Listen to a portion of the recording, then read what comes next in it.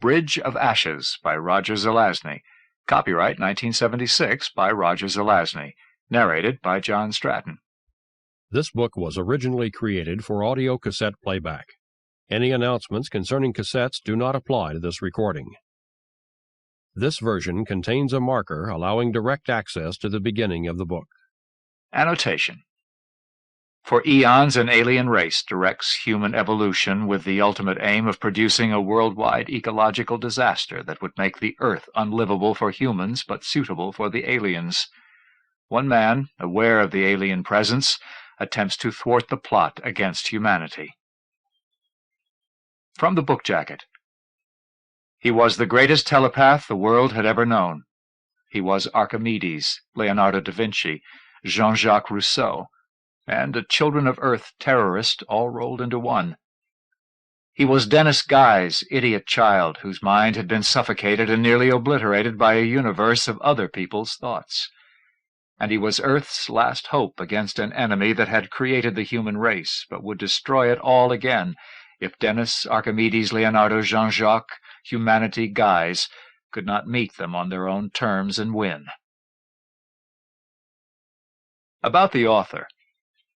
A former secretary-treasurer of the Science Fiction Writers of America, Roger Zelazny began writing professionally in 1962. He currently resides with his wife and son in Santa Fe, New Mexico.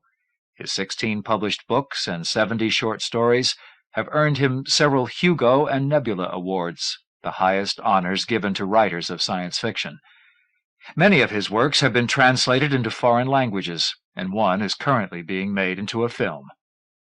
Jack of Shadows and Today We Choose Faces are his previous New American Library books. For Sally Turner and Sally Albaugh. Part 1. Day was the... It... Saw the man is moving through the woods. With him a band of others, hunters all. They are clad in the skins of animals. They bear sharpened sticks, fire-hardened. Mine is tipped with stone and decorated with a tracery of lines, inscribed with the point of the flint knife which hangs from the strip of leather about his waist. He wears leaves in his hair, and a shining object hangs from a thong about his throat. It is a thing of power which he had brought with him from the land of spirits beneath the sea.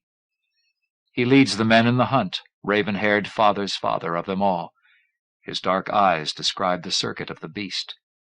Silent, nostrils flaring, the others walk in his track. The air bears a sometime hint of the salt and the wrack of the not-too-distant shores of that great water, mother of us all. He raises his hand, and the men come to a halt. He gestures again, and they draw up on either side of him, crouching, spreading into a forward curving arc. Then, once again, they halt. He moves. He adjusts his grip on the haft of his weapon. Then suddenly his hands are empty. There comes a roar of pain from the glade before him. At this the others rush forward, their spears held ready. The man draws his knife and follows. He reaches the wounded beast, fallen and panting now, 3 of their shafts protruding from its side, in time to cut its throat. A cry goes up about him as the quick slashing movement is executed. The weapons are withdrawn from the carcass. The stealth of the hunt is gone, replaced by words and laughter. The man moves to dress their prize, dividing most of the flesh for transport, retaining some for the victory meal, which is now at hand. The fire-maker gathers tinder. Another fetches him dead limbs for fuel. Someone begins a non-melodic song, a recitation with a lilt. The sun pushes its way toward the treetops. Small flowers unfold among the roots, the rocks, the fallen timber. There comes another whiff of the sea. As the man skewers chunks of the flesh and passes these to the fire-maker, he pauses for a moment in mid-gesture and rests his fingertips upon the shining object he wears. It seems a trifle warm to his touch. The moment passes. He shrugs. He hands the meat to the other. He moves to cut more. There comes a sound. A deep, drawn-out hooting, breaking into a long, rising note which grows into a whistle, passes then beyond the audible, cuts a wake of vibration, showing that somewhere, strongly, it persists. After a time, this subsides, and the hooting begins once more, louder, nearer. It is accompanied by a distant crashing and crackling, as of the passage of a heavy body amid the shrubs, the trees. The man places his hands on the ground and feels the vibrations within it. He rises to his feet. "Go," he says to the others, and he takes up his spear. "Now, leave the food. Hurry." They obey him, fleeing the kill, the fire, leaving the man there alone. When they have departed, the man begins his retreat from the wood. The notes of the challenge have run through yet another cycle, and the forest still echoes with the sound of their passage. When the hooting comes again, it is with such force and volume that it is felt as much as heard. The man hurries toward the meadow his party had crossed earlier. There had been a rocky knoll in its midst. He breaks into the open, running toward the hillock. From the thunder at his back, he is already aware that he will be unable to attain a sufficient vantage in time to roll rocks down upon his pursuer.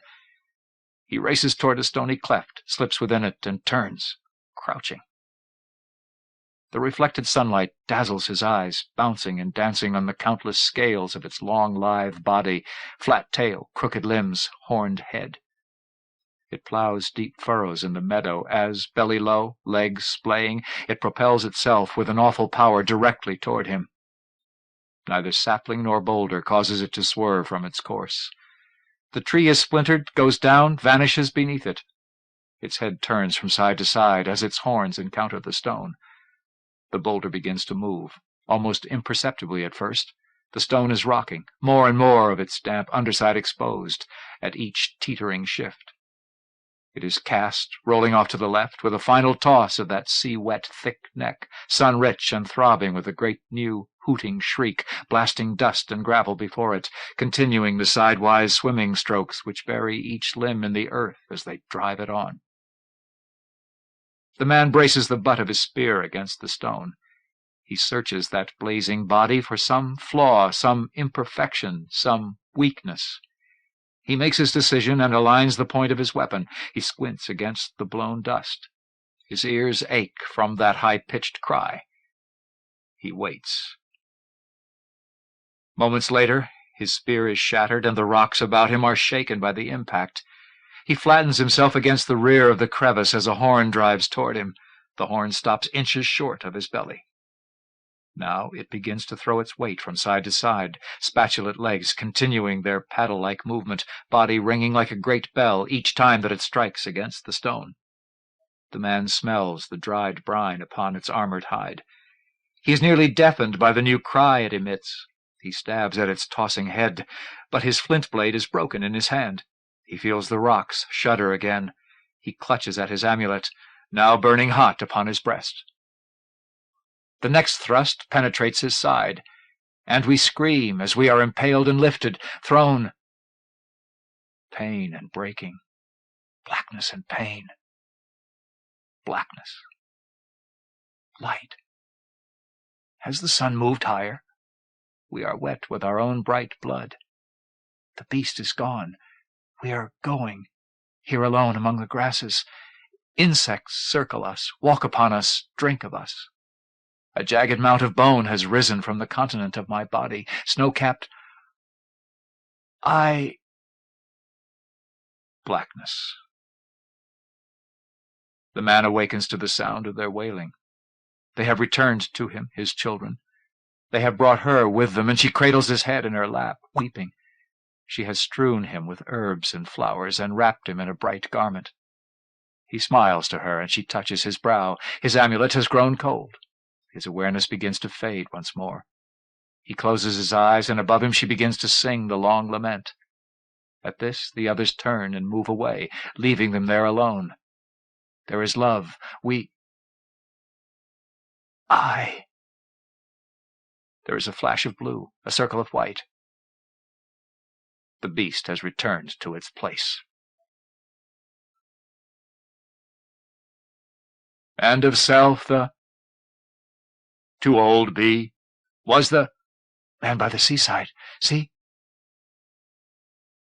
Drawing is the man in the damp sand. power. His eye the binder of angles. His eye, opposite and adjacent, of course, where the line cuts them. At hand the sea forms green steps and trellises, gentle, beneath the warm blue sky.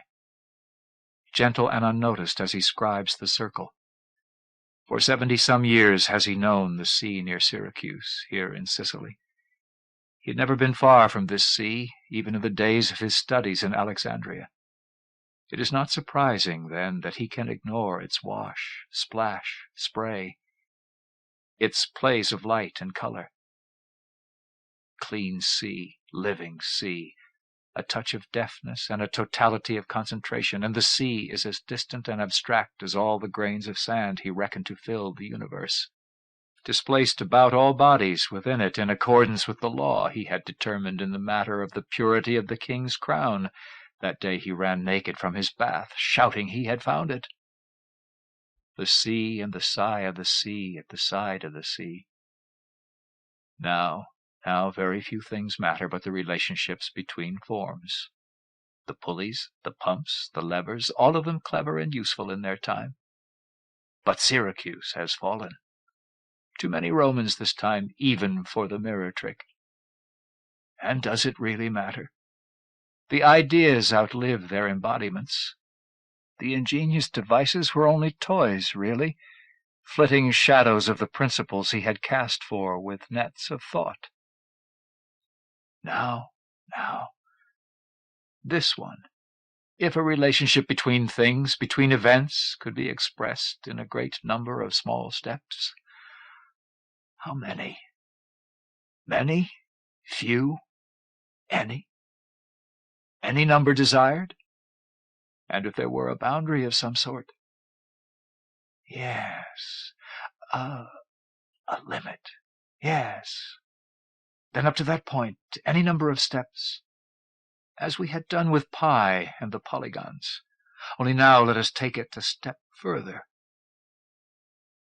He does not see the shadow of the man on the sand to his left. The thoughts, the deafness, the promise of the Roman commander Marcellus that he would not be harmed. He does not see, he does not hear the question. Again. Look up, old man. We must answer. The blade comes out of the scabbard, and again there are words. Respond, respond. He traces another circle, idly, thinking the steps of change within limits, groping for the new vocabulary its expression will require. The stroke. We are pierced. We fall forward. Why? Let me... My eyes fall upon that final circle. There is a soft blue all about it. Not of the sea, the sky. There is... Now. The pain, the waste of it all. I, Flavius Claudius Julianus, he thinks, pacifier of Gaul, emperor of Rome, last defender of the old gods, pass now as they have passed. Pity, Lord of the lightnings, and thou, shaker of the earth and tamer of horses, and thou, lady of the grain fields, and thou, all ye other lords and ladies of high Olympus, pity that I could not have served you better, O lovers and holders of the world and its trees and grasses and wet, holy places, and all things fleet and crawling, flying and burrowing, all that move, breathe, touch, sing, and cry. I could have served you better had I stayed at Ctesiphon, laying siege to that great city, than cross the Tigris to seek King Sapor in this waste. For here I die. This wounding's mortal, and all the Persian army rings us round. Hot, dry, desolate land. Fitting.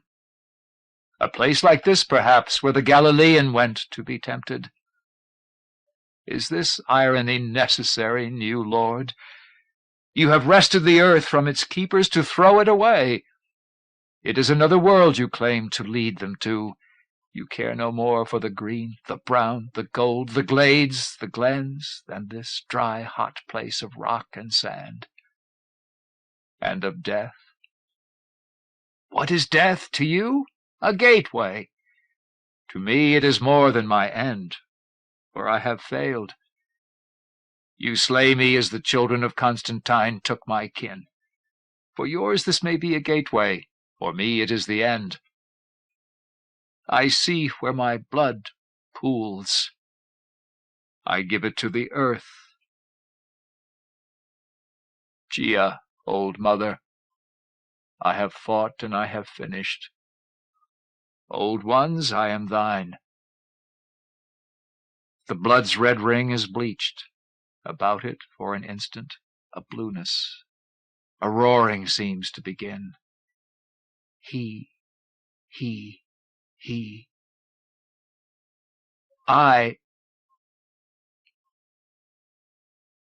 Tell me if anything is ever done.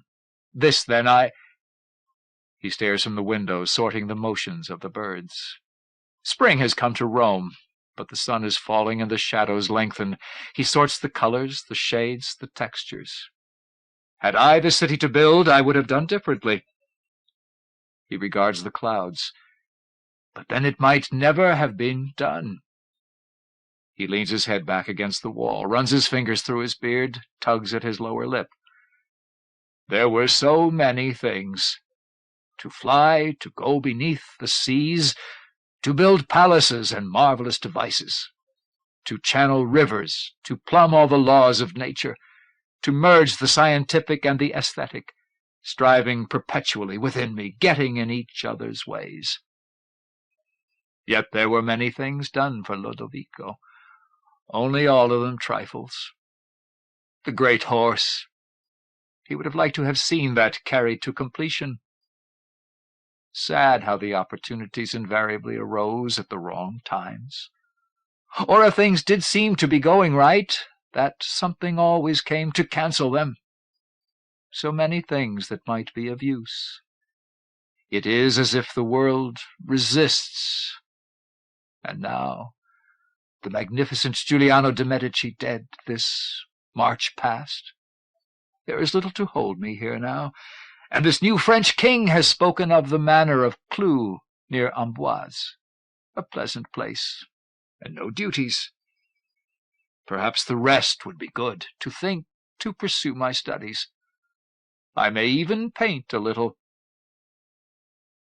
He turns from the window, retreats.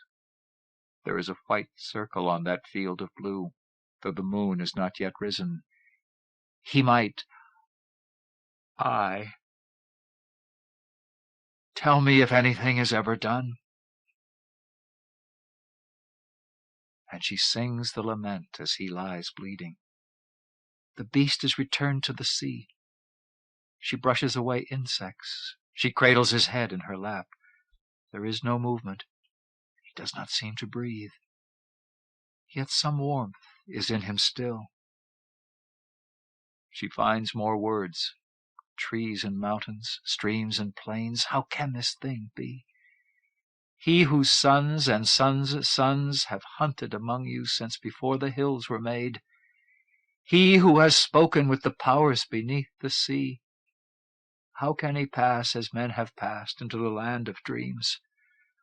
Rend yourselves, hide yourselves, spill yourselves over, weep, if the son of the land can walk it no more. Her voice carries across the meadow, is lost among the trees. Pain, pain, pain.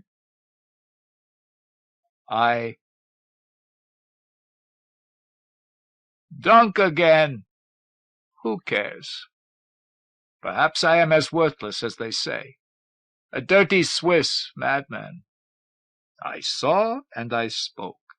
It is they who are mad, who do not listen. Yet nothing I have said has been taken right. Suppose it is always to be so. Suppose... Damn Voltaire! He knew what I meant. He knew I never intended that we all go live in the woods. Out to show his wit at the price of an idea. Natural within society is what I said, over and again. Only in society can man have knowledge of good and evil. In nature he is merely innocent. He knew! I'll swear he knew, damned mocker! And damn all popularizers of a man's work. The perversity of costumed dandies playing at the simple. Thérèse, I miss you tonight. Where is that bottle? There. Seek goodness and God and order in nature and in the heart. And in the bottle, I should have added. The room swims well tonight. There are times, damn these moments, when it all seems worthless, all that I have done, and all else in this mad world. Who cares? At times I seem to see so clearly, but the faith of a Savoyard vicar is not mine tonight. There have been times when I feared that I was truly mad, times else when I doubted some thought or other. Now I fear that it does not matter whether I am mad or sane, right or wrong. Does not matter in the least. My words are cast into the fern, strewn, effectless, gone. The wind blows on, the world goes as it will, coursing the same route it would have taken had I never been at all. Bacche, benevenies gratus et optatus, perquem noster animus fit litificatus. It does not matter that I saw and spoke. It does not matter that those who scorned me may be right. It does not matter. Head resting on outflung arm, he regards the bottom of the bottle. We see it go white in the flickering light, and all around it blue. We spin, I, she cries, shaking, the lament done, the blood drying, the body still and pale. And again, as she throws herself upon him and clings to the once warm form, air rushes from my lungs with a noise like a sob. The pain! The pain! But there is nothing left. My hopes, the dreams of a fool. I welcomed this thing when it came. The old order into which I, Marie Jean Antoine Nicolas Caritat, was born Marquis de Condorcet, had had its day and darkened it. Long ago had I seen that, and I welcomed the revolution. But 3 years past was I seated in the Legislative Assembly. And the terror. But 1 year passed, because I favored Gironde, did I fall from grace and flee the Jacobins. Laughable. Here I sit, their prisoner. I know what must come next, and they shall not have it of me. Laughable, for still do I believe. Everything I said in this sketch, that man may one day be free from want and war, that the increase and the spread of knowledge, the discovery of the laws of social behavior, may bring man toward perfection. Laughable to believe this and plot to cheat the guillotine this way. Yet moderation is not the way of revolution, a thing we humanists who get involved often learn too late. I still believe, yet these things seem farther off than once they did. Let us hope that it is all there is to it. I am weary. The entire business tedious. I find that I am of no further use here. It is time to write an ending and close the book. We make the final preparations. At the moment of pain, we see through a blue haze dimly a pale circle upon the wall. Now again, ever and always. The pain in the broken body she clutches, breathing into the mouth, beating upon my breast, rubbing his hands and neck. As if by this to call back, as if by this to share her spirit and her breath.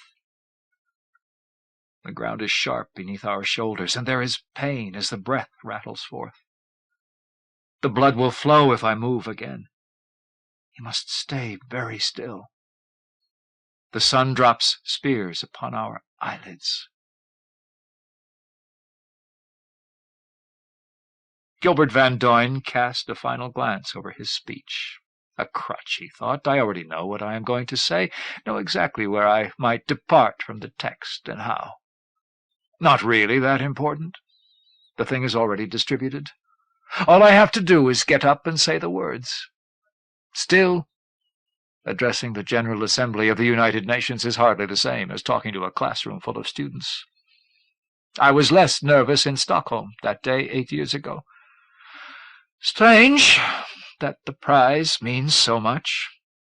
Without it, someone else would be reading this, or something very like it. And it probably would not have made that much difference. The main thing is to get it said. He ran his hand through what remained of his hair. How will the voting go, I wonder? They all say it should be close. I just hope the ones we are concerned about can take a longer view, be willing to see beyond the surface inequities. God, I really hope so. The speaker was nearing the end of his introduction. A soft undercurrent of murmurs, the texture of 100 tongues, still flowed across the hall, fading as the moments ticked by. Soon now. He glanced at the speaker, the clock on the wall, his own hands. The speaker concluded, turned his head, gestured. Gilbert Van Doyne rose and moved to the microphone. He smiled as he placed the papers before him. A momentary pause. He began to speak. Dead silence.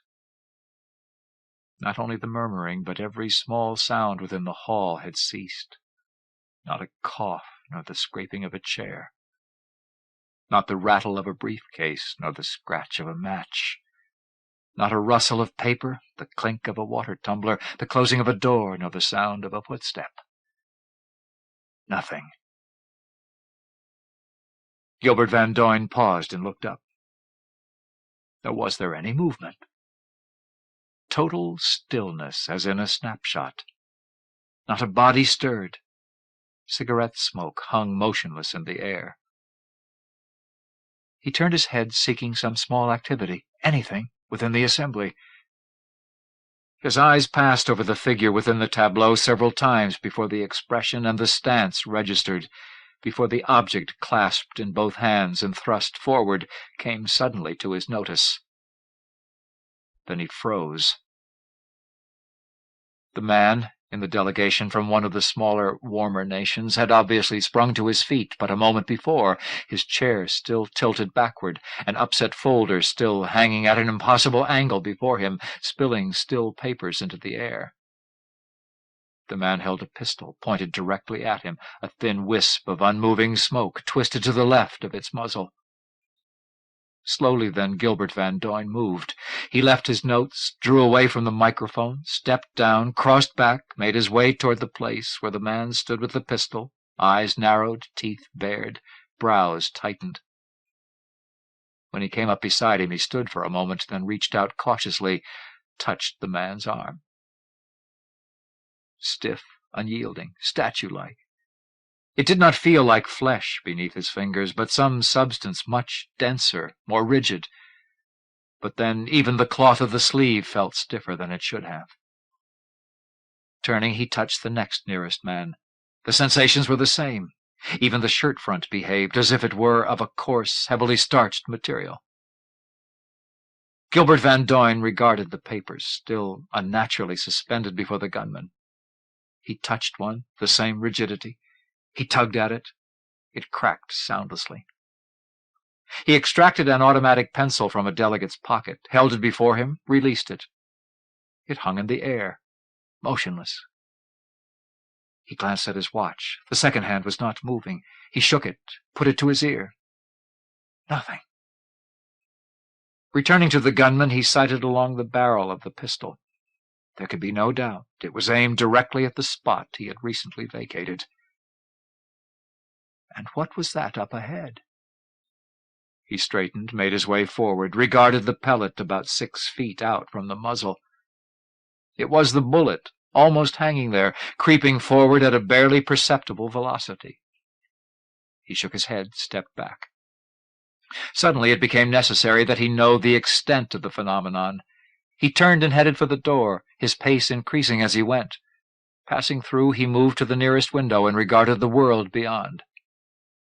Traffic stood silent and still. Birds hovered in mid-flight. Not a flag rippled. There was no motion to the clouds. "Spooky, isn't it?" Something like a voice seemed to say. "Necessary, though. I realized at, you might say, the last minute, that I had to talk with you." Van Doyne turned. A dark man, clad in green slacks and a pale sports shirt, was leaning against the wall, left foot resting on a large black satchel. Stockily built, wide forehead, dark eyes, heavy brows, flaring nostrils. He was uncertain as to the swarthy man's race or nationality. "Yes," Van Doyne answered, "it is spooky. You know what's happened?" The other nodded.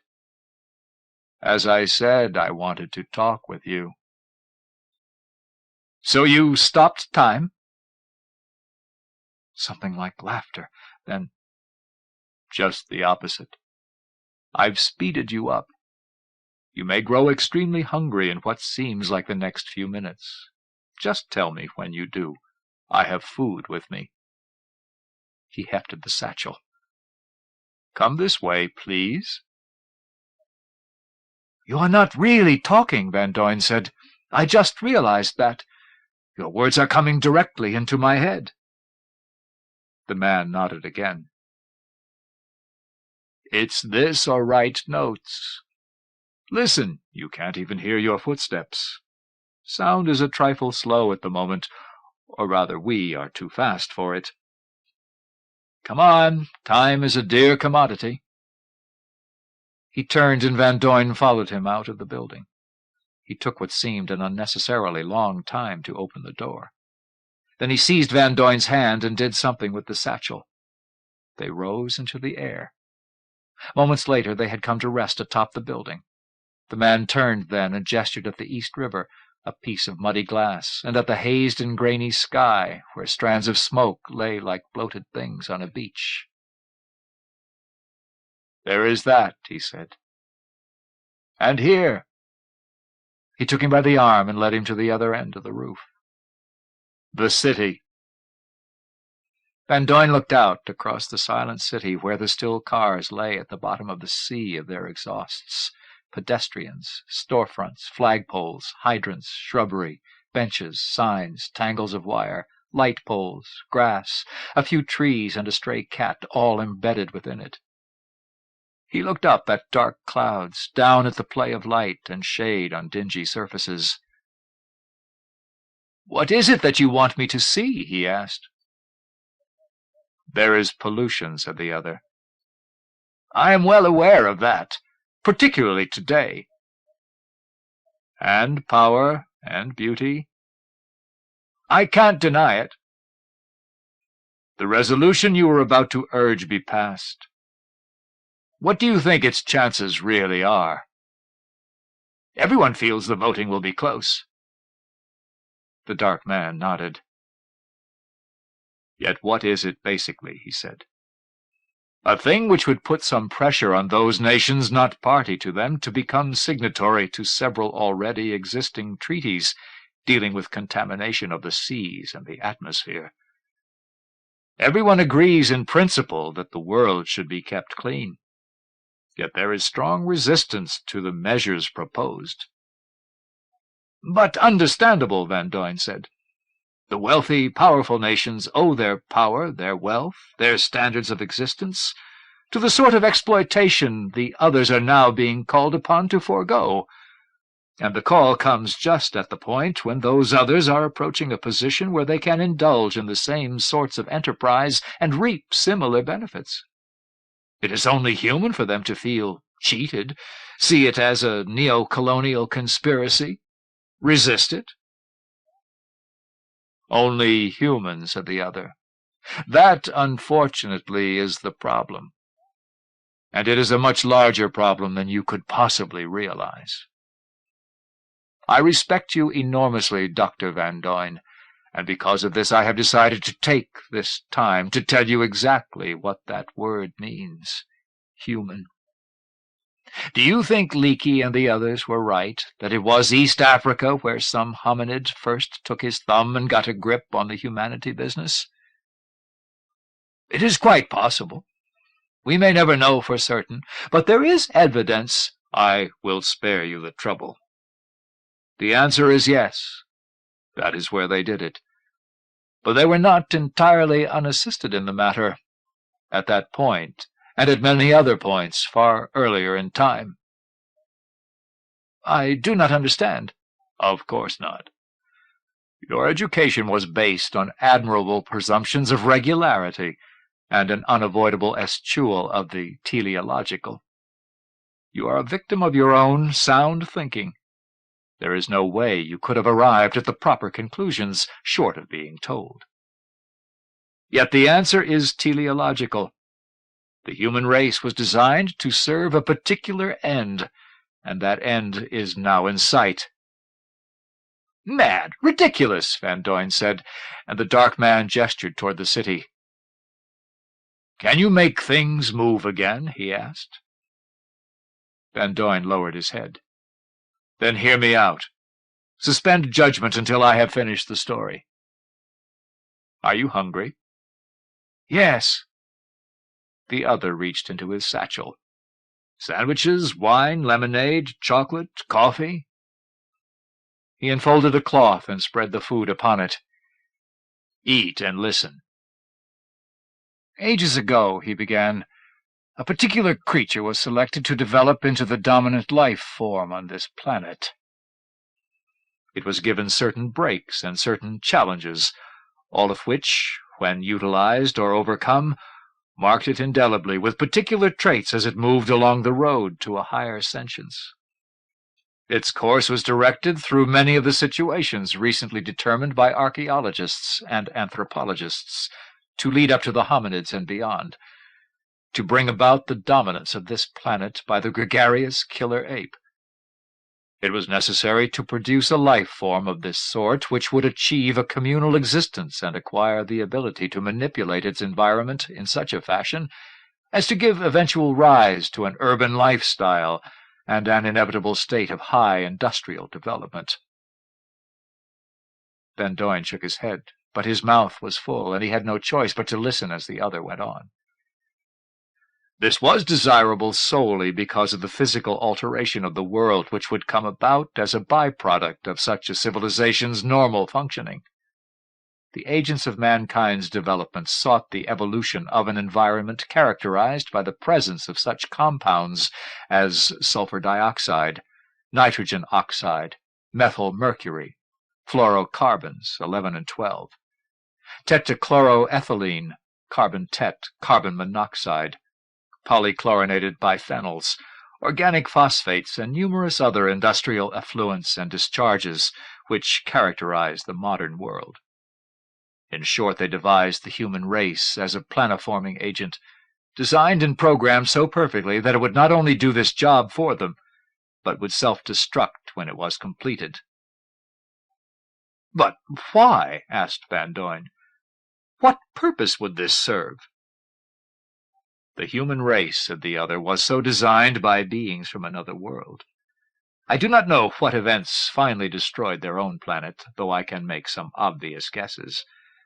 A few of them escaped and came here. The Earth apparently filled the bill as a suitable world, if certain changes could be effected.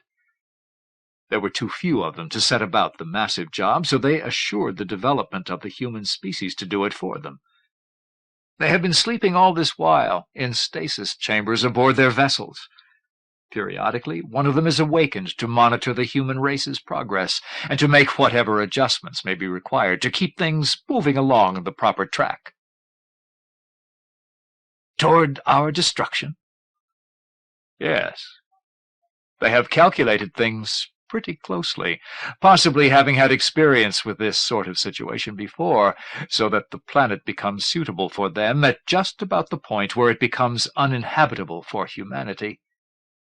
Your purpose is to do the job for them and expire at its completion.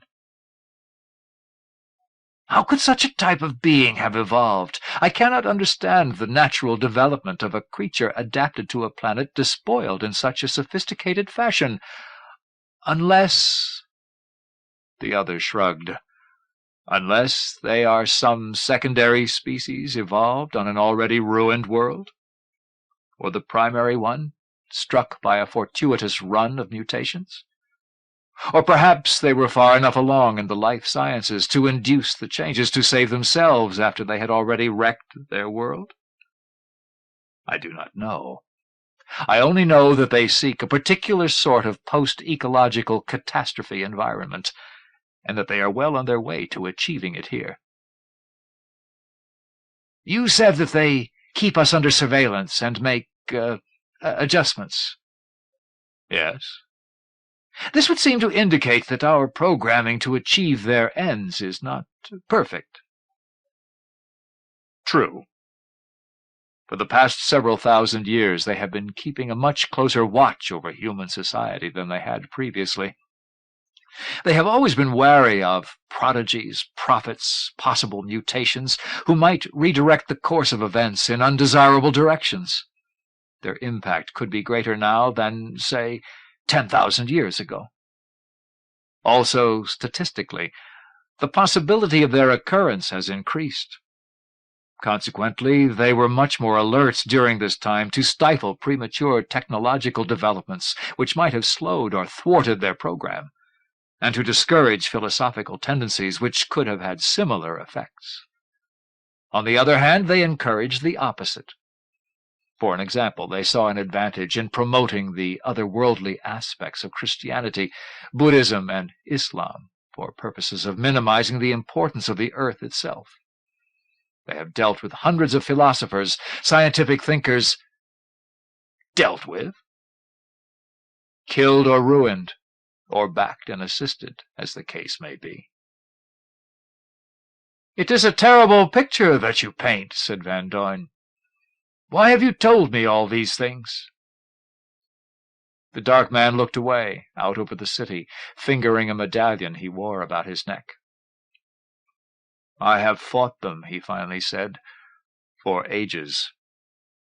At best, I might have succeeded in slowing things a bit. Now, though, our struggle is rushing to a conclusion. The conclusion toward which they directed the race so long ago. I am not certain how much of a chance remains. It would almost seem necessary to effect some change in the nature of man in order to defeat them. What or how, I do not know.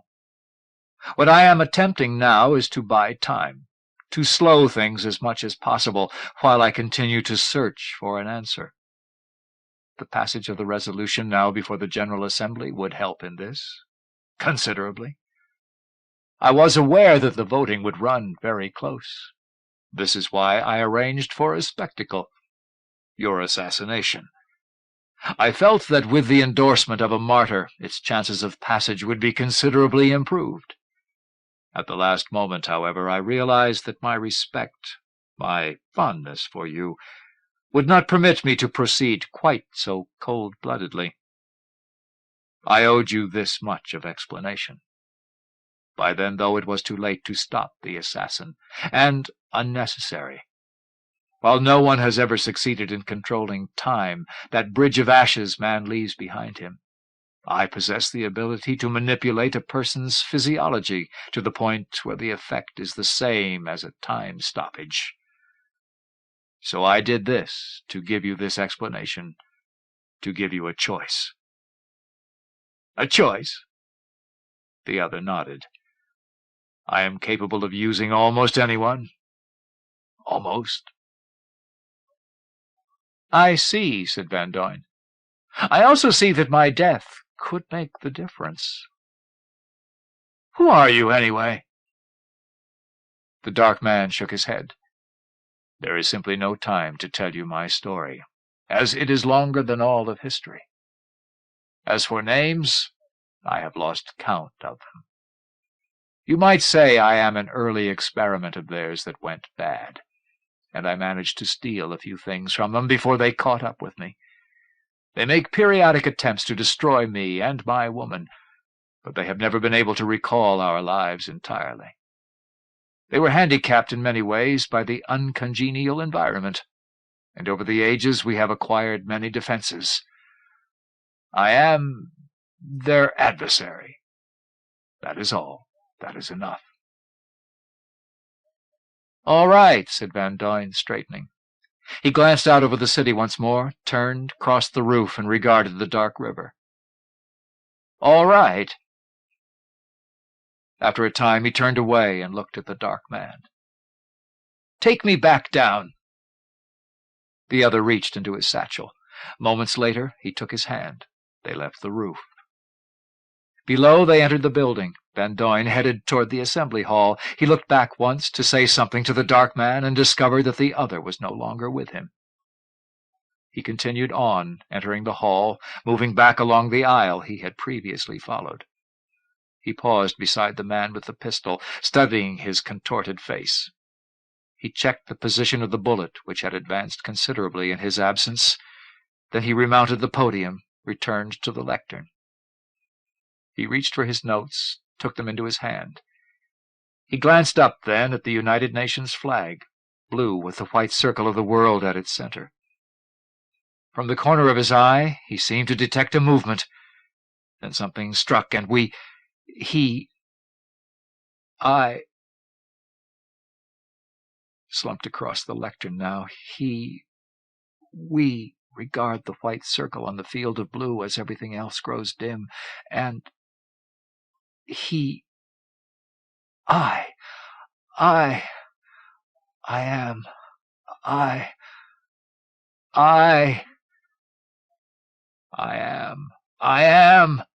am.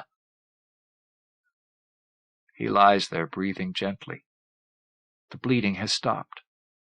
It is night, and she has built a fire and covered him over with the skins of animals. He has been very cold. She has brought him water in a large shell.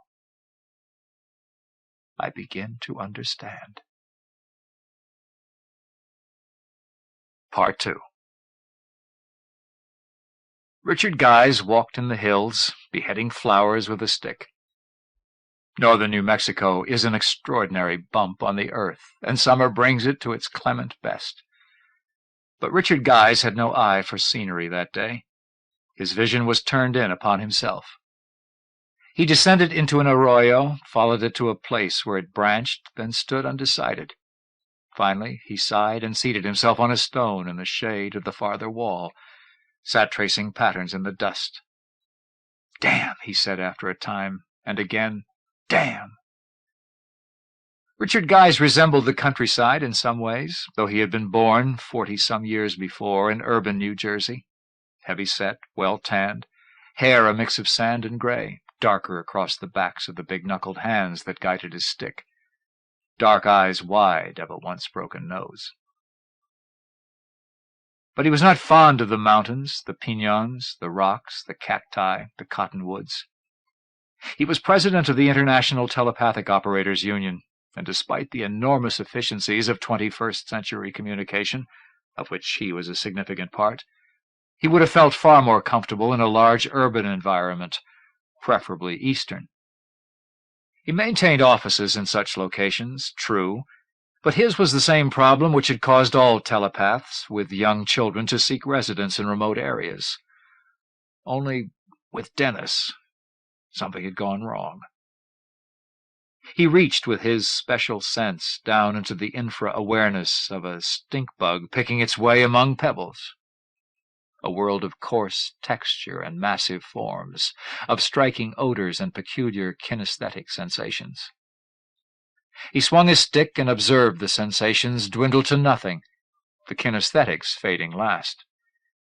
It was not at all true that empathy bred sympathy. Sometimes the best thing about a channel of experience was the ability to cut it off. These walks had become more frequent in recent weeks, as it became increasingly apparent that something was still wrong with their son. Beyond the fatigue factor and the possibility of broadcasting his feelings near the child, he simply did not like shielding his thoughts around Vicky.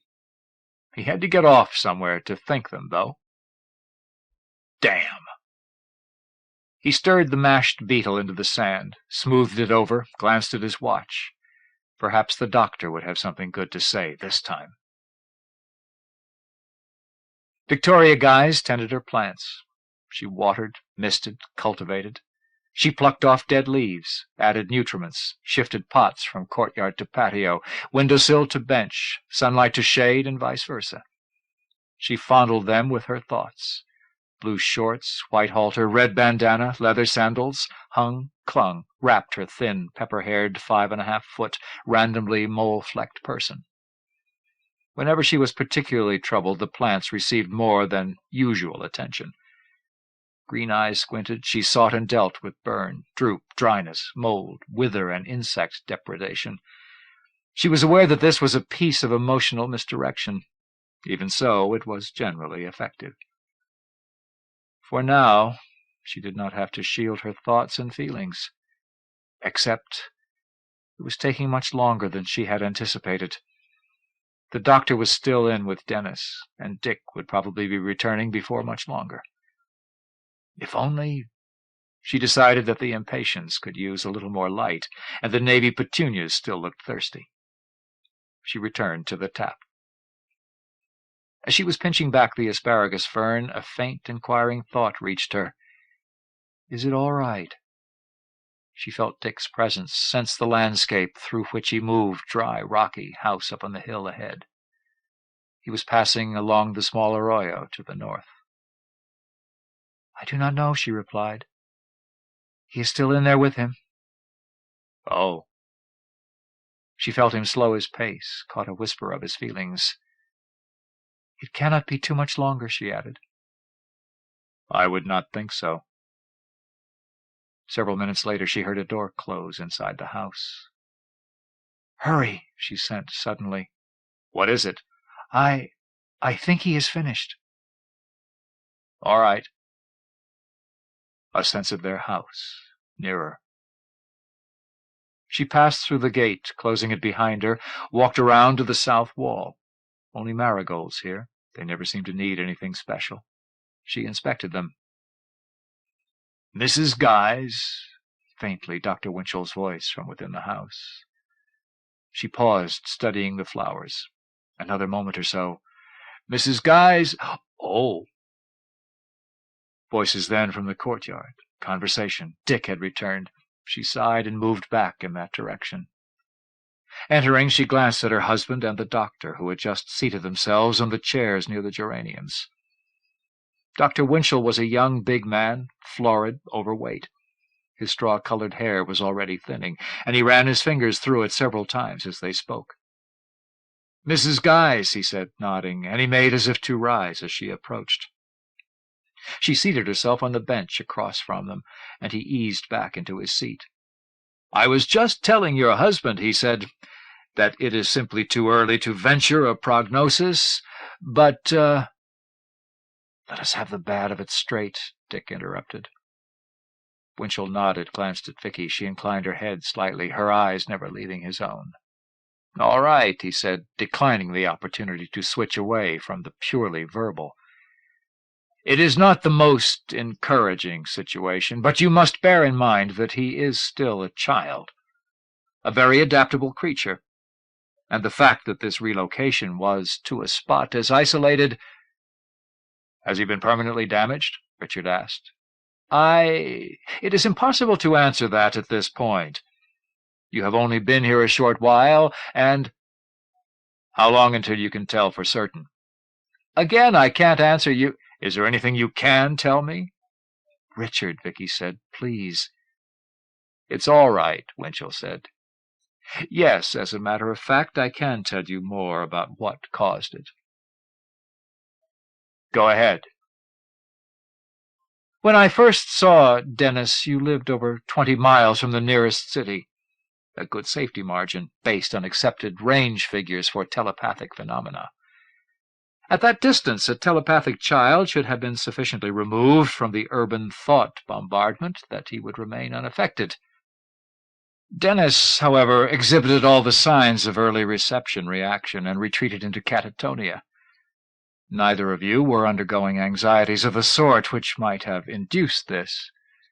At that time, it was suggested that some physical anomaly of the locale might have enhanced reception, or some nearer habitation be housing a broadcaster of thoughts exceptionally distressful to the child. So we recommended you relocate to an even remoter site and see whether the condition would clear up of its own accord. Richard Guys nodded. 6 times now we've moved, for the same so-called reasons. The kid is 13 years old. He doesn't talk, he doesn't walk. The nurse still changes his pants and bathes him. Everyone says an institution would be the worst thing, and I am still able to agree. But we have just moved again, and nothing is different. Yes, Winchell said, his condition has remained virtually unchanged.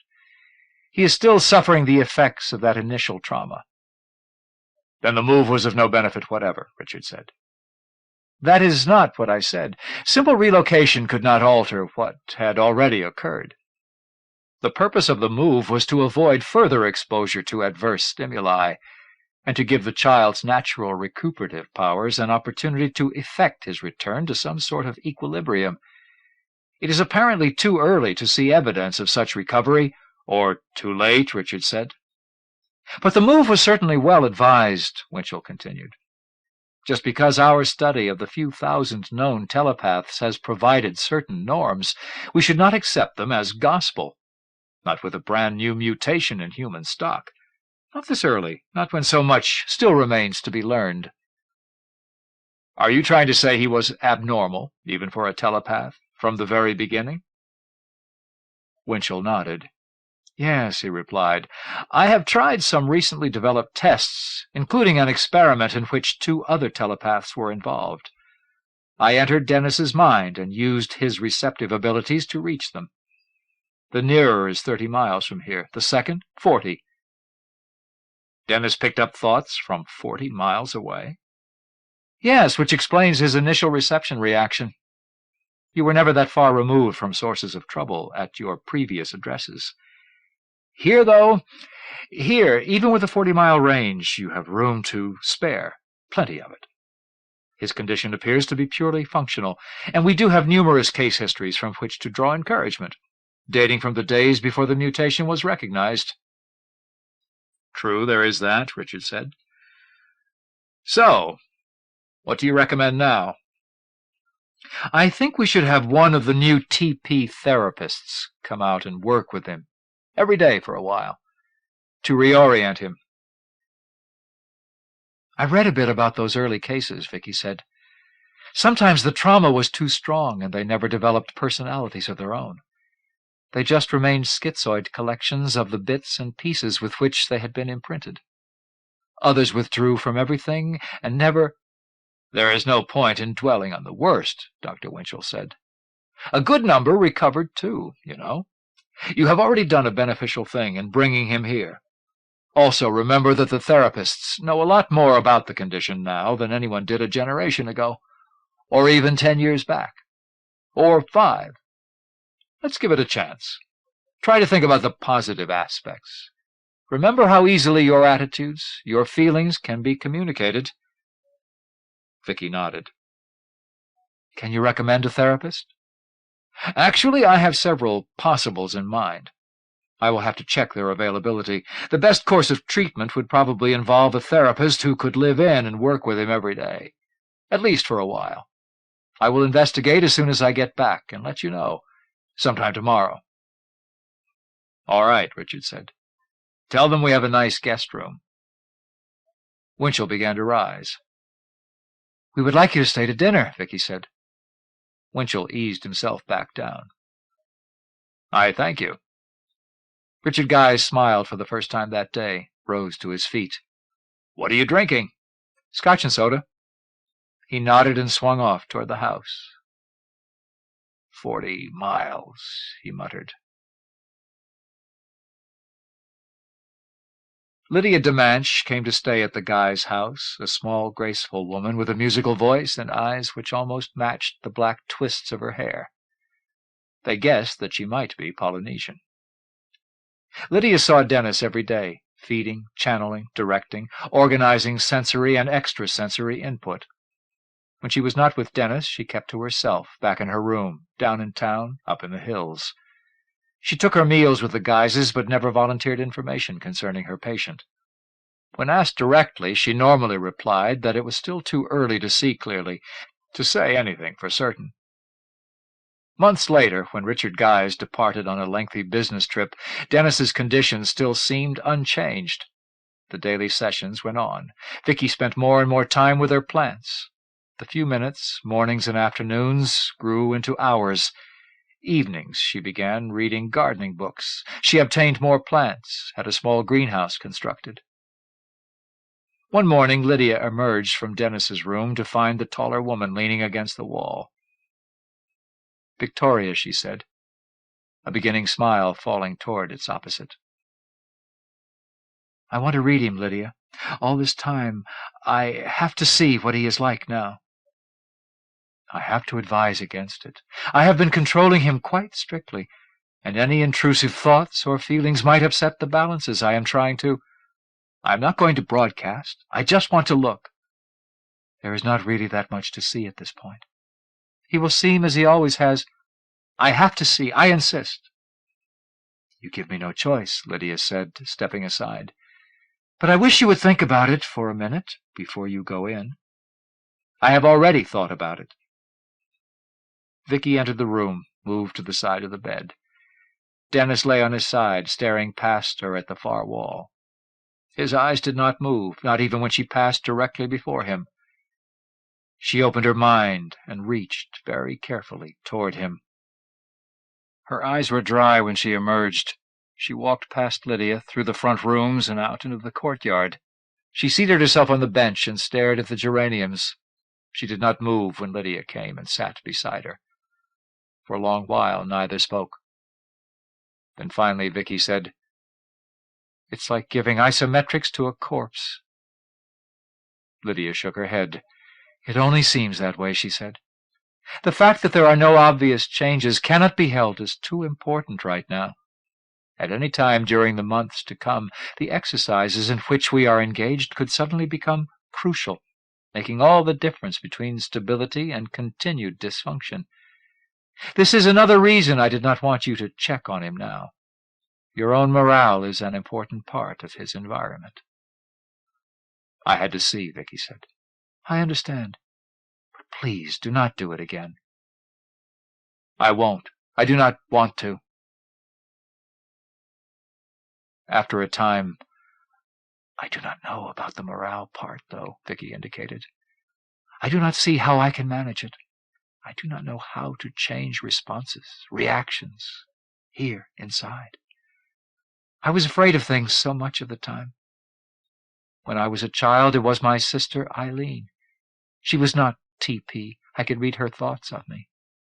Later there were teachers. Then the whole world. Going to hell in a handbasket. Then my first husband, Paul. Life was a lousy place till I met Dick. I wanted someone like him, older, stronger, who knew how to do all the things I could not do, to keep things safe together. And he did, too. Before I met him, it always seemed as if the world was on the verge of falling apart all about me. He made the feeling go away, or kept it a good distance off. The same thing, I guess. I had felt there was nothing he could not do, that things would always be good with him. The world would work the way that it should. I would not be hurt. Then this happened with Dennis. Now I am afraid again. It has been growing and growing ever since it happened. I watch the news and I remember only the stories of breakdown, disaster, malfunction, pollution. I read and I am impressed only by the bad parts of life. Is it the world or is it me? Or could it be both of us? Now Dick has gone away again, and Dennis stays the same. I do not know. I just do not know." Lydia put her arm about her shoulders. "You have looked and seen, and you are afraid," she told her. "Fear is often a good thing. Despair is not. Fear can increase your awareness, strengthen your will to fight. Despair is withdrawal. But what is there to fight? And how do I fight it? There is hope for Dennis. I would not persist in my efforts if I did not believe this. I could as easily be working on other cases where the results are more readily apparent. Yet somewhere along the way, a therapist develops a feeling about a patient, about his chances for recovery. I have such a feeling here. I do not believe that it will be easy or that it will occur soon. It may even take years, and it will be extremely difficult. But remember, I know him better than anyone else, even yourself, and I feel there is reason for you to have hope. You have had only a brief glimpse of that which is within him. I have seen more. As to your other fears, perhaps it is that there is some correspondence. At some level within yourself, it may be that the fragmentation of his developing personality is analogous to all the things which affected you so strongly until you met Richard. Perhaps Dennis seems the image of a schizoid world. The fact that Richard can do nothing to help him may have stirred up these other matters with the arousal of this anxiety. It is easy to see how Dennis's condition might symbolize for you the spirit of the times. He is not a single person, but pieces of the many he has touched. And these pieces do not fit together. They clash. Still, he is there, somewhere, just like humanity. What is there to fight, and how do you fight it? You hold with the hope which is not unwarranted. You do not let your fear slide over into despair. You do not withdraw. You feed your fear to the hope. Burn it. Transform it into a patient expectancy. You counsel a hard course, Lydia. I know, too, that you will do it. I will try. A cold wind from the mountains came and rustled the geraniums. Vicky leaned back and felt it on her face, her eyes looking past the adobe wall, up to the place where the shadow-clad mountains seemed suddenly poised above them. "He is a child of a special time," she said then. "I will learn to wait for him." Lydia studied her profile, nodded finally, rose. "I wish to be with him again for a time," she said. "Yes, go." Vicky sat until night with its stars came above her. At length she realized it was cold and withdrew. Autumn, winter, spring, summer. The evening before, I'd had a drink in the bar of La Fonda, the old hotel at the end of the Santa Fe Trail. Now I regarded the front of the building and waited. Hot up here, atop the row of buildings across San Francisco. I looked past the low screening wall and up the street to my right. All the buildings were low, very few things in this town over 3 stories. La Fonda itself is an exception. Adobe, stucco, varying shades of brown, set off here and there with brick and tile. No problem getting to this spot before daybreak, coming across rooftops as I had. But now the sun, God, it blazed down on the plaza on my back. Should have worn a long-sleeved shirt. Then I would only be roasting now. This way I would shortly be a sunburnt corpse or a living lobster, depending on how things went. Life is more a process of what happens to you while you are waiting for things than it is the collection of things themselves. The weapon lay at my feet, a .30-06. It was covered by the dark jacket I had worn last night. I had spent a day with it up in the hills and even slept with it for several nights running. Yesterday I had stripped it down, cleaned it, oiled it. Now it was loaded, ready. No need to touch it again until it was time to use it. Another might pick it up, fondle it, fool with it, replace it, return to it. Since the bulk of life is waiting, my feelings have always been that one should learn to do it well. The world comes at you through the senses. There is no way to prevent this wholly, short of death, nor should I desire to. It forces a model of itself upon your inner being.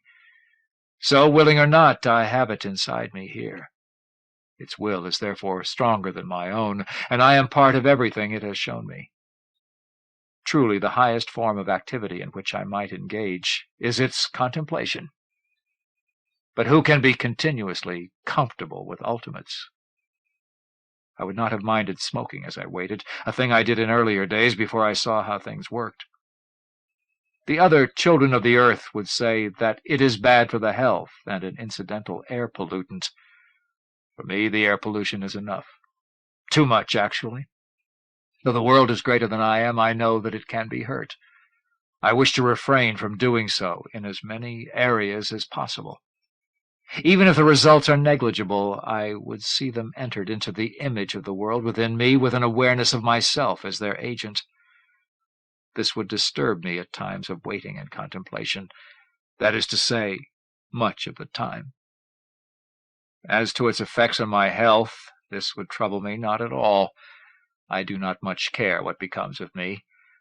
A man is born, lives, dies. Given infinity, I will be dead as long as anyone else, unless there is something to reincarnation, as some of them say. In that case, though, it does not matter either. All that does matter is to build the image and enjoy it, to keep from disturbing its balances, to refrain from harming it. Or, as I am going to do now, some positive thing to improve it or protect it. That is virtue, the only virtue I can see. If I die bearing with me a better image than would have existed but for my efforts, then I will have passed fulfilled, having rendered the earth, my mother, some payment for my keep, some token of gratitude for the time of my existence. As for what becomes of me in the process, let them write, Roderick Leishman, he didn't much care what became of him. 2 state cars purred up the street and hissed to a halt before the entrance of La Fonda. I leaned forward as a state trooper emerged from the building and went to speak with the drivers. Soon now. I'd helped blow 2 dams during the past year. That makes 6 for the COE and 2 nuclear power plants. The children have been busy. Today, though, we might accomplish a lot more. Stop the damage before it begins. Wheeler and McCormack, governors of Wyoming and Colorado, here to meet with the governor of New Mexico to discuss large-scale energy projects. Large-scale exploitation, pollution, corruption, destruction. I bear them no personal malice, though. Shouldn't have read as much about them as I did. Not all that bad as individuals. But the earth is more important. Their deaths will mean more than their deaths. I watched the trooper turn and head back into La Fonda. Slowly, no real hurry necessary. I leaned and uncovered my weapon. I raised it then and held it across my knees. I had already chalked the sign of the Children of the Earth on the wall beside me. Not too much longer now, I'd say. 2 troopers emerged and held the doors. One of them, the man who had been out to speak with the chauffeurs. They did not even look up and down the street. I shifted my weapon, pulled the stock back up to my shoulder, curled my finger about the trigger. 4 men passed out through the doors, talking among themselves. I had no trouble with identification at this distance. My first shot, a clean and easy one, dropped Wheeler. I twitched the barrel to my side and hit McCormack twice, as I was not sure where my first one took him. Then I lowered myself, wiped the weapon quickly, but carefully as planned, leaned it against the wall, turned, crouching, and began my retreat along the rooftops. I heard shots at my back, but nothing came close. Now, if only my chauffeur was in the proper place, I could begin the car-switching routine that would get me out and away. While I do not much care what becomes of me, I make the effort to prolong the waiting, Mother Earth, that I might serve you as you deserve.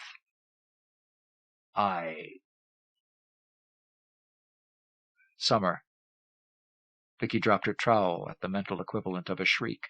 "Lydia," she began, but by then she was aware of the cause. She left the greenhouse, ran through the courtyard, entered the house.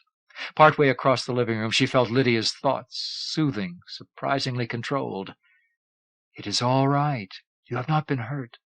You must not get excited." Then the voice she had never heard before. "My shoulder! I think it's broken. I have to get down." She rushed forward, pushed past Lydia. Dennis had gotten off the bed. He was standing at its side, leaning against it.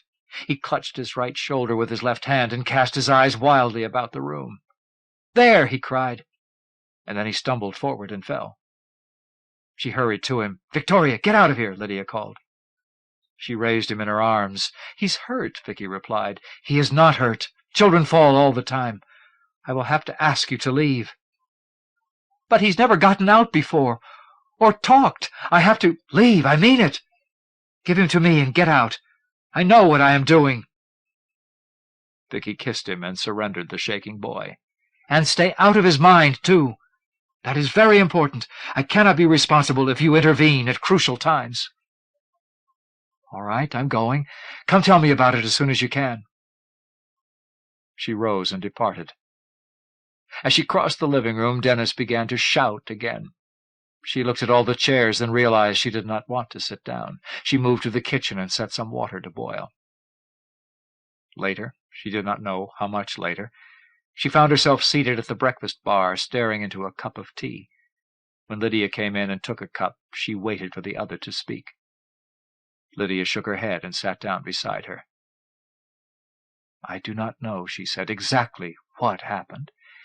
It was more than a hallucination. He had hold of a genuine personality structure, an adult one. Since he lacks one of his own to override it, it occupied him completely. I was able to stimulate his sleep centers, and he is now resting. When he awakens, this may have vanished entirely." "Do you think I should call Dr. Winchell?" "No, this is in no way out of line with the diagnosis. It is simply more spectacular than the early effects. Basically, Dennis has no personality, no self of his own. He is a traumatized collection of fragments of other people whose minds he encountered before you moved here. Somehow he has encountered another, and the same thing has occurred, on a larger scale. The individual was undergoing some stressful experience, and Dennis, who is more developed neurologically now, seized hold of a larger chunk of that person's psyche. As to who and where, I did not take the time to probe at length. If there is a recurrence, I will have to. In the meantime, it may even work to Dennis's benefit. I may be able to utilize some of the new material in the structuring of his own personality. It is too early to say, of course, but it is a possibility." "Then he was not hurt?" "No, the person with whom he was in contact had been hurt. He was reacting to that." "I'd better call Dick and let him know what has happened." "You may be disturbing him unduly. I think it would be better to wait and see what the situation is tomorrow. You would have a more complete story to tell him then." "That is true. He has gone so much of the time now. Lydia, do you think he is running away from this?"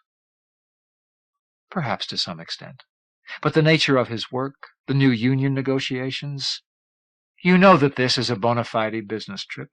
The feeling that he is running away may be a projection of your own desires. It has been a while since you have been away, has it not?" "God, yes." "Perhaps when this small crisis is past, you ought to consider taking a vacation. I could manage things here in your absence." "You may be right. I will think about it, Lydia. Thanks." When Vicky rose late the following morning, Lydia was already in Dennis's room. It was a warm, sunny day, and she worked in the greenhouse till lunchtime. When Lydia did not join her as usual, she approached the closed door and stood there a long while before returning to the kitchen. Gentle feelers of thought had detected intense mental activity within. She pressed the general button on the news unit, cut out the viewer, pressed for a repro copy. One by one, sheets slid into the tray. She stopped it at 24, gathered the stack, took it with her to the table. Later she went to sit in the courtyard, and after a time she slept. For long moments she did not know whether she had been dreaming. She lay there, blinking up at the light. The shadows had lengthened. Somewhere a jay was calling. Then, "Victoria, where are you?" She sat up. "What is it?" "The news. Dennis's fix. The story is right here. Governor Wheeler dead and McCormick seriously injured. Assassin fled, believed wounded. Dennis was in that man's mind, was still there today. I could not sever the connection. I finally put him to sleep again. I thought he had contacted someone who was fantasizing vividly, a psychotic perhaps. But I was wrong. This is real. And it was in Santa Fe." "Santa Fe is over 100 miles from here." "I know. Dennis's ability has apparently increased. Or else Dr. Winchell's tests were faulty." "I'd better call the doctor. And Dick."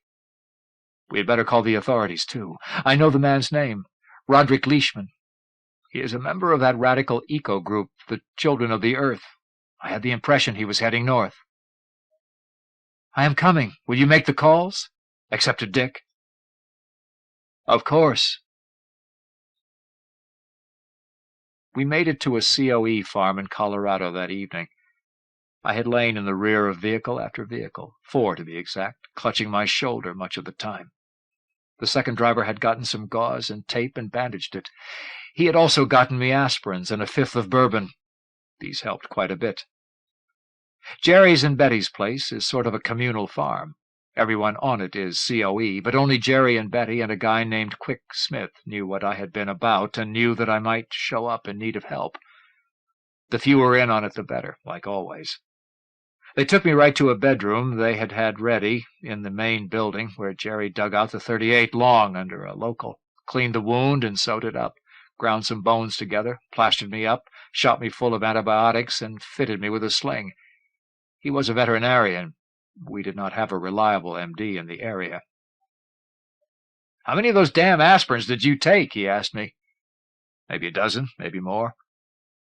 Jerry was a tall, gaunt man who could have been anywhere between 30 and 50. He had sweated away everything but sinews and calluses, leaving behind a lot of facial creases. He wore steel-rimmed spectacles, and his lips grew thinner whenever he was angry. "Don't you know what they do to the clotting factor?" "No." "They screw it up.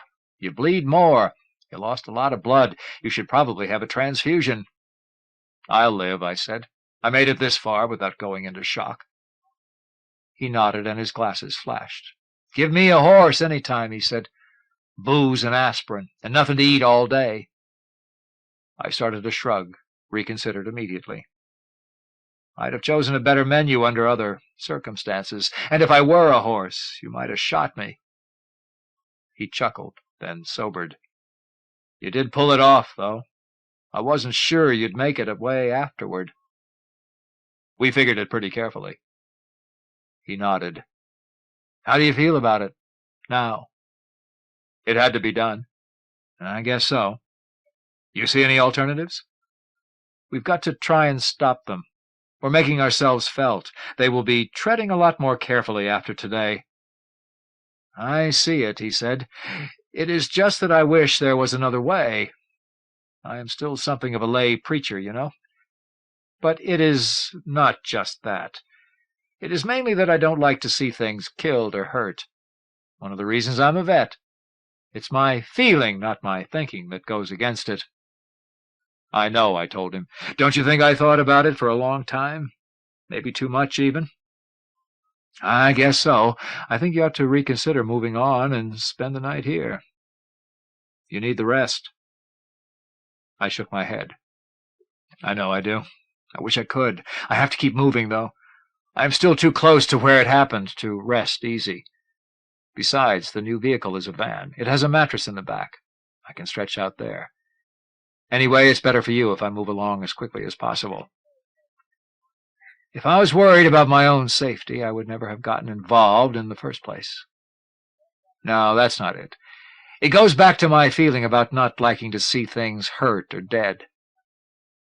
Well, I stand a better chance of avoiding both if I cloud the trail as much as I can." He moved to the window, looked out. That may be your ride coming along the road now. What color is it? Red. Yeah, it could be. Listen, I don't want you taking any more aspirins. Okay, I'll stick with the booze. Polluting your system. Better than polluting the earth, I said. It's going to be around a lot longer. Care to join me? He gave a brief chuckle, followed by a skeletal grin. Over the road? Well, why not?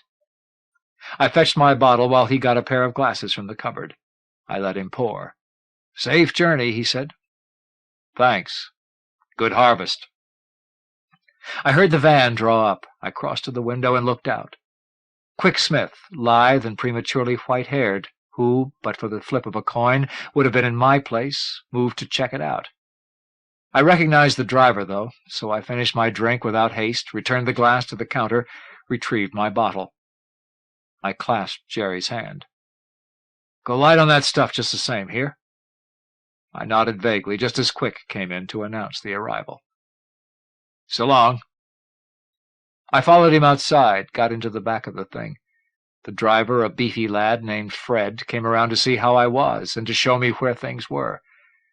There was food, a water jug, a bottle of wine, a .38 revolver, and a box of cartridges. I wasn't sure what use the last might prove. If someone caught up with me, I would go willingly enough, and I was not in a position to load it too quickly anyhow.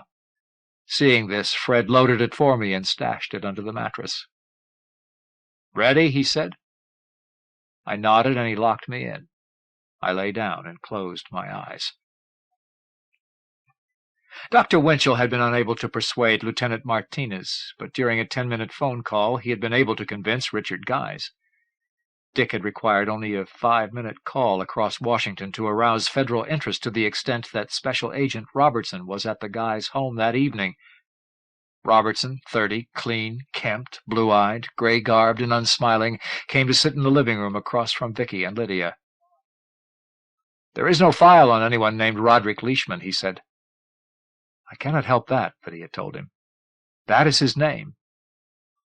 Vicky looked in her direction, surprised by the tone of her voice. Lydia's chin was somewhat raised, her mouth tight. Sorry, Robertson said. No offense. They are still checking. He might have used a different name in the past. You were right about the COE connection. He did leave their sign. She nodded.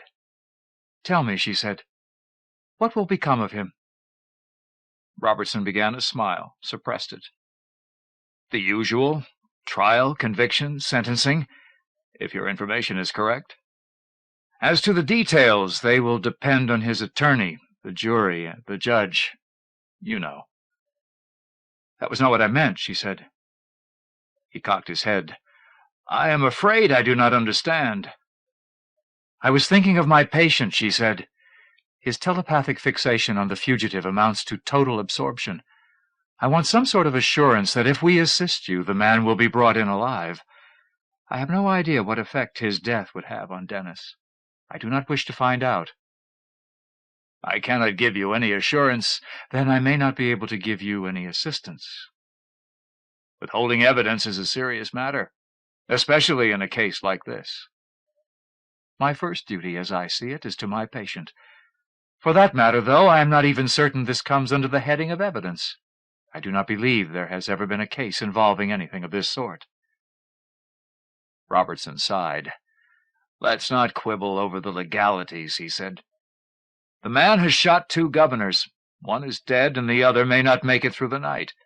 He is a member of a radical eco group, which includes violence as part of its program. He is running around loose now, and you admit Dennis can follow him. If you refuse to cooperate, we can bring in a telepath of our own to monitor Dennis. You are not at all that Mr. Robertson, there are very clear legal precedents in that area. You would be invading his privacy in the highest sense. He is a minor. Parental consent is all that is required, and you are not his parent. He looked at Vicky, who clasped her hands very tightly and turned toward Lydia. Dennis would be hurt if they hurt the man, she said. I think so. Then I do not give my consent, she said. I am sorry, Mr. Robertson. Inasmuch as your husband started this, it is possible that he will give us the release." Vicky's hand suddenly relaxed. "If he does," she said, "I will never speak to him again. I will leave and take Dennis with me." Robertson bowed his head. "I am not trying to be unreasonable," he said. "Can you tell me how I could possibly guarantee what you are asking? We want him alive. We want to question him. We want to learn as much about his group as we can. We are going to try to take him alive.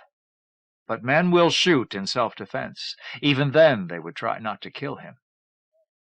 But it is possible. He could be killed. You try to be reasonable. If you give us exact information concerning him, it will up our chances of landing him whole. What else can I offer you?" "Very well," said Lydia. "You make some sense. What you can do then is communicate all this to whatever field agents get involved in the pursuit." "Done," he said. "I will personally talk with them at whatever office gets involved. You can listen to what I say. Fair enough?" Lydia looked at Vicky. "Go ahead," Vicky indicated. "All right," Lydia began. "He is in Colorado."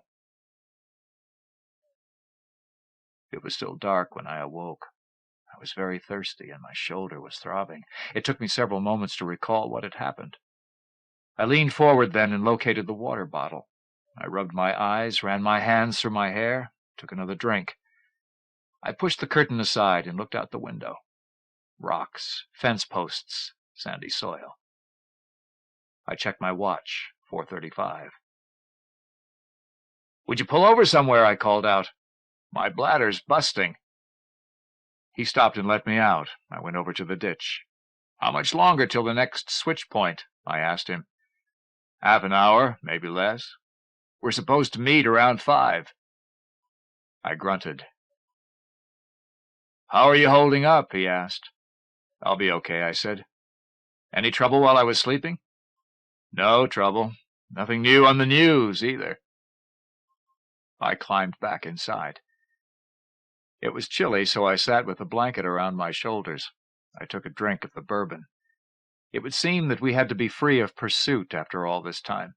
I ran my hand over my chin. I would stop shaving, I decided, grow a beard, let my hair get longer too. Lay up till the shoulder was better, then get some simple job, stay at it 3-4 months, drift west, Seattle, Portland. I felt the bump in the mattress. Did I want to take the pistol with me? Trouble to be found with it. Good to have, though. I considered concealing it in the sling. Good place for it. Probably ought to keep it till I recovered. Ditch it then. Wish they had picked a smaller piece, though. I withdrew the weapon, tried it in different positions in the sling. It was less apparent toward the back. Snug enough, easy to reach, almost ashamed to pass up such a neat means of concealment. I removed it and returned it to the place beneath the mattress. Something to think about, anyway. Still chilled, I took a long pull at the bottle. Better, that. Better than aspirin. No reason not to be a little high. After a time we slowed, turned off the road, and ground along a rocky surface. Moments later we halted, and he came around and opened the back. "Okay, we're here," he told me. "Where's here?" "McKinley, Wyoming." I whistled. "We've come a good distance." He gave me his hand, helped me down. Then he climbed inside. He gathered the blanket, the pillow, the water bottle, the fifth, placing them within easy reach on the floor behind him. He groped beneath the mattress and drew out the pistol. He glanced at me, glanced at the weapon, then back at me. "You taking this, too?" "Why not?" I said, and I accepted the piece and thrust it into my sling. A glister of sleek shifting starlight, low, to my right. "What lake is that?" "Glendale Reservoir." He stepped down, turned, picked up the stuff. He rounded the van, and I followed him, becoming aware of a parked vehicle beneath some trees, perhaps 100 feet away. The damp air was still, the night empty of sound, except for that of our own progress. As we neared, I saw that it was a long green sedan. The driver sat smoking, watching us approach. I greeted him, did not recognize him. No names were exchanged. My driver nodded to him, loaded my things into the back, clasped my good shoulder. "Good luck," he said. "Thanks." I got in, made myself comfortable. "How are you holding up?" said the new driver. "Pretty well, considering." I heard the engine chuckle and whisper, an arc, a spatter of fire as the driver disposed of his weed. The headlights came on. We moved forward. A little later the driver said, "It's all in the news. What was it like?" "It's mostly waiting," I said. "Doing it just takes a few seconds. A mechanical action. Then you are thinking about getting away." Those few seconds went through my mind again. I saw them fall. I had already made the mark. I wiped the weapon and leaned it. So. Then I was crouched, running. I heard the noises behind me, below. The shot, my shoulder. I had left blood. They had probably typed it by now. "Nothing special," I said. "It's all over." "McCormick is still hanging on, last I heard." "It doesn't matter. The gesture is enough. Hope he makes it." "Him?" "A lot of people have learned something. That's enough. I want to stop thinking about it now." "You think it will really do some good?" "Who can say? I hope so. I tried." "It might take a few more incidents like this to really get the point across." "Incidents, hell, it wasn't killing. Someone else can do the next one, if it's got to be. I'm retired." "You deserve a rest." My shoulder was throbbing again. I opened the bottle. "Want a drink?" "Yeah, thanks." He took it, took a slug, passed it back. I thought of the waiting, of the image of the earth in my mind, and how I hoped I had changed it. I looked out the window at the shadow shapes of rock and scrub, plain and hill. I wished for a little rain, to rinse things over, for some wind to blow them dry and clean. But the land lay still and rugged. So be it. I may dislike it this way, yet it pleases me also that the grasses are dry and the animals in their burrows. The pleasure and the pride of humanity are best enjoyed against the heedlessness, the slumbering power of the earth. Even when it moves to crush, it adds something. To isolate oneself too much from it detracts from both our achievements and our failures. We must feel the forces we live with. I opened the window and breathed deeply. Yes, the world was still breathing life into my lungs, and I was grateful to give it back. "I really do not like keeping him awake this long," Lydia said, staring down at her empty coffee cup. Robertson clamped his jaws, loosened them. "I don't think it will be too much longer," he said, "now that the office in Casper has been alerted. He may make it out of Wyoming before they reach him, though. But with the Rapid City people heading out, too, a flyer should reach him before he is too far into South Dakota. A green vehicle heading east at this hour. Shouldn't be too hard to spot. Another half-hour, I'd say." Lydia glanced over at Vicky, asleep on the sofa.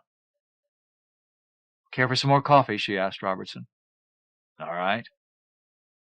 As she poured, he asked her, "Dennis's condition.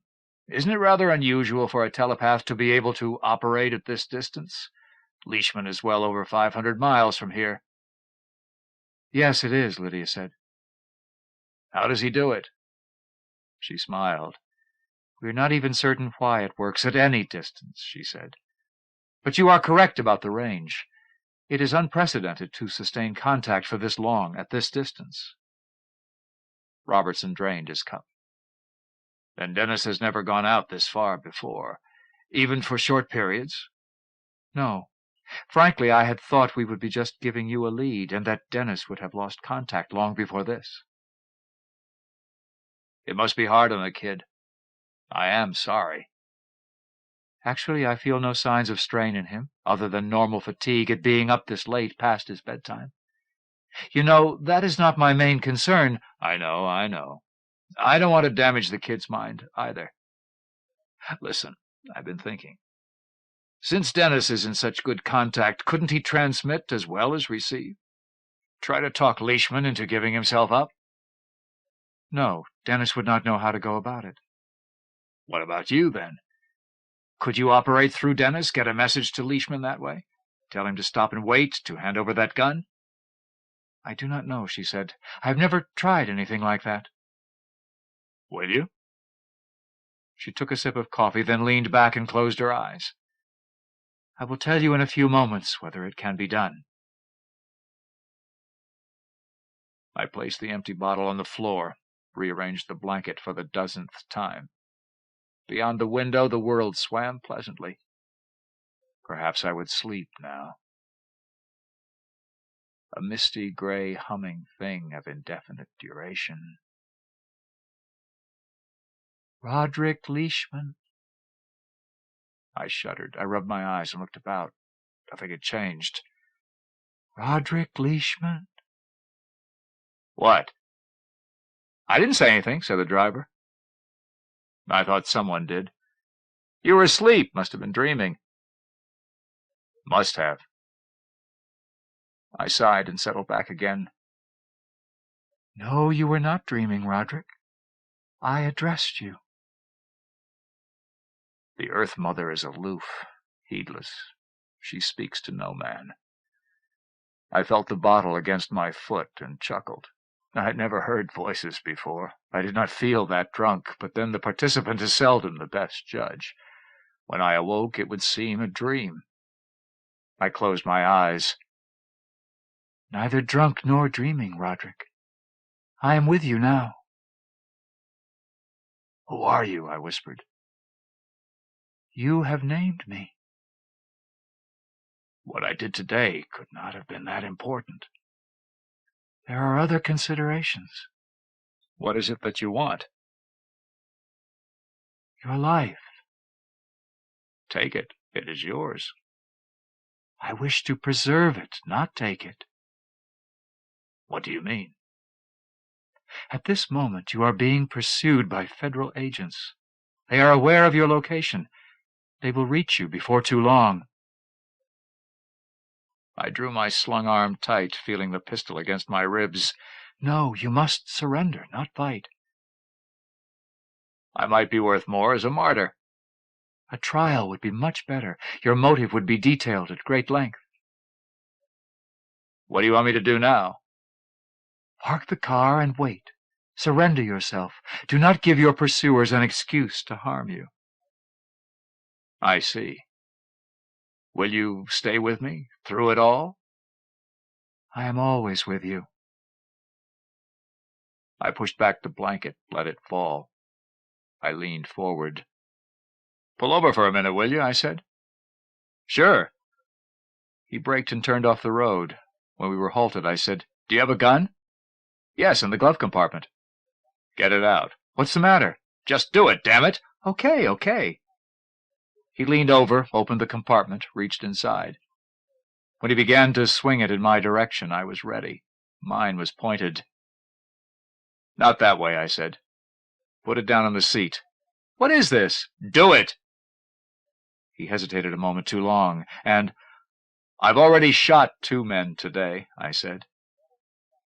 He put it down. Now reach over with your left hand and pick it up by the barrel. He did this. Pass it over.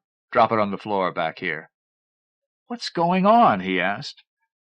I'm trying to keep us from getting killed. Do you mind?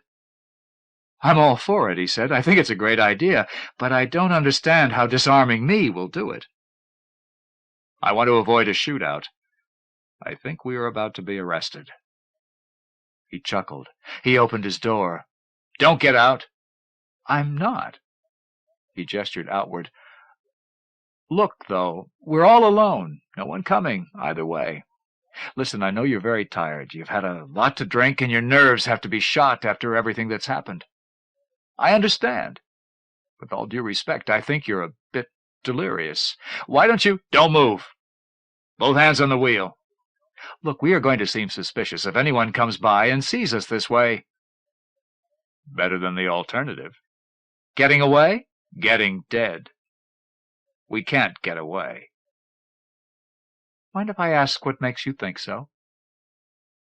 You do not have to know, I said. He was silent for a long while. Then, Is this some sort of setup, he said. A part of the plan I'm not in on? Or is it just your own idea? It is not just my own idea. He sighed. Oh, why didn't you tell me sooner? I would have gone along with it, so long as you know what you're doing. Better you don't know. You can put the gun away. I'm tired of talking. Just sit there. Richard Guise approached his son, who rested on the courtyard bench. How do you do, he said. Hello. My name's Dick Guise. Dennis rose, extended his left hand upwards, turning the palm out. He held his right across his chest. His dark eyes met his father's. Rod Leishman, he said, as Dick clasped it and released it. Mind if I sit down?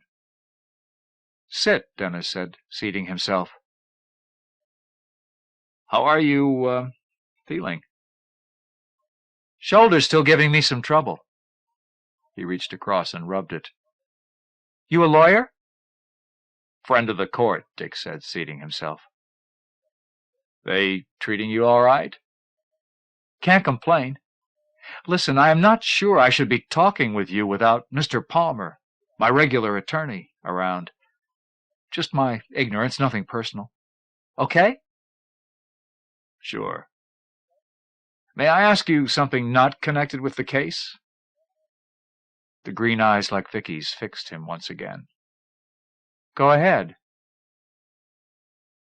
What do the children of the earth really hope to accomplish with all their violence? Our only desire is to preserve the earth and maintain it as a suitable habitation for mankind. By killing people? By blowing up power plants and dams? It seems the only way to convince those in authority that we are serious. Let me put it this way.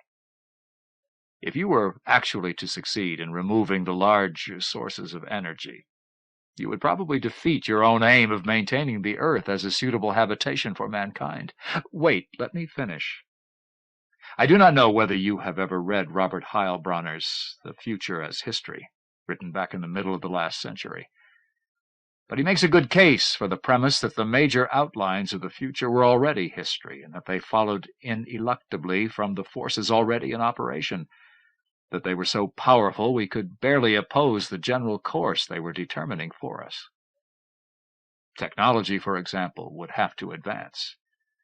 This, in turn, would lead to an increasingly bureaucratic state. Abundant production would make living sufficiently easy that economic pressure would not, in itself, be enough to keep people in the less attractive occupations. He proved right on these matters, and on the lesser developed countries springing for whatever political system promised the most rapid industrialization. From there, their futures will follow as ours did. Heilbronner was a shrewd man, Dennis said. But you cannot project a curve like that forever. The system breaks down before technology is proving capable of finding answers to the problems it has created.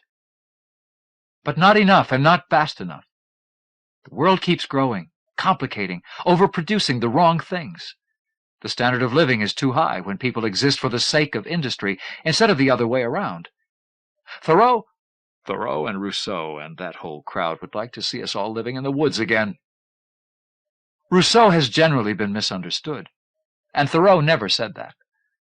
What they were all getting at, I think, was something like a science of the optimum, an understanding of just how large, how complex, how mechanized, how populous a society should be so as to provide the best life for its people.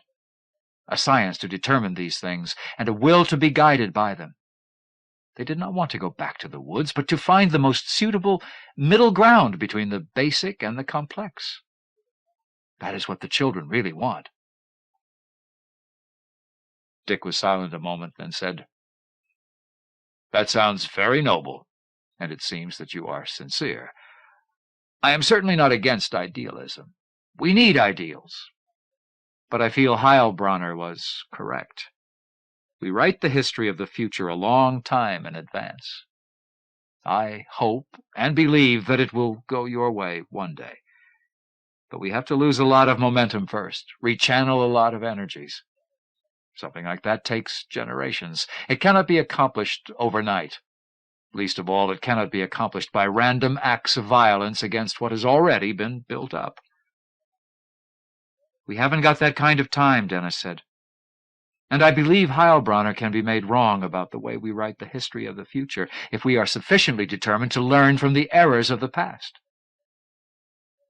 And if we do not, I still do not see chaos waiting around the next corner. Then I hope yours is the right corner, but I doubt it. Dick rose. I have to go inside now. I'll see you around. Dennis nodded. Be seeing you. He hurried away from the small form on the bench without looking back. Entering the house, he passed through the living room without speaking to Vicky and Lydia, who were seated on the sofa. In the kitchen, he poured himself a stiff drink, downed it, poured another, turned, walked slowly back to the front room. I still do not believe it, he said, lowering himself into an armchair. A few weeks ago, he was a vegetable. Now, Lydia, you told me he was in contact with the guy, not that he had assumed his entire personality. This is a new development, Lydia explained. It occurred after we spoke with you, before you returned. He is not even acting out the man's predicament. He is responding to new stimuli as if he were Leishman. Yes.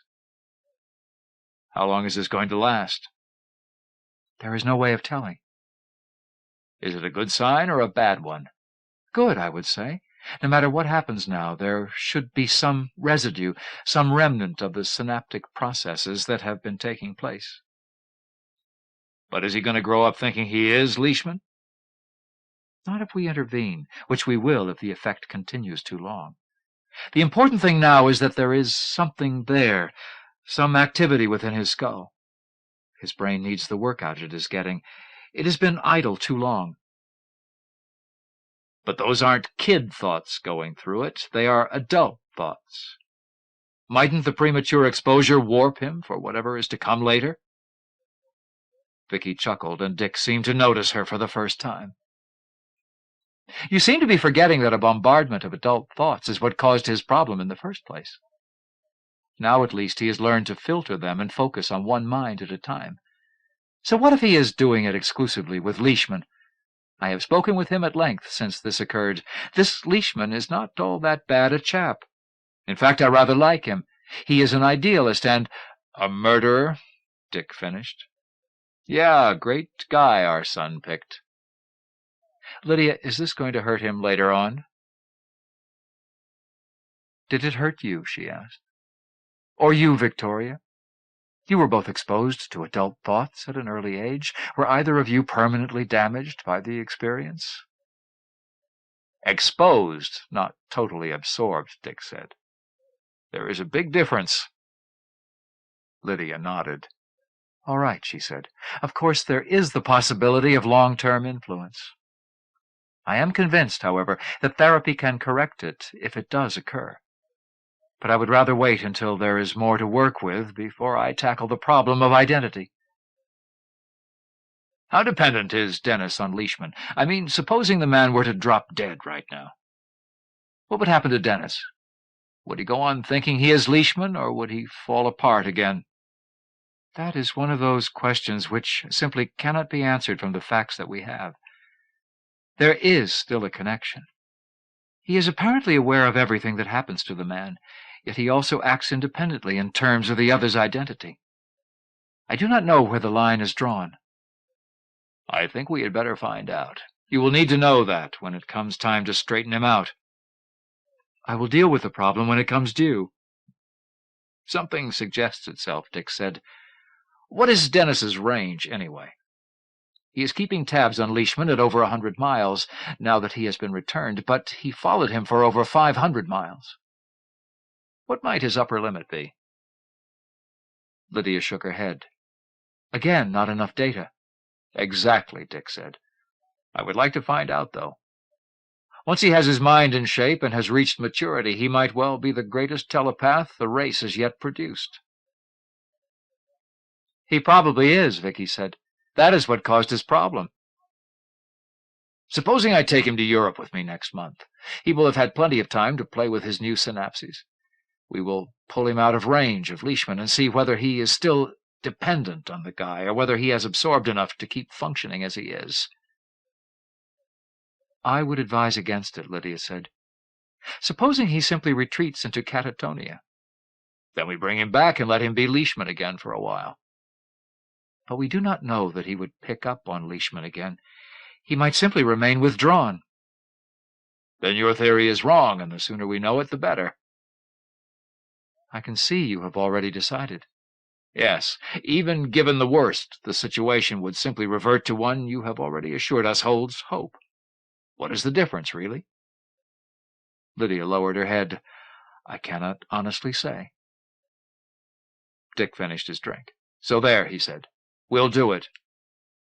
Very well, but either I accompany him, with the understanding that I bring him home immediately if there are any problems, or I leave the case.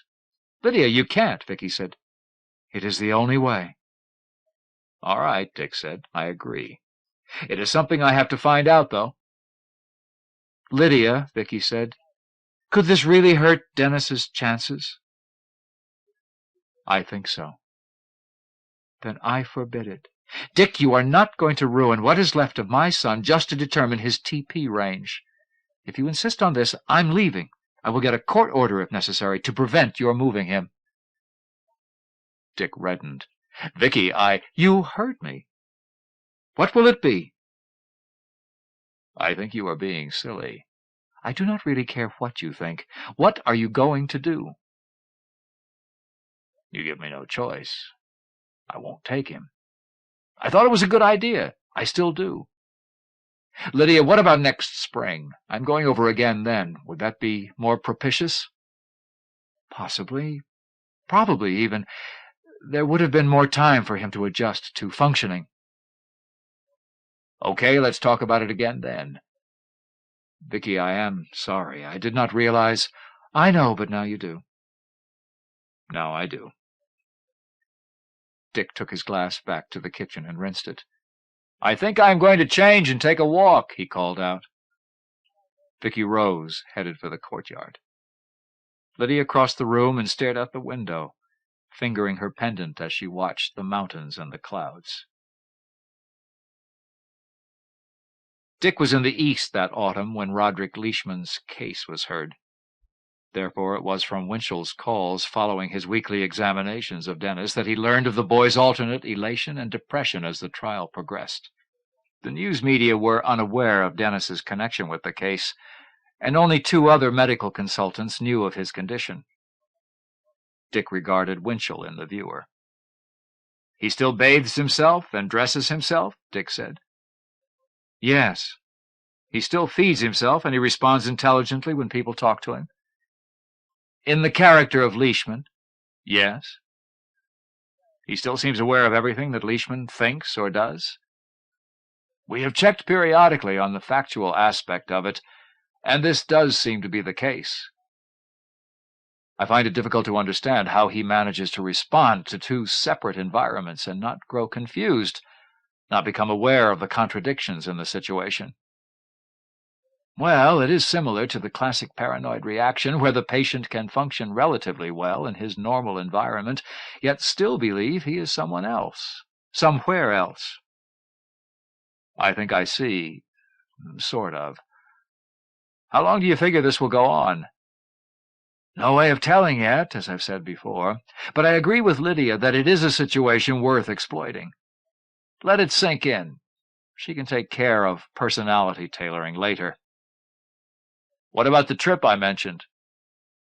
The way that I see it is that if he really is going to benefit from this exposure, he should have had enough of it by spring. I don't see why the cord can't be cut at that time, and let the adjustment begin. Good, Dick said. About Lydia. Yes? I was just wondering, with all these new developments, is she still the best therapist for Dennis? Is there something about her you don't like? No, not that. I just wanted to be sure Dennis had the best. He does. Lydia knows Dennis better than anyone else. It would take months for another therapist to catch up on something like this. And then there is the matter of her rapport with him. It could prove disastrous to pull her off the case and bring in someone else at this point. I see. Just wanted to be sure. Is something bothering you? About her? Not at all. How do you feel the verdict on the Leishman case will affect him? The man is bound to be convicted. Some depression, most likely. Still, Leishman seems something of a stoic, according to the psychiatrists who examined him. Dennis will simply take it the same way he does. It shouldn't be too far off. No, this week, I'd guess. Well, keep me posted. I will. Dick decided to take his secretary to lunch and think about other things, and he was not surprised some time later when Leishman was found guilty. It was the sentencing that troubled him. I did not think they would take the psychiatric angle that seriously, he said to Winchell as soon as he heard of it. I did. There was always a possibility of this.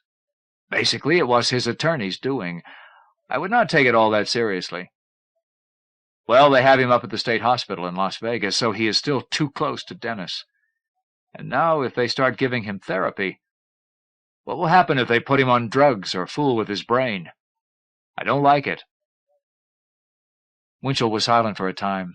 Then, I see the point. I had wanted to keep Dennis and us out of the whole thing. Now, though, we had better find a way of keeping posted as to what course of treatment they plan for Leishman. Perhaps we can still keep it quiet. I will see whether I can work out something with the hospital. If not, we may have to go through the court. Well, we had better do something quickly. The kid is screwed up enough as it is. Right, I will call them now and let you know. I still think we ought to move out of range and let it go at that. Winchell gnawed his lip. Let's save that for last, he said. I thought I had caught glimpses of him earlier in the day, but I was not certain until late afternoon when he came by the reading room where I sat alone, turning pages. He parked the cart he had been pushing, blocking the doorway with it, stepped in, gave a low whistle, and winked when I looked up. Quick, I said. What? He raised a finger to his lips, turned, and fetched in a carton from the lower shelf of the carryall. He brought it over and placed it on the opposite side of my chair, out of sight from the hall. No problem, he whispered. I've worked in these places before. My record is clean. Got in here almost 2 weeks ago. How have they been treating you? Observation and tests all month, I said. What are you up to? He stroked the side of his sharp nose and smiled a yellow smile. We're getting you out of here now. It's all set up. I have the schedule down pat. The car is waiting. It's still daylight. Wouldn't it be better if— No, trust me. I know where everyone is. I regarded his slight figure, his dark, dancing eyes, pale hair, nimble fingers. You're shifty enough, I said. Okay. What do I do? Get into the clothes in that bundle while I go stand outside by my cart. If anyone comes, I'll whistle, and you start taking them off again fast. I will come back inside with the box, and you toss them back into it. Okay? I nodded and began unbuttoning my shirt. No, he said. Put them on over your things. It's just an orderly uniform. He moved back to the door. How is the shoulder? Fine now. How are Jerry and Betty? Well, you never got traced to them. He stood fooling with his cart, blocking the door. Hey, there's a gun in here. Shh, stick it in your belt under the coat. You never can tell. I checked it. It was loaded. I stowed it. I dressed. All right, I said. Come on out, then. Help me push this cart. I stepped into the hall, got behind the cart, at his side nearest the wall. We began pushing. Where to? I asked. Service elevator, through those doors at the end. I have the key here. We passed along the hall. He unlocked the doors. No one in sight. He unlocked the elevator. We took the cart inside, and he pressed the button for the basement. "I'll stand in front," he said. "If anyone comes by, bend over the cart real quick." "Right." I listened to the hum, the occasional creaking of the elevator about us. A wave of cool air passed from the left. I felt myself in a kind of daze. It was difficult to believe things were happening this quickly, with no advance warning. Just as well, too, probably. If I had had time to think it over, I might not be moving this casually. I probably would not have slept last night. The elevator ground to a halt. Quick drew open the gate, looked outside, nodded to me, tugged on the cart. I followed him out, pushing. We were in a half-lit hallway, but things looked to be brighter around the corner to the left. We moved in that direction, and he gestured for me to change places with him. I got over to his left before we turned the corner. Left again. There was a ramp leading up to an open area, a loading dock where 2 workmen sat on crates, drinking coffee and smoking. The nearer man glanced in our direction as we moved upward, wheels rattling. Quick pretty much blocked his view of me. "Damn it," he muttered. "They don't usually take their break right on the dock." A white van with the words Simpson's Foods stenciled in red on its side was backed against the dock, rear gate lowered. The door on the driver's side was open, and a man in a green uniform sat sideways, legs dangling, checking over some papers on a clipboard, a steaming cup balanced on the dash to his right. Quick waved to him, and he waved back. Moments later, he swiveled forward and slammed the door. Shortly after that, he dumped the coffee out the window. Quick slowed. "I was simply going to close you in back and let him drive off with you," he whispered. "No good now. Those guys would know something was up." He jerked his head toward the laborers. "I'm going to have to go along now, and so are they, I'm afraid." "Guess we don't have much choice." He shook his head. "We stopped the cart when we were abreast of them," he said, looking out past the truck and back down the ramp. "Then we stroll over. Get your gun out then, and get them aboard the truck." "Okay." We halted the cart when we were near, turned, and moved in their direction. I grinned and rested my hand on the butt of the pistol. "Hi," Quick said. "I was just wondering—" The nearer man was squinting at me. I drew the weapon and pointed it at him. "Wondering whether you wanted to try and be heroes or just live and let live." "It's Leishman," he said to the other. "God," the other replied. "What'll it be?" Quick asked. "Whatever you want," the second man said. "Then get in the truck, both of you." They got to their feet. The first man raised his arms. "Put your hands down," I said. "Don't do anything conspicuous like that again." "Sorry." He lowered them, then headed for the truck, got in. Quick climbed down from the dock, went forward, and was talking with the driver, who kept glancing back, an unhappy look on his face. I followed the men inside. "All the way back," I said, "and sit on the floor." I seated myself across from them. Seconds later, the engine spun and caught. There was a scrambling noise from outside, and Quick rounded the corner and climbed in. "He'll be around to shut it in a second," he said, taking up a position to my right, legs stretched out before him. A light came on overhead. The man across from me on the left, a young, slight, dark-haired guy, said, "What are you going to do with us?" "Nothing," I said, "if you don't make any trouble. You know you would report someone leaving in the truck. We can't have that. Be good, don't make any noises as we leave, and we'll drop you in the boondocks as soon as we're out a ways. Okay?" "Anything you say," he said. "I've got a family." "So do I," said the older man beside him. "I'll do what you say." "Then sit back and enjoy the ride," I said. The driver came around, and Quick went back and whispered with him before he closed us in. Moments later, I heard his door slam. Then the engine started. Presently, we were moving. Quick leaned over and whispered to me, "We are going to drop them before we switch vehicles. The less they know, the better." "Good idea. How long will that be?" "Around 20 minutes, I figure. We ditch them in 15. "Good enough."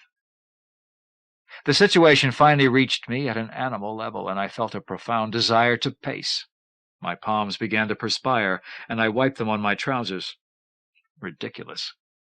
I had had no particular reactions when I had done the shooting in Santa Fe. It was probably that I had worked them all off in advance, contemplating the event. This time, however, without preparation, I was easy prey to the uncertainties involved. We halted.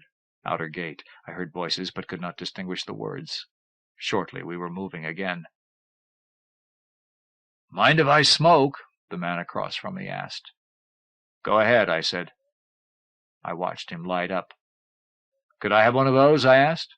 "Sure." He extended the pack. I got up, crossed over, and took one. "May I have a light?" He passed me his matches. "Thanks," I said, handing them back. I returned to my place across from him and reseated myself. "That was stupid," said Quick. "You could have had one of mine." "Didn't know you smoked." "Haven't had a chance to," he said, producing one and lighting it. "I didn't know you smoked." "I haven't for years. I just decided to balance an ecological loss against a psychological gain. My chances are better if I'm relaxed. Anything I can do to improve my chances right now is worth it. If I get away, I may be able to carry off some more big ones for the children." "Ah, that's good." "You're a weird guy," Quick said.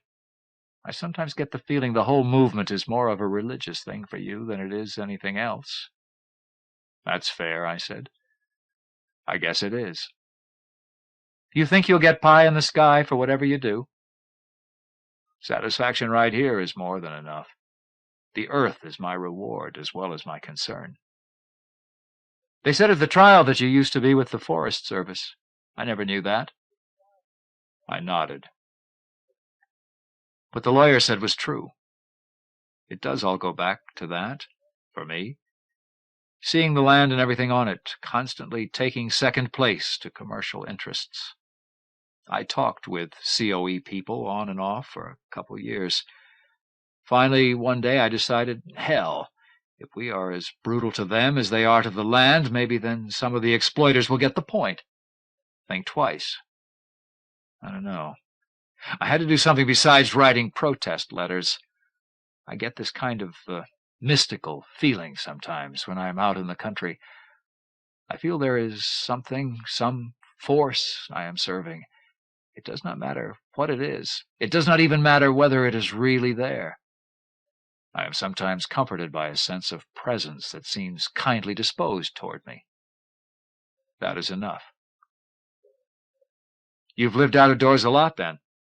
Yes, I have. Quick glanced at the guys across from us, lowered his voice. You could live off the land, then? Yes. Maybe that wouldn't be a bad idea till things cool down. Lots of places, say, in Canada where they would never find you. I've thought of it. What about yourself? Why are you in the movement? Nothing as fancy as your reasons. I envy them, but nothing's ever seen fit to give me the mystic high sign. No, I suppose I'm just a troublemaker, a professional malcontent. I hate the system for lots of reasons, some of them big, a lot of them probably petty. No profit in citing chapter and verse. If I weren't with the children, I would be throwing bombs with someone else. This seems a somewhat cleaner cause, that's all. You know, you are probably saner than I am, pantheism or not. I have worked in enough of those places like the one we just left that I picked up some of the jargon, some of the ideas, seen a lot of the cases. I sometimes think a lot of it applies to me. He laughed.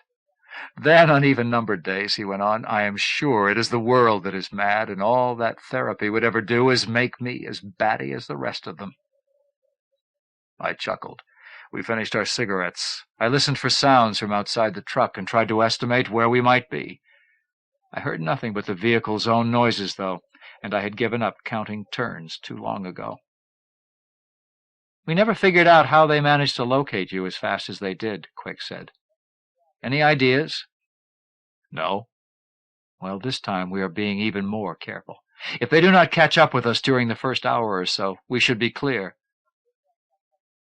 I thought back to that day, to the voice I thought I had heard. Are you there now? Is it your will? I wondered. But there was no answer. After a time we slowed and began to jounce about. I assumed we had left the road. We continued in this fashion for several minutes, then came to a halt. I heard the cab door. A little later the driver opened the rear of the truck. Looking out, I saw that we were on a dirt road, drawn up beside an arroyo. I gestured with the pistol. "All right, you two," I said. "Time to say goodbye." The men got to their feet, moved back. I followed them and watched as they climbed down. The older man looked back. For a moment I thought he was going to say something, but he turned away and headed down the arroyo with the other. The driver grinned after them. "There go a couple scared hombres," he said. "How much longer till we change over?" He glanced at his watch. 5 minutes, he said, and he closed the door. I guess it was that. It seemed only about that long when we had drawn up again, gotten out, and were climbing into a passenger vehicle drawn up at the side of the road. Quick and I got into the back. The truck's driver left his vehicle and climbed into the front with the new driver. We were back on the road in a matter of seconds, with nothing else in sight. It was open country all around us, and I was not certain exactly where we were. Not that it mattered. We moved fast. I was beginning to feel safe when we passed Cornudo Hills and took a turn to the northwest. I judged it had been about an hour since we had left the hospital. I felt some of the tension go out of me, even as I wondered whether my absence had yet been noted. Even if it had, the trail was already beginning to cloud. More miles, more time. Another half hour, and I was beginning to think we could make it. It was then that the driver spotted the police. "Cops back of us," he announced. "They're not coming fast or blinking, though. Might just be a normal patrol." "Might not, too," Quick said, leaning to the side and looking up. "Nothing in the sky, though," he added. "Of course, that doesn't prove anything, not when the terrain's this irregular. A flyer could be circling anywhere, waiting for a car to call it in. If they are onto the break, cars will be alert all over the area, and the flyer's making regular passes." "He's picked up a little speed," the driver said. "Gaining on us. Should have tried to run for it?" "No," I said. "That will draw attention. It may be nothing." I rolled down the window. "If they stop us and find that gun," Quick said, "they will take a closer look and they'll be bound to recognize you. So you might as well be ready to use it." "I know," I said. "Getting closer," the driver said. "Any weapons in sight?" I asked. "No, not that that proves anything. There's a gun under my seat, too. Anybody want it?" "Pass it here," Quick said. "Between the seats, not up where they can see it." The driver leaned forward, straightened. Quick took the pistol from his hand. "They're moving out to pass now. Maybe they will just go by." Seconds later, I heard the siren. I turned. They were right alongside us. Nothing to lose now. I fired twice at the right front tire and hit it. "Go!" I shouted. We did. There was gunfire behind us, and the rear window was broken, but Quick and I were already crouched. None of us was hurt. When I looked back shortly thereafter, the patrol car was drawn up by the side of the road. A dip, a curve, and they were out of sight. "They're on the radio by now," our former driver said. "Sure," the present driver said. "It shouldn't be too long now, and they'll be on us from the air. Any suggestions?" "We don't know how far away the nearest flyer is," Quick said. "It could be several minutes off." "So, catch us now or catch us in a couple minutes. What difference does it make?" "So we keep going. No sense trying to get out of sight if they know we're here. They would just block off the roads, bring in a lot of men, and start beating the bushes. Keep going till we actually see a flyer. By then it's too late. Maybe not. There are 4 of us in here. They can't tell who's who from the air. When we see the thing, you pull over. One of us gets out and takes off. The rest keep going. What'll they do?" "I don't know. Chase the man and call for another flyer, maybe." "Great. There can't be another one too close by. We gain a lot of distance. They close again, we drop another. That might be enough for you and Rod to make it. If not, you drop him and keep going. For all they know, he's driving. Rod, it looks as if you might get that chance to live off the land pretty soon." "Maybe so," I said. "Who goes first?" the other driver asked. "I don't care," Quick said. "Is there more ammo for this piece?" "Yeah, almost a full box." "Pass it back." It came. "Wait a minute," our previous driver said. "I'll go first." If you are figuring on shooting it out with them, I don't want to be second, armed or unarmed. I wouldn't have a chance. Drop me first, and I'll give them a good run for it. Then if you get a turn at it, do whatever you want." "Okay, fair enough." "Those 38 longs?" I asked him. "Yep." "And give me a dozen or so," I said. "Check." He pulled a handful and passed them over. I dropped them in my pocket. Quick continued his survey of the sky. "Nothing yet," he said. "Wonder how they found us so fast. Think they picked up those 2 dock hands, or just luck?" I shrugged. "Doesn't much matter now," I said. "No." It was several miles, and again I was almost beginning to believe we might make it, when Quick caught sight of the flyer topping a range of hills, dropping, coming in low. "Okay, this is it," he said. "Pull over." We did, and the other driver scrambled out. "Luck," I said. "Thanks." He took off, sliding and running down the hillside off the road's shoulder. "What was his name, anyway?" I asked as we moved forward again. "Bob," Quick said. "That's all I know." The pilot of the flyer could not seem to make up his mind at first. He took the craft up higher and began circling. I suppose he could see Bob and us both at his new altitude. "Keeping an eye on us while he calls for instructions," Quick said. "Bet they tell him to chase Bob." "I don't suppose our next changeover is any too soon," I said. "Sorry," said the driver. "I wish it were, too. Listen, they know where we are right now. If we stay on this drag, they'll box us in. Let's say I try a side road. I'm not familiar with them around here, though. Are either of you?" "No." "No." "What do you think?" he asked. "Go ahead," I told him. "Pick a good one." But there were no decent turn-offs for the next 5 or 6 miles. The flyer, true to Quick's prediction, had finally dropped and vanished. I imagined that cars from Taos would be heading down the road toward us now.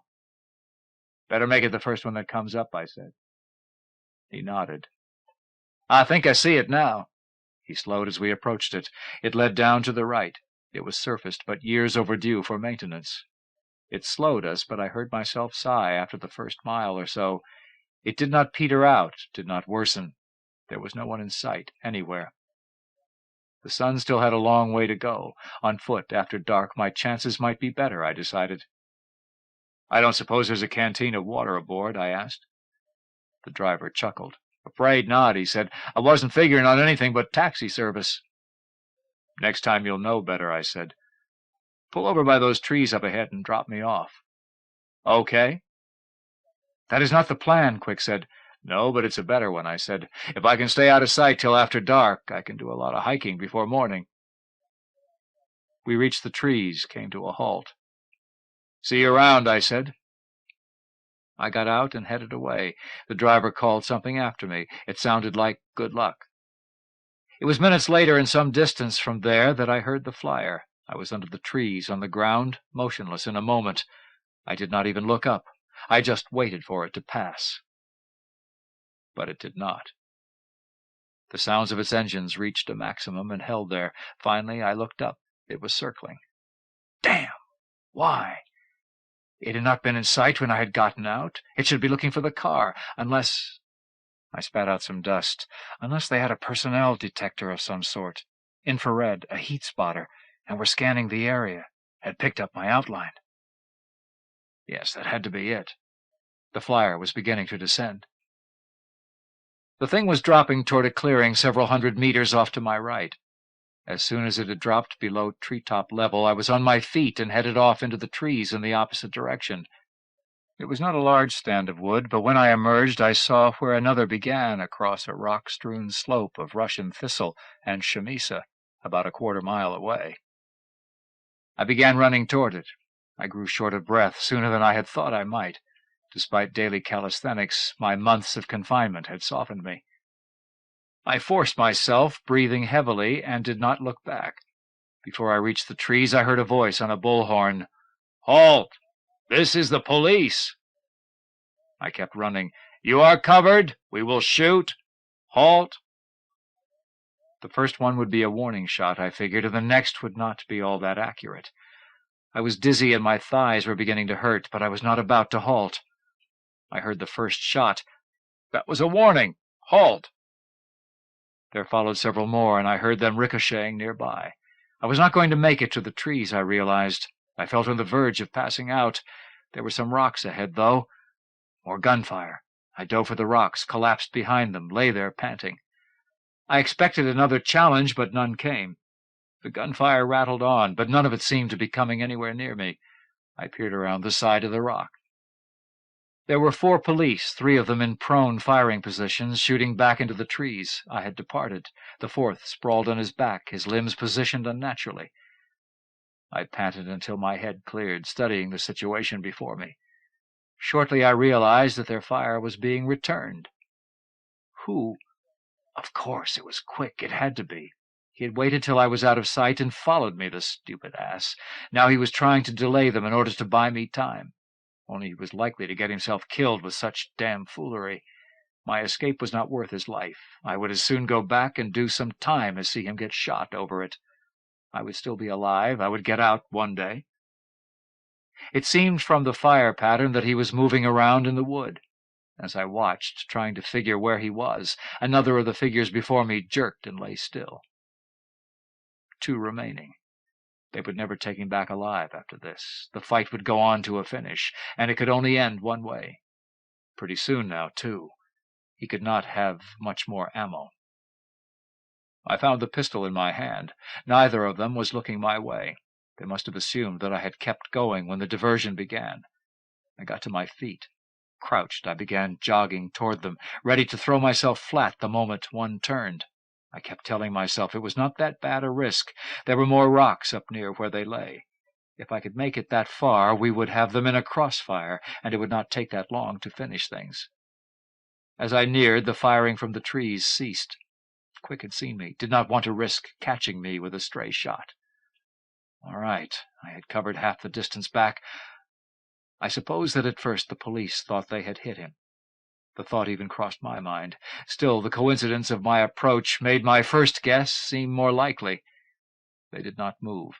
They retained their positions and held their fire, perhaps also expecting a ruse to get them to expose themselves. I kept running. I was almost within range. It was this silence, I suppose, that undid me. The man on my right must have caught some sound of my approach. He turned his head, looked back. Automatically I dove forward, fixed both elbows, propped my right hand with my left, and began firing. He had turned by then and swung his rifle about.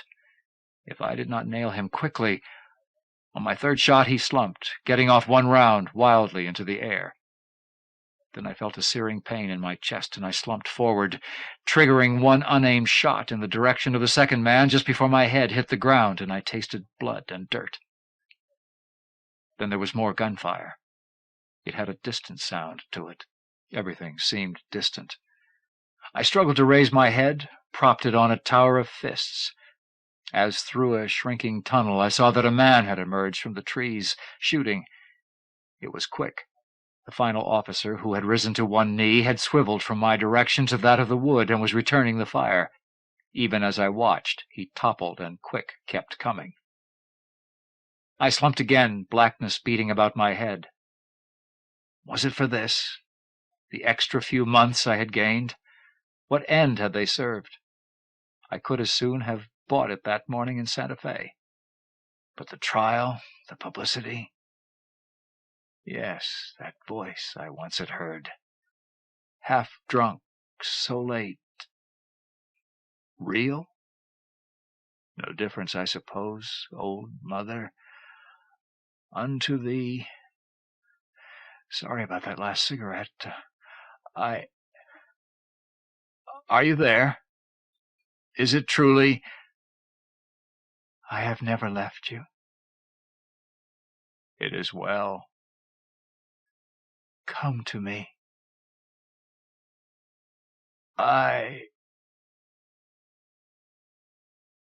Dennis Guise was catatonic once again. He lay on his bed, staring at nothing. He soiled himself and had to be changed like a baby.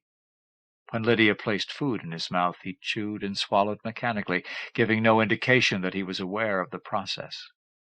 He no longer spoke beyond an occasional muttering late at night as he slept. He did not walk about. Yet Lydia claimed there had been progress, that he had benefited from his association with the slain assassin Roderick Leishman, that locked now within his subconscious were the necessary ingredients for the personality he would one day develop, driven deep by the trauma of the death he had witnessed. A month passed, and a week. One cool Tuesday morning, when Vicky rose and went to the kitchen, she found the coffee already made. A cup of it steamed on the breakfast bar at the left hand of her son, who, fully dressed, sat smoking and reading the paper. "Goddamn plutocrats," he muttered. "At it again."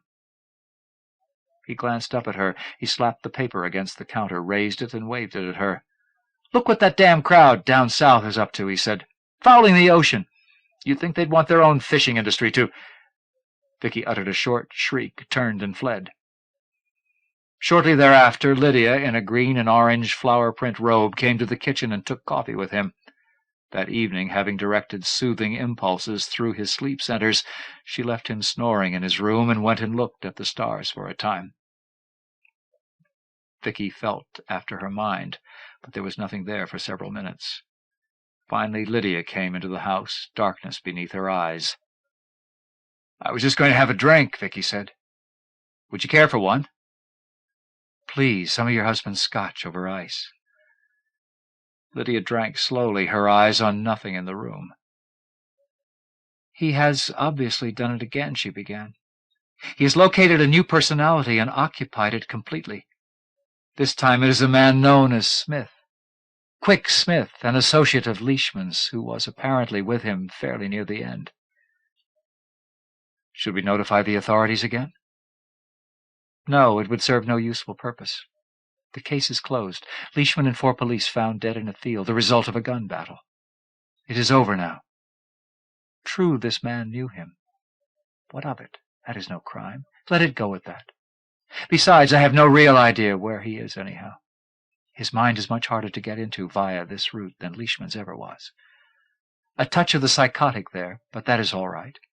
He is far from here, that much I know, and not up to any harm. Dennis must have picked him up through their association, near to the end, and only recently recovered sufficiently to pursue the connection. What will this one lead to?" "A dead end, I fear. I believe there is already sufficient material stored within him for me to continue the structuring we spoke of. But this blocks it. So long as there is a fresh personality intervening, I cannot get at it. Nor do I wish to try it with this new personality, so long as the rapport exists." "What, then, are we to do?" Lydia raised her glass, took a drink, lowered it. "I spent the entire day seeking the key to this thing," she said, "and when I finally located it, I was too tired to turn it. I believe that I can break this new connection." "How?" "Mainly by blocking him for a while. I believe that if I frustrate him here, he will withdraw again." "Mightn't that hurt him?" "No, it will just put him back where he was, so that I can continue working with him.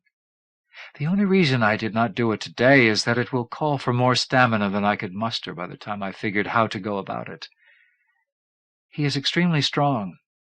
I have never encountered a telepath with that kind of power before. But might he not just reach out and re-establish the connection after you take the pressure off?" "I do not think so. Not right away, anyhow. Look how long he remained withdrawn after Leishman's death." "True. When are you going to try?" "Tomorrow, if I am up to it. I feel that I will be."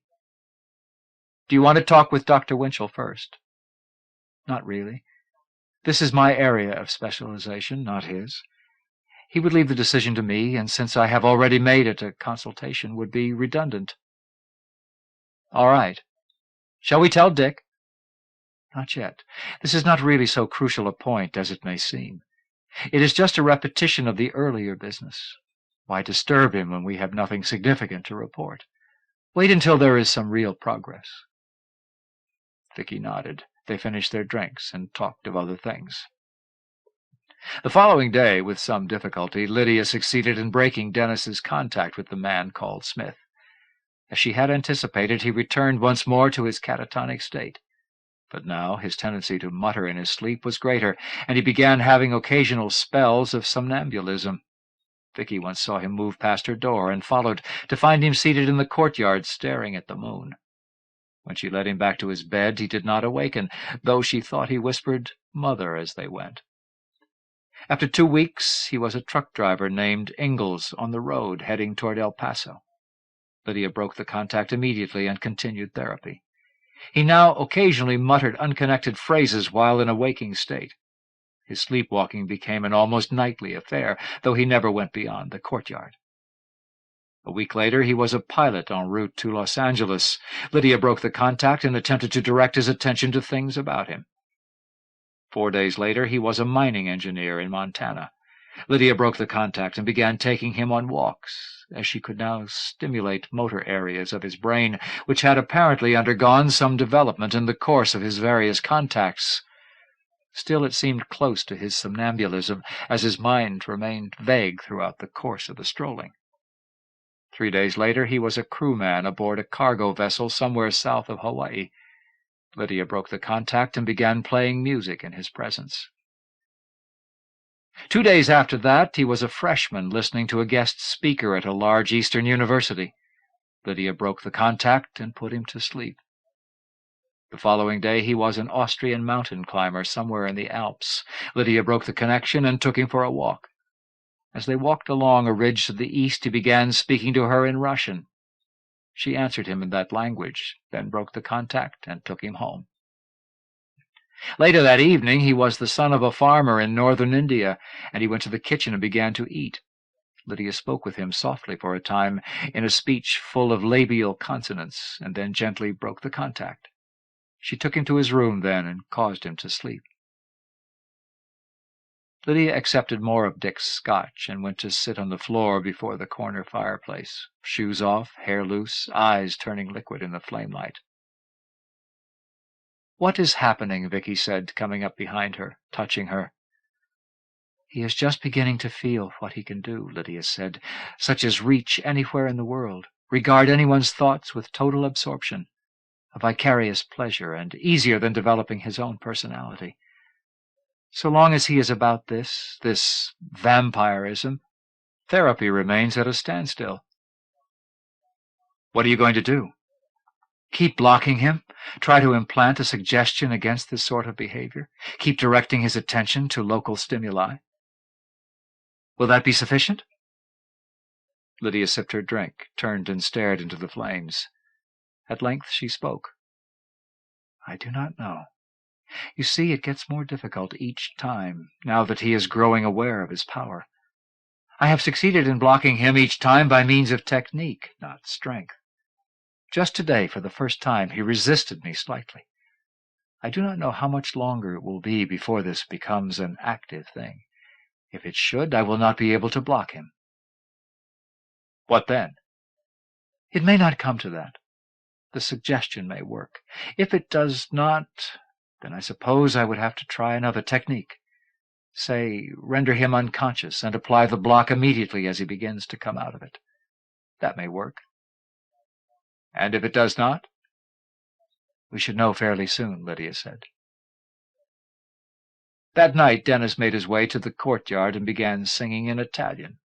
Lydia spoke to him in Italian, led him back to his room, returned him to sleep, and reinforced the suggestion she had implanted earlier. In the morning, she took him for a walk while the chill still lay on the land. She showed him the sunrise and spoke with him at length. He mumbled inappropriate responses. They returned to the house, where she fed him and played more music. That afternoon, Dennis assumed the personality of a Japanese policeman. She chatted with him in a sing-song fashion for some 20 minutes before gently applying the block that was to break the contact. This time Dennis resisted more actively. She succeeded in breaking the contact, attempted another reinforcement of the suggestion, went and called Vicky to join her for tea. "It is not working," she said, "and his resistance to the blocking has increased. It will not be too long before I am unable to contain him. He does not seem to be accepting the suggestions. I will try the sleep approach next time. I feel, though, that he will learn to resist it also." Would it help to have Dr. Winchell prescribe some drug? A tranquilizer, perhaps? Something to slow him down, make him easier to control? Lydia shook her head. It would interfere with the therapy to have him doped up. But what else is there to do? I do not know. I had not anticipated this development. If we were to move again, someplace out of range, he is able to reach all around the world now. There is no escape that way. I'd better see if I can reach Dick, and then Dr. Winchell. Lydia nodded. Go ahead. Now it happened that Dick's current mistress was a public information officer for Moonbase 2. That evening, as Dick sat drinking in her apartment overlooking the Potomac, he told her of the latest report on his son's condition. Is there a pattern, she asked him, some common trait shared by all the minds he has occupied? Yes, he said. I thought to ask Lydia about that, and she told me that all of them were, in some way, eco-nuts. Not necessarily COE, but environmentalists and reformers, active or passive. Interesting, she said. If there were none of them available, I wonder what he would do. Dick shrugged. Who can say, Sue? Withdraw completely once more, or find someone else to focus on? No way of telling. She came over and rubbed his shoulders. Then you've got to get him out of range, she said, to some place where there are very few people, and where those there are have little time to think of these problems with the same immediacy of concern. Dick chuckled. You do not understand, he said. He can reach anywhere in the world. Here he is, the greatest telepath alive, and it is his ability that is screwing him. Here I am, the father of the greatest telepath alive, and I can get him anything except the switch that will turn him off long enough for them to straighten him out. The moon, she said, is around 250,000 miles away. He turned and looked into her eyes. He began to smile, then he shook his head. It wouldn't work, he said. There is no way. There are 2 hospitals there, she said. I know all the people involved. You carry a lot of weight.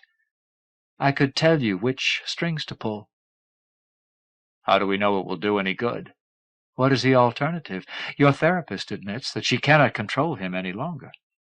Send him to the moon where there is very little interference. Let their psych teams have a try. Dick took a large swallow and closed his eyes.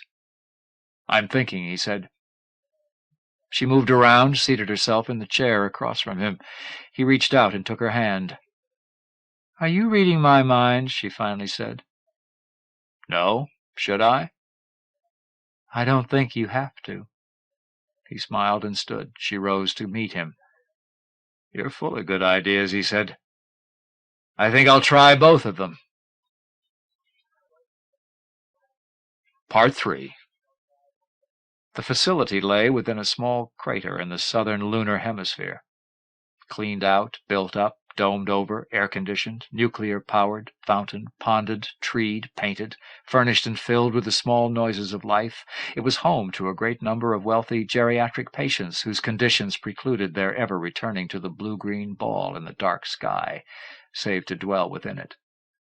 It was not noted as a psychiatric facility save in the areas of senile dementia and arteriosclerotic brain disease. The new patient, a teenage boy, sat on a bench near a fountain, as he did every day at the same time. A therapist, Alex Stern, sat beside him reading a book, as he did every day at the same time. If Alec were to reach out and move the boy's arm into a new position, it would remain there.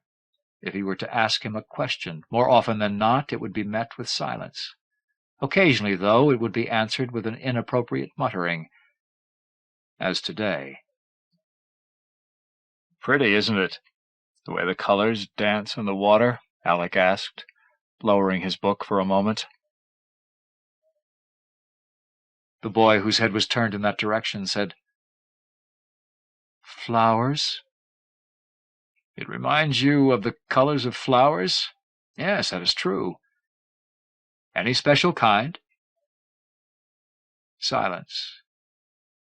Alec withdrew a notebook from his pocket and scribbled in it, Would you like to walk with me and look at some flowers? Silence. Come on, then. He placed the book on the bench and took the boy's arm. There was no resistance as he drew him to his feet. Once he started him moving, he kept walking, mechanically. He steered him around the fountain and up a walkway, coming quickly to the area of controlled lighting where the flower beds lay. See? Tulips, he said. And daffodils. Reds, yellows, oranges. You like them? Nothing. You want to touch one? He took the boy's hand, pushed him forward, brushed his fingertips against the red petals of a huge tulip. Soft, he said, isn't it? You like it? The boy remained bent forward. He helped him to straighten. Come on, let's go back. He took hold of his arm once again and led him down the walkway. Later, after the boy had been fed and put to rest in his room, Alec spoke with Dr. Chalmers. The boy, Dr. Chalmers said. Dennis? No change. Moves only with assistance. An occasional word. But inside, what is his mind doing? What are his reactions to the new environment? Nothing special. He is barely aware of the change. He is a collection of pieces, most of them submerged, surfacing in a random fashion, sinking again, flashes here and there, occasional interactions, most of them a matter of personal preoccupation. Do you feel we ought to shift to brain stimulation? Alec shook his head. No, I would like to continue along the line suggested by his former therapist. She was getting results near the end. Things just developed too suddenly for her to keep control in the saturation environment down there. He gestured vaguely overhead. She foresaw a dormant period such as this following his transfer, but she also felt that the experiences he has undergone would then cause him to come out of it and seek new stimulation after a time. Well, it has been almost a month. Her guess was a month to 6 weeks. And you buy that? She was good. I can see the results of her work whenever I am with him. I do not understand everything that she did, but there is some sort of effect, almost a kind of cyclical sequencing in the recurrence of imprinted personality aspects. I think we are safest in sticking with her program for now. I still do not know as much about the boy as she did. Too bad she could not have stayed on. Something about a divorce and her not wanting to take sides. She was in favor of the boy's transfer up here, though. Yeah, a certain amount of it is in Dennis's mind. Very low-key, though. And I've always been an admirer of his old man, so I am prejudiced. Whatever, it is not really material to Dennis's problem. I have to send Mr. Guys a report this week. I wish you would stop around the office after lunch and give me a hand with it. He wants one every month. Okay. By next time, we may have something more positive to say. It was almost 2 weeks later that Alec went to fetch him in the morning and found Dennis crouched on the floor, tracing geometric designs with a forefinger moistened with saliva. Dennis did not seem aware of Alec's entry into the cell, so Alec stood by the door, watching. After a time, he extended his awareness, slowly, carefully, but he was unable to get beyond the most intense concentration he had ever encountered, a concentration focused entirely on the properties of triangles. For the better part of an hour he stood there, fascinated by the action, the concentration, hoping to be noticed. Finally he moved forward. When he stood behind him, he reached out and touched Dennis's shoulder. The boy turned suddenly and looked up at him. It was the first time he had seen those eyes focus, the first time he had witnessed anything resembling intelligence in the way that they moved, in the expression which accompanied their regard. Then Dennis screamed, a sentence or two, and then he collapsed, falling forward across his moist diagrams. Alec raised him in his arms and carried him to the bed. He deposited him upon it and checked his heartbeat, his pulse. Both were rapid. He drew up the chair and seated himself at the bedside. As he waited for Dennis to regain consciousness, the sounds of that scream still echoed within his awareness. He had shouted in a foreign language, he was sure of that. The sounds were too regular, too organized, to be random gibberish. Alec had not recognized the tongue, but he was certain it was a bona fide patterned utterance. Everything else about the boy's attitude, his actions, his concentration, his expression, had been informed with too much purposefulness for the picture to fall apart when it came to the vocalization. When Dennis awakened, it should not be too difficult to determine what lunar mind he had invaded. But it was a long while before Dennis awakened, and when he did, his eyes regarded nothing in particular, and his mind was almost as it had been the day before. Only the faintest hint of some recent contact remained, a tone, a touch of mood, indefinable, which had not been present previously. Nothing more, nothing of sufficient substantiality to permit an identification. Alec led him out for a walk about the compound, attempting to apply neural emphasis to various sensory effects, with the usual results. He finally led him back to the bench by the fountain. It was there that he decided to attempt an exercise based on the recent phenomenon he had witnessed. Opening his notebook to a blank page, he sketched a triangle, a circle, a square. Then he thrust the notebook before Dennis and held it there. After a time, Dennis lowered his head. His eyes focused, moved. He reached out and took the notebook in his hands. He moved it to his lap and bent above it. He traced the figure's outlines with his forefinger. "What are they?" Alec said. "Can you tell me what they are?" Dennis's lips moved. He whispered, "Circle, square, triangle." "Excellent. Here." Alec thrust his pencil into his hand. "Can you draw more?" Dennis stared at the pencil, then handed it back. He shook his head. He leaned forward again, outlined the figures once more with his finger, then looked away. The notebook slid from his lap and fell to the ground. He did not seem to notice. "What are they?" Alec said. "Can you tell me again?" Dennis did not reply. His thoughts were shifting in random patterns once more. Alec retrieved the notebook and began writing. Dennis's condition remained unchanged for most of a week following this.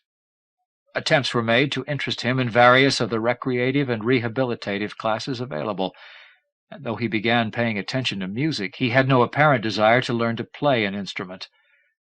Entered in an art class, he confined himself to the drawing of circles, triangles, and squares. His skill in reproducing these figures free-handed soon reached a state of near mechanical perfection. His conversational abilities were restricted to a word or two, 3 at most, in response to numerous and simply phrased repetitions of simple questions. He never initiated a conversation. All of this, however, could be taken as considerable improvement, and was. The next report sent to his parents indicated progress in manual, verbal, and ideational skills. What it did not include was the French episode and its aftermath. When Alec went to fetch him one morning, he found Dennis pacing back and forth in his room, muttering in French. On attempting to speak with him, he received replies only in French. Probing telepathically, he discovered a new identity pattern. He left Dennis pacing and went in search of a young French physician recently assigned to the facility. Marcel spent the entire afternoon with Dennis and came away with a sheaf of notes. "He believes he is the Marquis de Condorcet," he announced later that evening, arranging the notes on his desk and looking up at Alec. "In fact, he almost convinced me of it." "What do you mean?" Alec said. "He possesses incredible amounts of information about the Marquis's life and the times." "It could be something like an idiot savant function," Alec offered. "Something he heard, something he absorbed long ago from some mind he touched, just now surfacing." "But it is fully consistent, Alec, and he did more than repeat facts. He engaged in intelligent, extremely intelligent conversation. He was talking about the Marquis's sketch for a historical picture of the progress of the human mind. He did not just recite the points. He answered questions, and he expanded on the thoughts which exist in the essay itself. It is more than fanciful utopianism, you know. He went on about the perfection of man as a consequence of the diffusion of knowledge, about science as a way of mind which would raise the material level of mankind, as well as enhance the intellect of the individual, about—" "A moment," Alex said, raising his hand. "We have already established that he is not oriented with respect to person and time. What about place, though? How did he justify being on the moon and in late 18th century France simultaneously?" Marcel smiled. "A cell is a cell," he said. "The Marquis spent his last days in prison. That is where he thought he was." "Victim of the revolution, wasn't he?" "Yes, though it is still a debatable point whether he was executed or took his own life rather than—" Alex stiffened. "What?" Marcel began. "I don't know, but that bothers me. Whatever the source of his information, that might be there." "Surely you do not think—" Alex stood. "I'm going to check on him. It troubles me. I'll come with you." They strode across the compound. "He has never exhibited any tendencies in that direction, has he?" "Not since he has been here," Alex said, "and there is nothing in the record to that effect. But the way his personality reshuffles itself, it is difficult to guess what he might be like at any given time." "My God!" "What?" "I'm reading him." Alec broke into a run. They reached Dennis's room to find him on the floor. Using his belt, he had attempted to hang himself from a light fixture. The fixture, however, had given way. Unconscious, he lay beside the chair on which he had stood to make the arrangements. Marcel checked him quickly. "His neck does not seem broken," he said, "but I want X-rays. Go get something to transport him. I will stay here." "Right." A thorough examination showed that Dennis had sustained no major injuries. It did not show why he had entered a coma, in which he remained for over 2 days. During this time he remained in the clinic, being fed from a dripping bottle, monitored by observers, human and mechanical. When on the 3rd day he awakened, Dennis clutched at his side and moaned. A nurse appeared, observed his distress, and sent for a doctor. A gross examination showed nothing amiss, and more elaborate tests were undertaken. While their results were being considered, Marcel and Alec arrived at the bedside and determined that Dennis was no longer the Marquis de Condorcet. A telepathic examination revealed that he believed himself lying in a meadow near a rocky outcrop, bleeding from a wound inflicted by the horn of a fabulous beast from the sea. He also felt that his former therapist, Lydia Demanche, was with him, and frequently addressed the attending nurse by her name. "All the tests are negative," said an older doctor who had come into the room during the TP scan. "It is another of his delusions," Alex said. "There are instructions in his file for breaking something like this. I think it would help if he had a sedative." "I don't know," the older doctor said. "He has been out for quite some time. He is weak. What about a simple relaxant?" "All right, let's try that." The doctor sent for the necessary drug, administered an injection. The nurse held Dennis's hand. After a few minutes, a certain tension seemed to go out of him. His moans grew weaker, ceased. Alec moved then, carefully, firmly, to break a hypothetical connection. The mind he regarded suddenly swam, then drifted. Dennis closed his eyes, and his breathing grew regular. The doctor moved to take his pulse. "A normal sleep, I'd say," he announced half a minute later. "You found a way to separate him from the anxiety source?" "I guess that is as good a way to put it as any. Yes. Unless he comes up with something new awfully fast, he should be his old self when he awakens, if he sticks to what seems the pattern he has been following. And the best thing we can do is let him sleep right now, and keep the monitors on." He regarded the flashboard. "His functions are well above the previous coma level." Alec nodded. "It seems best. Have them call me right away, though, if there are any changes in his condition." "Of course," the doctor said. They went away and left him sleeping. On awakening, Dennis seemed returned to his more innocuous earlier self. He walked with Alec about the facility, regarding with slightly enhanced attention those objects presented to him. He considered the flowers in the gardens and the stars beyond the dome, the earth far away. His communicative abilities grew slowly during the weeks that followed, though he still did not initiate conversations, did not ask questions. Dennis returned to his art class. He continued to draw geometric figures, but now he began embellishing them and surrounding them with curlicues and elaborate filigree work.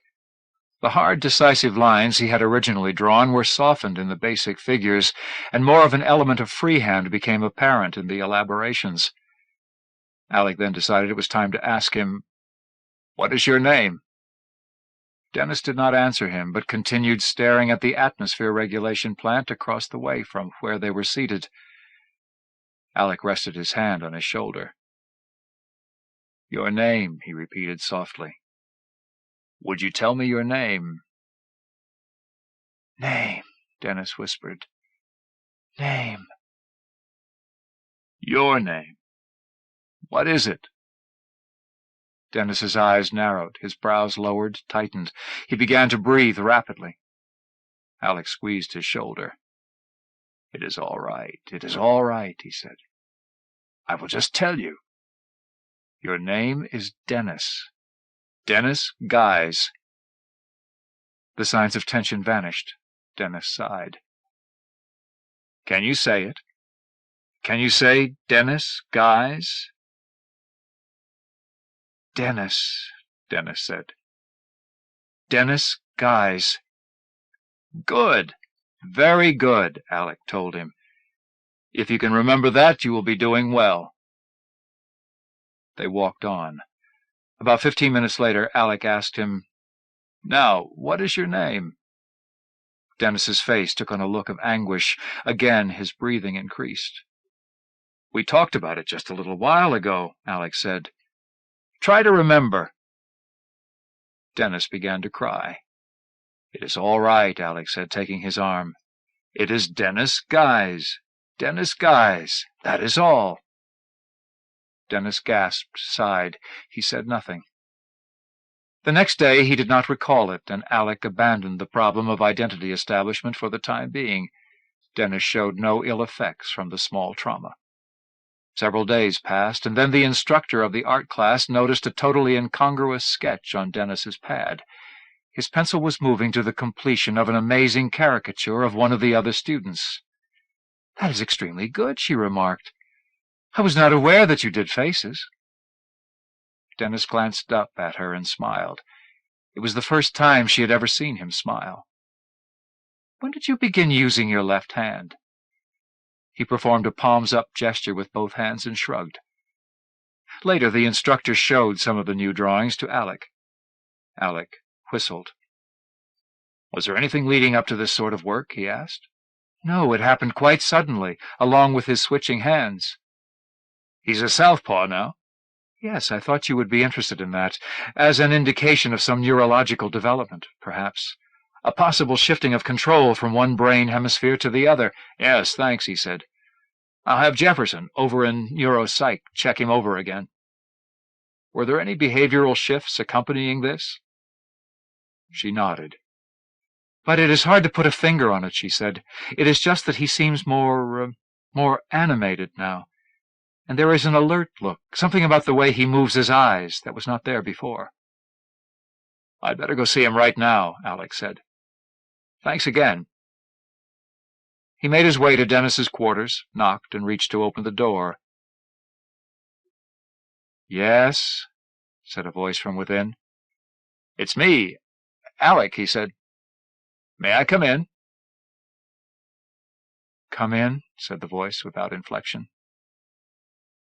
Dennis was seated by the window, sketch-pad open on his lap. He looked up and smiled as Alec entered. Alec approached, glanced down at the pad. It was filled with sketches of nearby buildings. "Very good," he said. "I'm glad to see that you are moving on to other subject matter." Dennis smiled again. "You seem to be in good spirits today. I'm glad about that, too. Any special reason?" Dennis shrugged. "Say," Alec said almost casually, "I didn't mean to trouble you the other day with that business about your name." "No trouble," Dennis said. "Do you recall it, though?" "Say it again." "Dennis. Dennis Guise." Yes, Dennis, guys, yes. Care for a little exercise? Exercise? Would you like to go for your walk now? Oh, yes, yes, a walk, exercise. Dennis closed the pad. He rose and crossed the room. He opened the door, held it for Alec. Alec led him along their usual route toward the fountain. "Anything special you would like to talk about?" he asked. "Yes," Dennis immediately replied. "Talk about talk." I don't quite understand." "Talking parts." "Words?" "Yes, words." "Oh, you want to review your vocabulary. All right, sure." Alec began naming everything they passed. Suppressing excitement, he reviewed the parts of the body, pronouns, basic verbs. Dennis's speech blossomed as they strolled. Later, standing beside the fountain, Dennis asked, "How does it work? The fountain?" "Oh, just a simple pump," Alec said. "What sort of pump? I would like to see it." "I'm not certain exactly what kind of pump it is. I can speak with someone in maintenance later and probably get you a look at it. Maybe tomorrow." "All right. Sure." "Alec?" "What?" Where are we?" "This is the Luna Medical Facility, too." "Luna?" "Yes, the moon. You're only just beginning to realize—" Dennis had sagged back against the side of the fountain. Suddenly he looked up. "No overhead views from this section," Alec said. "If you would like, I can take you to an observation deck." Dennis nodded vigorously. "Please."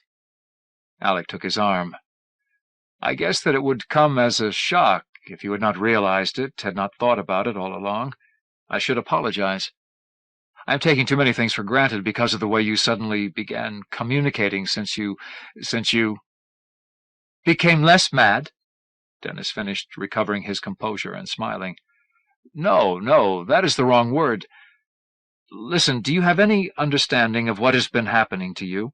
Of what things have been like for you until today?" Dennis shook his head.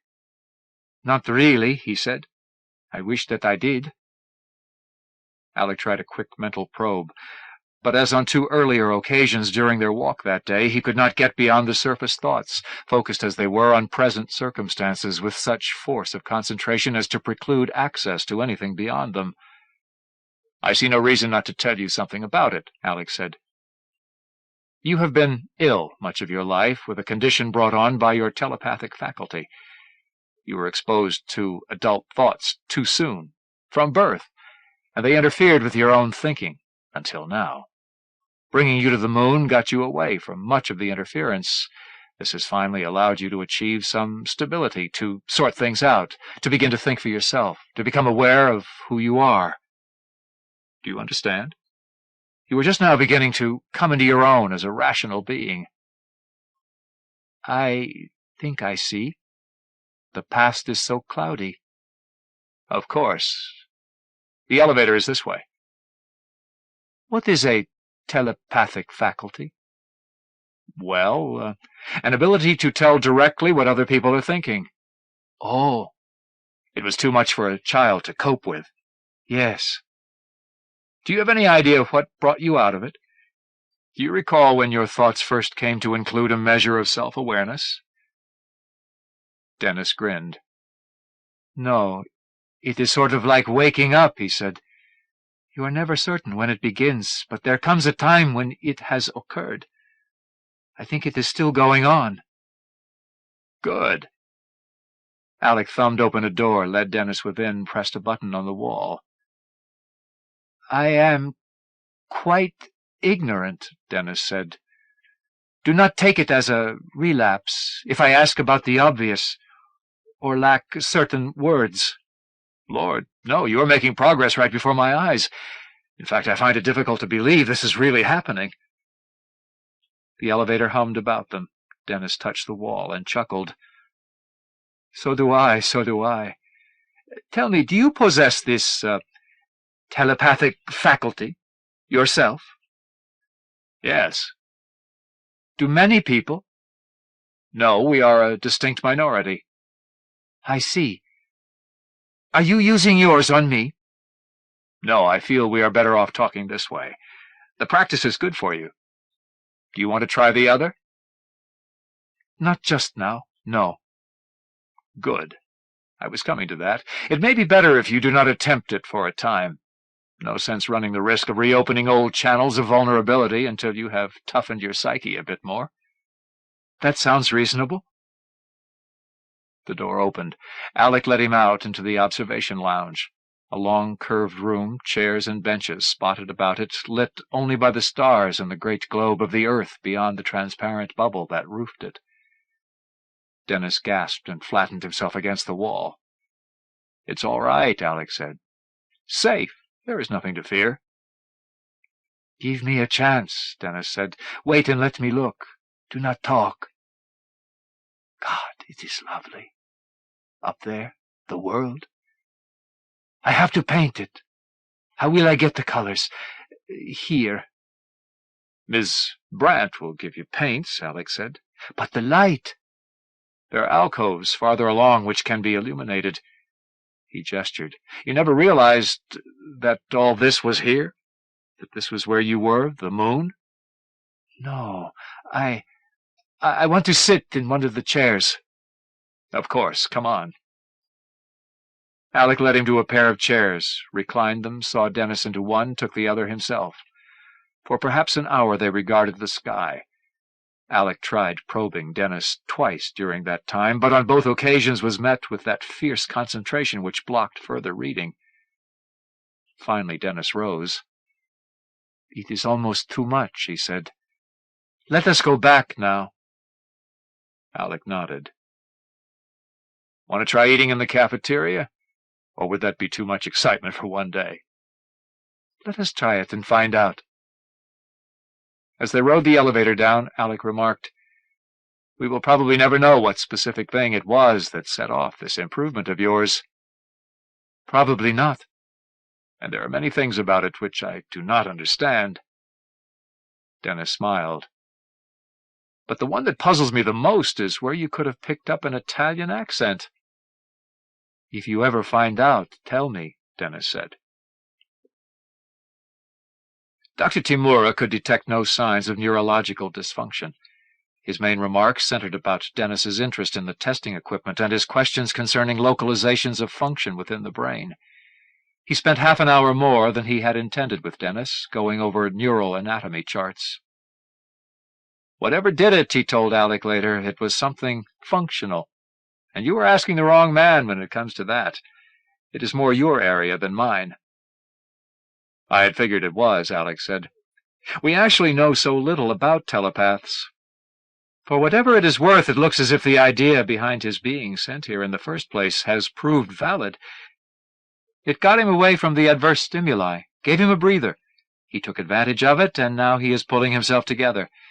It just took a while to have its effect." "Yes, there is that.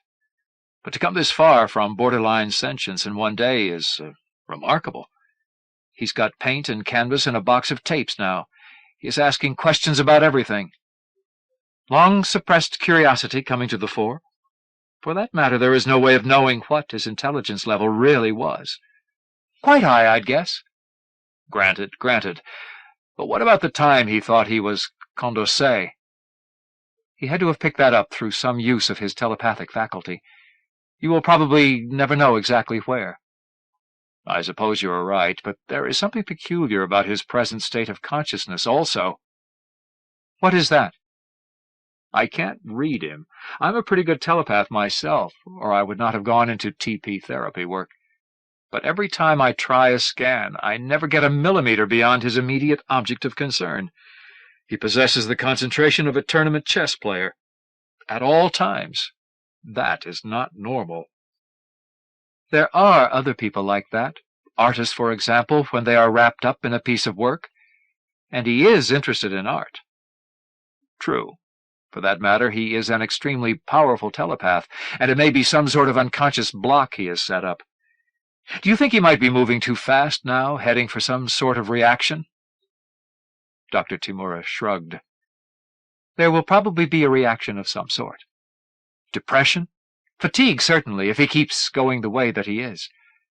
On the other hand, it might be worse to try to head it off at this point, while he is trying to learn everything he can. When he gets his belly full, he will quit and digest his gains. It will be after that that your real work will begin. That's just my opinion, of course. Thanks. I'm grateful for any advice on this case. You have monitors in his room, don't you? Of course, ever since he came here, and a few extras since the incident when he was Condorcet. Good, good. Why don't you give him some more time to himself now, since he is covered on that front, and see what he makes of it? You mean stop therapy and give him his head? Nothing quite that radical, but you are going to want to observe him a while before you decide what course of therapy is now in order. You do not want to keep things as highly structured as when he was barely able to get around on his own, do you? No, that is true. I guess I will lie low a bit and let the machines do the watching. I will just drop in on him later to see how the painting is going and observe. I will see you. Take care. Alec knocked on the door, waited. Yes? It's me, Alec. Come on in. He entered to find Dennis seated on the bed, a portable viewer set up at his side. Across the room stood an easel bearing a completed canvas. It was the skyscape, as seen from the deck, the earth prominent within it. Alec moved to stand before it. You did the whole thing that fast, he said. It's wonderful. And this is your first painting. It is very impressive. Acrylics are really something, Dennis replied. No fooling around and they dry fast. A lot better than oils when you're in a hurry. When did you ever use oils? Well, what I meant was that it seemed that way. I had watched people using them back in class. I see. You continue to amaze me. What are you doing now?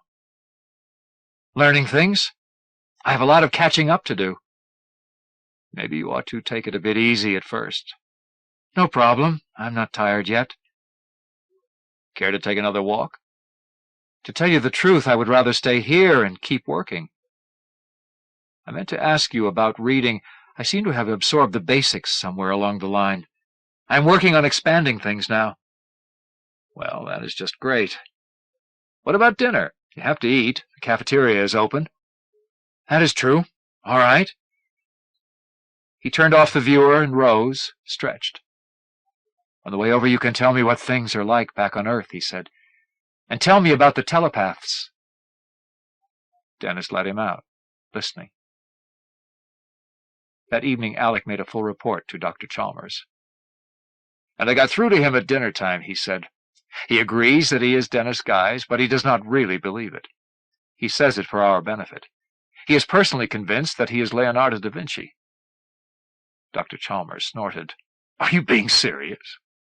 Of course. Dr. Chalmers relit his pipe. I don't see any harm in it, he finally said. I do see possible harm in trying to rid him of such a delusion at this point, when it is allowing him to make such fine progress. I agree on leaving the Da Vinci aspect alone, Alec said, but my concern with it goes far deeper.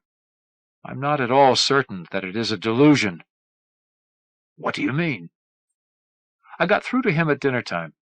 He was relaxed, his thoughts drifting. I tried to probe and succeeded. He believes he is Da Vinci, does not want us to know it, is doing everything he can to make us believe he is a recovering Dennis Guise. At the same time, he is trying to learn everything he can about the world in which he now finds himself. That does not make it anything more than a paranoid situation, one which we are fortunately able to capitalize on. Alec raised his hand. It seems more than just the belief, though. With Condorcet, he picked up the man's thinking, as well as the French language. Now, with Da Vinci, he has acquired artistic skills, and he shifted hands. Da Vinci was left-handed. I just looked it up. And an almost pathological curiosity with respect to just about everything. Then why isn't he speaking Italian? Because this time he has taken his thought patterns from one of the greatest minds that ever existed, and he has decided to play along with us, to fit himself into the situation in which he finds himself. He has therefore been learning modern English all day, at a phenomenal rate. If you listen to him, though, you will hear that he speaks it with an Italian accent, which he is already attempting to cover. He is trying to adapt himself. The entire notion is preposterous. But even granting it for a moment, by what possible mechanism could he be achieving it? All right. I have been doing a lot of thinking. How does telepathy work? We are still not certain. Our approach has been mainly practical. All of our telepathic security guards, communication specialists, psychological therapy workers, semantic engineers, precision translators have worked out various ways of exploiting the faculty without really advancing our understanding as to its mechanism. Oh, we have our theorists, but they've really very little substance on which to base their guesses. So you've another guess to add to the list? Yes. This is really all that it is. A guess, or a strange feeling. The reason Dennis was sent here in the first place was the phenomenal range of his ability. He is the most powerful telepath on record. Here he was effectively blocked from reaching the sorts of minds for which he seemed to have an affinity, a matter of distance. He simply could not reach far enough to make the contacts he seemed to require. Now, what did that leave him? He had to fall back on his own resources. He finally did so, according to plan, and he has now begun the recovery we had hoped for. Unless I am right about the continued personality assumption. Alec, Condorcet, Da Vinci, and anyone else he might have been play-acting, they are all dead. Surely you are not suggesting something like spiritualism? No, sir. We know even less about the nature of time than we do about telepathy. I was wondering whether, frustrated in his efforts to reach across space, he has succeeded in driving his mind back through time and actually reaching those individuals whose identities he has assumed. Dr. Chalmers sighed. As in paranoia, he said, and as in those attempted age regressions to other lives which amateur hypnotists occasionally write books about, one significant feature is that everybody wants to be important. No one identifies himself as a Skid Row bum, a serf, a common laborer. It is invariably a king, a queen, a general, a great scientist, philosopher, prophet. Does that strike you as peculiar? Not really. It simply strikes me as irrelevant to Dennis's case. Granting the ability to penetrate time, those are the sorts of minds to which one would be most attracted. They were certainly the most interesting. If I would reach back, they are the ones I would attempt to scan. All right. This is not getting us anywhere. You say you got through to him earlier, and he is indeed convinced that he is Da Vinci? Yes. Whatever the source of this new identification, it is motivating him to do things he has never attempted before. It is therefore a good thing. Let him retain his delusion. We must capitalize on it as fully as possible.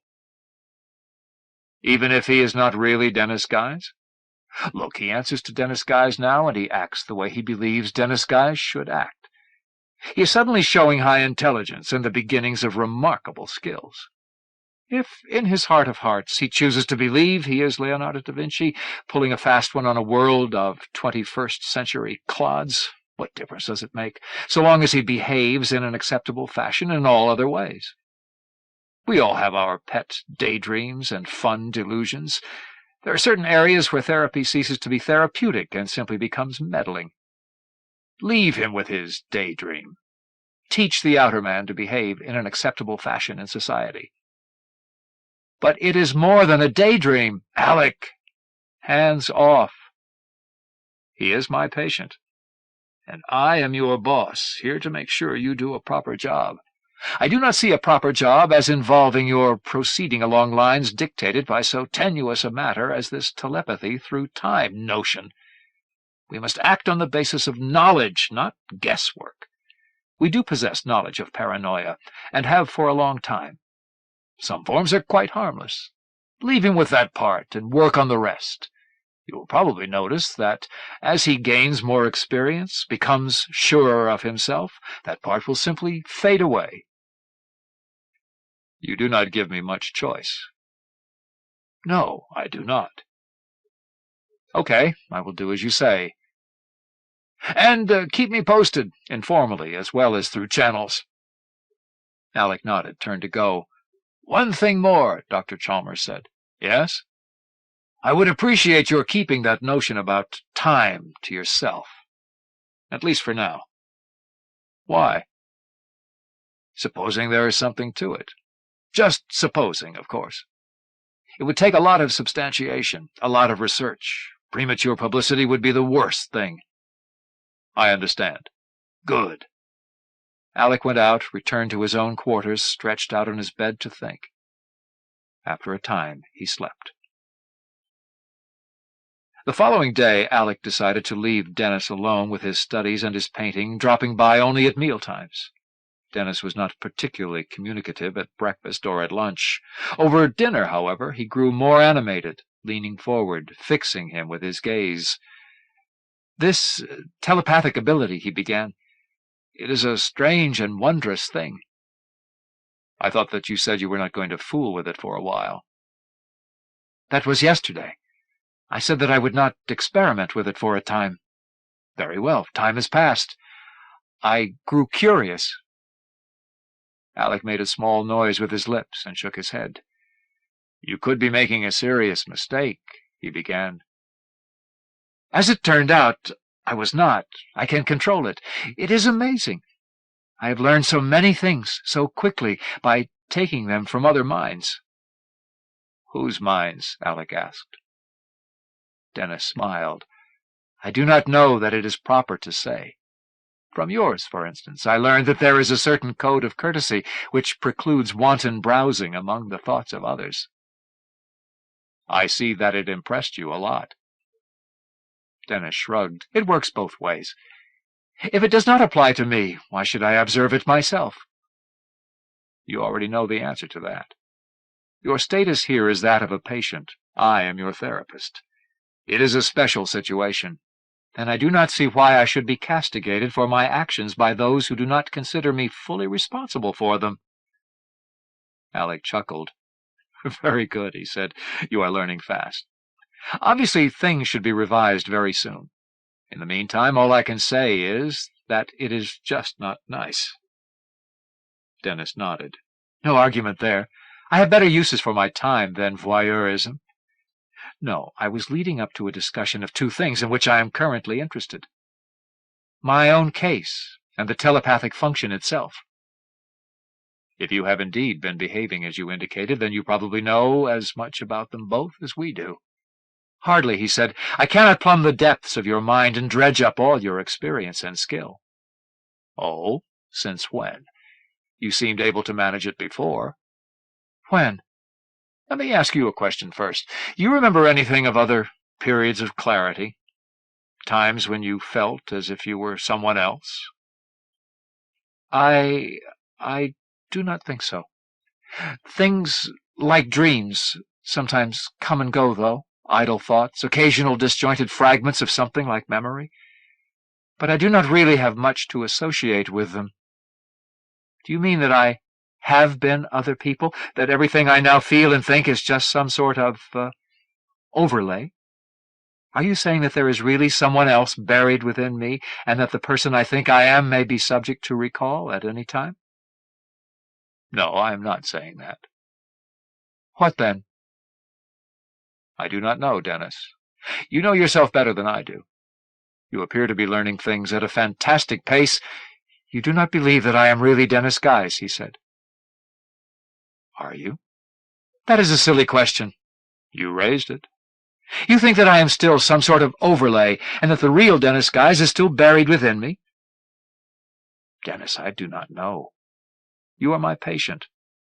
More than anything else, I want to see you fully recovered and functioning normally in society. It was never my intention to raise these doubts in your mind.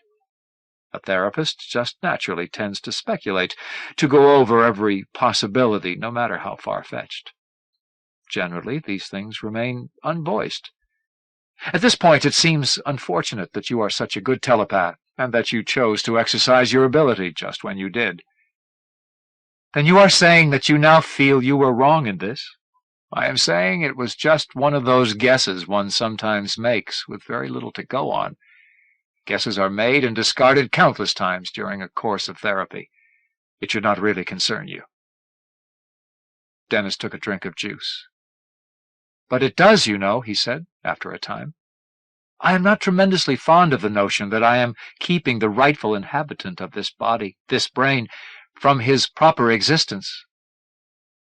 "Even if he may never be so fit as yourself to do so?" "Even so. Beyond the fact that this is all idle speculation, I fail to see where there is much that you can do about your tendency." "I suppose you are right. It is an interesting hypothetical situation, however, and coming out of the dark as I so recently have, matters of an existential nature do hold a certain fascination."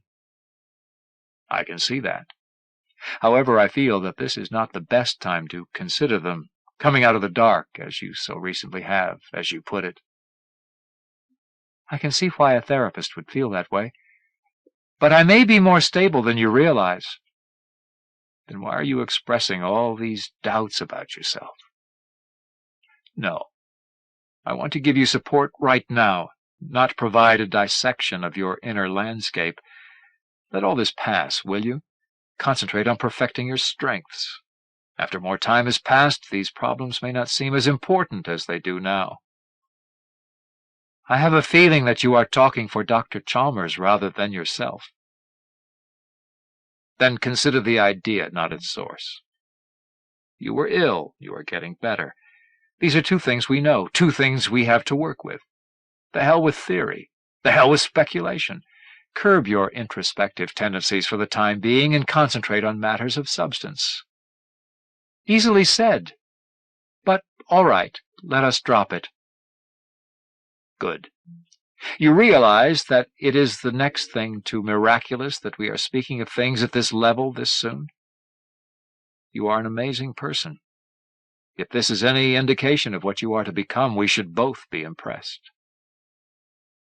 "Yes, I guess that you are right. I should be thankful for this flash of existence which has been granted me. Now, just for purposes of rounding out my education, tell me about this telepathy through time business that I caught a thought or two concerning here and there. Is there anything at all on it in the literature?" "No, I have checked recently. There is not." "Have you ever managed it yourself?" "No." "Any idea how it might be done?" "None whatsoever." "Pity, is it not, when you consider all the things that might be learned from the past, if it could be taken more seriously?" "One day, who knows?" "Indeed," he said, and he rose from the table. Alec stood also. "Walk you back?" he asked. "Thank you, but I would rather be alone." "There are many things I wish to think about." "All right, sure. You know where my rooms are if you should want to talk about anything, any time." "Yes. Thanks again." Alec watched him go, seated himself, and finished his coffee. The next day Dennis did not take breakfast with Alec, nor did he invite him into his room. Through the partly open door he told him that he was very busy and was going to skip that meal. He offered no comment on the nature of his activities. After breakfast, Alec checked the tape in the monitor for Dennis's room, from which he learned that the light had been burning all night, and that Dennis had alternated between long periods at his easel and sitting motionless in his armchair. Returning at lunchtime, Alec received no answer when he knocked on the door. He called out several times, but there was no response to this either. Finally he opened the door and entered. Dennis lay on the bed, clutching at his side. His eyes were fixed on the ceiling, and a small trickle of saliva had run back over his cheek. Alec moved to his side. "Dennis, what is it?" he asked. "What happened?" He said. And his eyes filled with tears. "I'll get you a doctor," Alec said. "I am," Dennis said, and his face relaxed. His hands fell away from his side. As Alec turned to go, his eyes fell upon the canvas still resting on the easel, and he stood for several moments, staring. It bore a study of the Mona Lisa, quite complete and exquisitely rendered, he thought, because acrylics are so much better than oils. That has to be it, he thought. I remember that that was his thought, right before he hurried out. Part 4. I am. I remember them all. There were so many. But I do not remember myself, because I was not there. Not before that moment. It was in that moment that I first knew myself. That moment. Once there was a man. His name was Gilbert Van Doyne. We watched him in the General Assembly of the United Nations, watched him get up to say that the preservation of the earth required some sacrifice, watched as the world froze about him, watched him make his way through that still landscape of flesh, watched him go out of the hall and meet the dark man, watched them fly to the roof of the tower and regard the city, the world, listen to the dark man's story, watched them return to the ground, watched Gilbert Van Doyne return to the hall, to the lectern, watched as there was movement once more and the bullet struck us, watched the blue flag as the life left us by our own choice. And in that moment we knew, I knew. Once there was a man, and so I am. He who showed me these things claimed that nothing was ever done. He died at that moment also, again, that I might live. Yet he lives in me still. A man there once was. And I fled through all I had ever been, over that bridge of ashes, the past. To each as he died or was conquered. And I was there. There were men, and I am so. Fled that final image that gave me birth, each, and it returned ever to the final sight of Gilbert Van Doyne's eyes, the first sight of my own. I fled. Back to the place where the dark man lay bleeding. Dying also like the others, but he lived and rose and moved again among his children. I saw through his eyes, and I knew. Once a man there was, and a woman, and I knew. I began to understand. All of them came clear to me now, the hundreds I had known. Or was it more? There is no count. All. I knelt atop the building and raised the 30-06, sighting in on the governor. Fallen, I watched my blood pool as the Persian army pressed the attack. There, in the sand, I strove to create the calculus, when the sword came into me. And you, my Thérèse, where are you tonight? My words have been eaten by the wind. My vision doubles in my head, and the world is twice as monstrous. I squeeze the trigger, and the man falls before thunder. I shift the barrel. Here in my cell I contemplate the terror and think upon the future of man. My own end will be small by comparison. I sketch the elements here at Amboise, the great forces that walk naked in the air and on the seas, the high storms with their winds, the rushing of mighty waves. I shoot again, and another man falls. I wipe the 30-06 quickly but carefully, as planned, lean it against the wall beside the mark of the children of the earth, turn, crouching, and begin my retreat along the rooftops. There, atop the building, I follow the dark man's gesture and regard the East River, a piece of muddy glass, and the hazed and grainy sky where strands of smoke lay like bloated things on a beach. Then to the other side, where I look upon the tangled city, driving through the night, a pain in my shoulder and hoping for rain. But the land lay still and rugged. So be it. I may prefer it another way, yet still it pleases me that the grasses are dry and the animals in their burrows. The pleasure and the pride of humanity are best enjoyed against the heedlessness, the slumbering power of the earth. Even when it moves to crush, it adds something. To isolate oneself too much from it detracts from both our achievements and our failures. We must feel the forces we live with. And the white circle on the field of blue remains for a moment as all else collapses about me. Then it too fades and is gone. Only I remain, a rock fresh exposed above the beat of the surf. I am Dennis Guise. Alec has left the room, is hurrying to fetch a doctor. The pain lessens in my side, as I understand. Alec's recent thoughts echo within me, and I turn my head to regard the acrylics which dry so fast, seeing there on the easel the lady he has left me, smiling. Once there was a man. I ran a fever. I know that I was delirious. I slept a lot. I was in and out of the fog countless times during the next couple of days.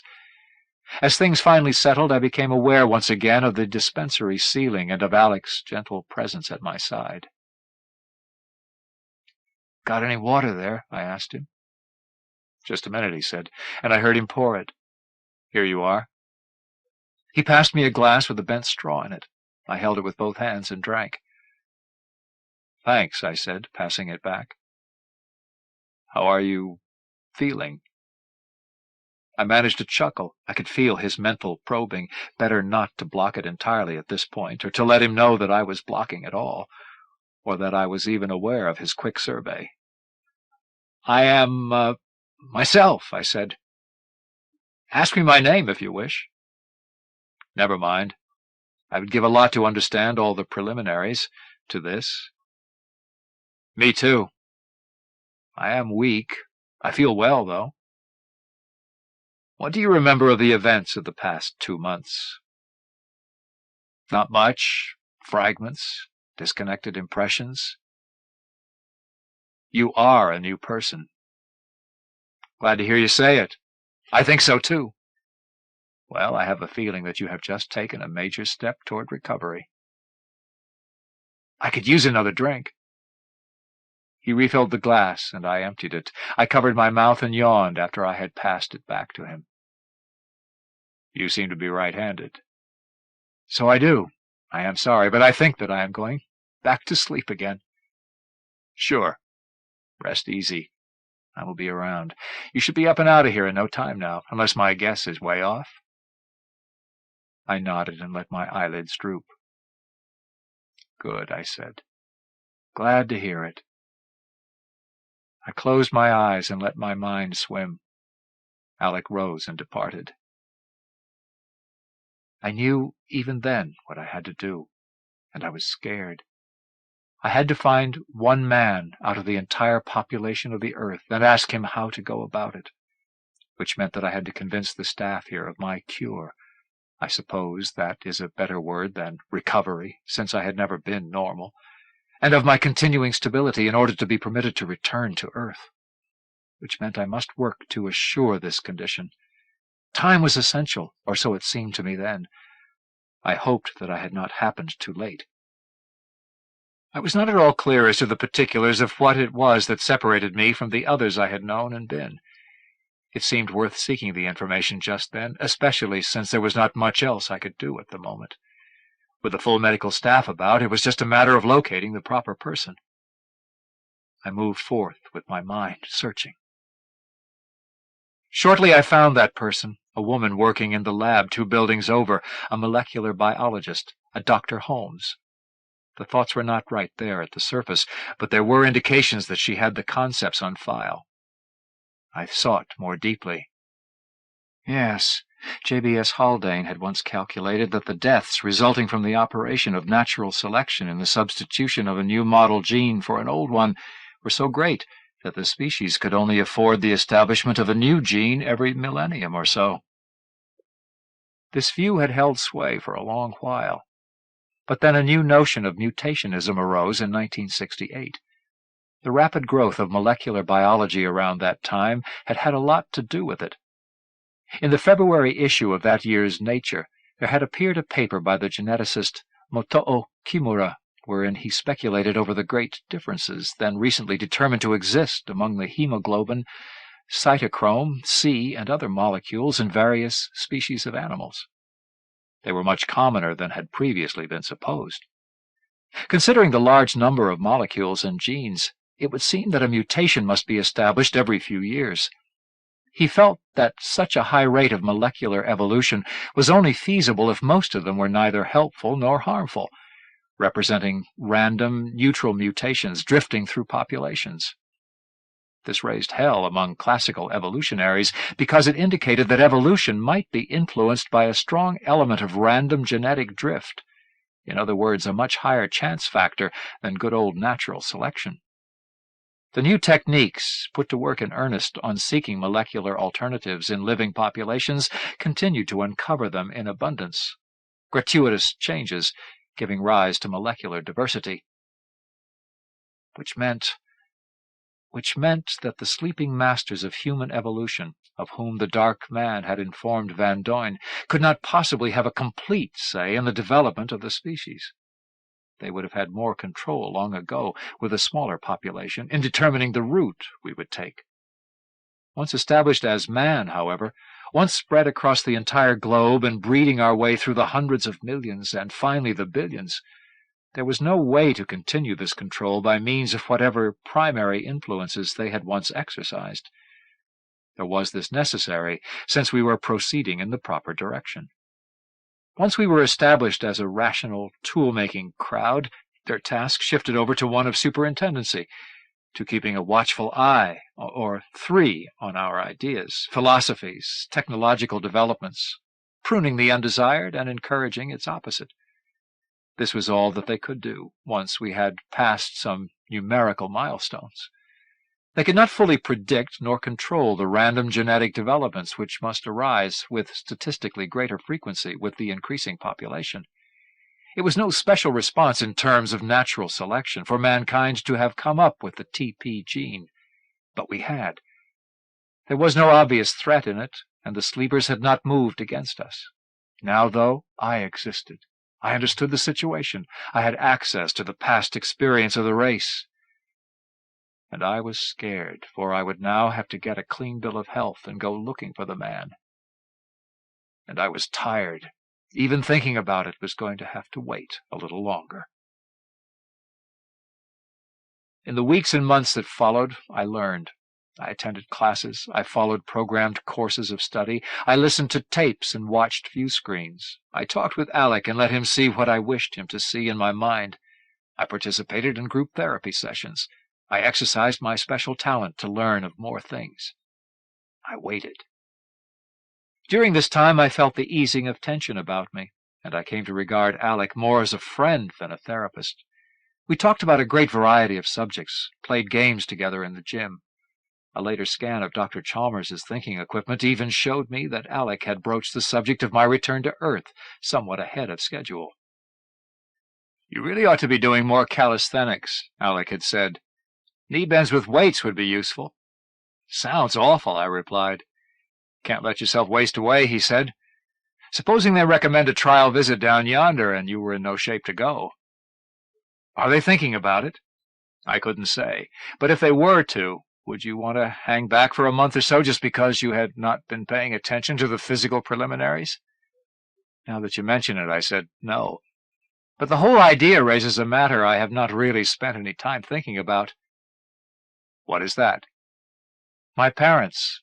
I have already gathered that their separation is probably a permanent thing. When the time does come for me to go back, where do I go?" Alec moistened his lips and looked away. "Do not worry about all that anxiety business," I said. "It is a pretty neutral matter to me after all the sessions I have had with Dr. McGinley. I just want to know where I go when I do go." "Dennis, the matter has not really been discussed yet. I do not know whether your parents will fight over your custody. Do you have a preference?" "As I said, I have not really given the matter much thought. Would my choice count for much?" "From all reports I have received, your parents are both reasonable people. They have been very pleased with your progress here. They both want to see you again. You've had letters from both of them. Was there anything in them that might influence your preference?" "No?" "Then I can only suggest that you spend some time thinking about which one you would rather be with. There is still plenty of time. When the day does come that you have to make a choice, I can add a suggestion that it would be best for your adjustment to honor your preference, for whatever that may be worth."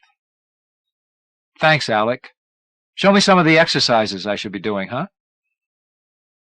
And this was what caused me to go rummaging in Dr. Chalmers's head. I had found myself loath to probe Alex since we had become friends.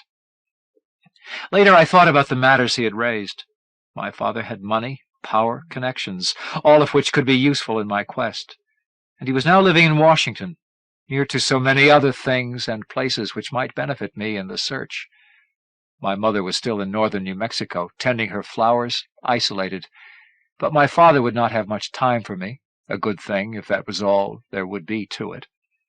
Only with full access to my own impressions past, I could now form a picture of the man. It was my guess that he would enroll me in a fancy private school, some place where they would make a fuss about non-attendance, would keep a tight rein on me. On the other hand, I was certain that I could persuade my mother to let me stay at home, coming and going pretty much as I chose, continuing my education in programmed units via a rented machine similar to the one I was using here. At least I would have a better chance of working things that way with her than I would with him. Then I asked myself another. Aside from these considerations, if everything else were simple and uncomplicated, who would I really want to go to? I could not make up my mind. I almost welcomed the external factors, terrible as they were, which relieved me of the necessity of making a real choice. And so I prepared myself, physically and mentally, for my return. A month later, the matter was mentioned officially.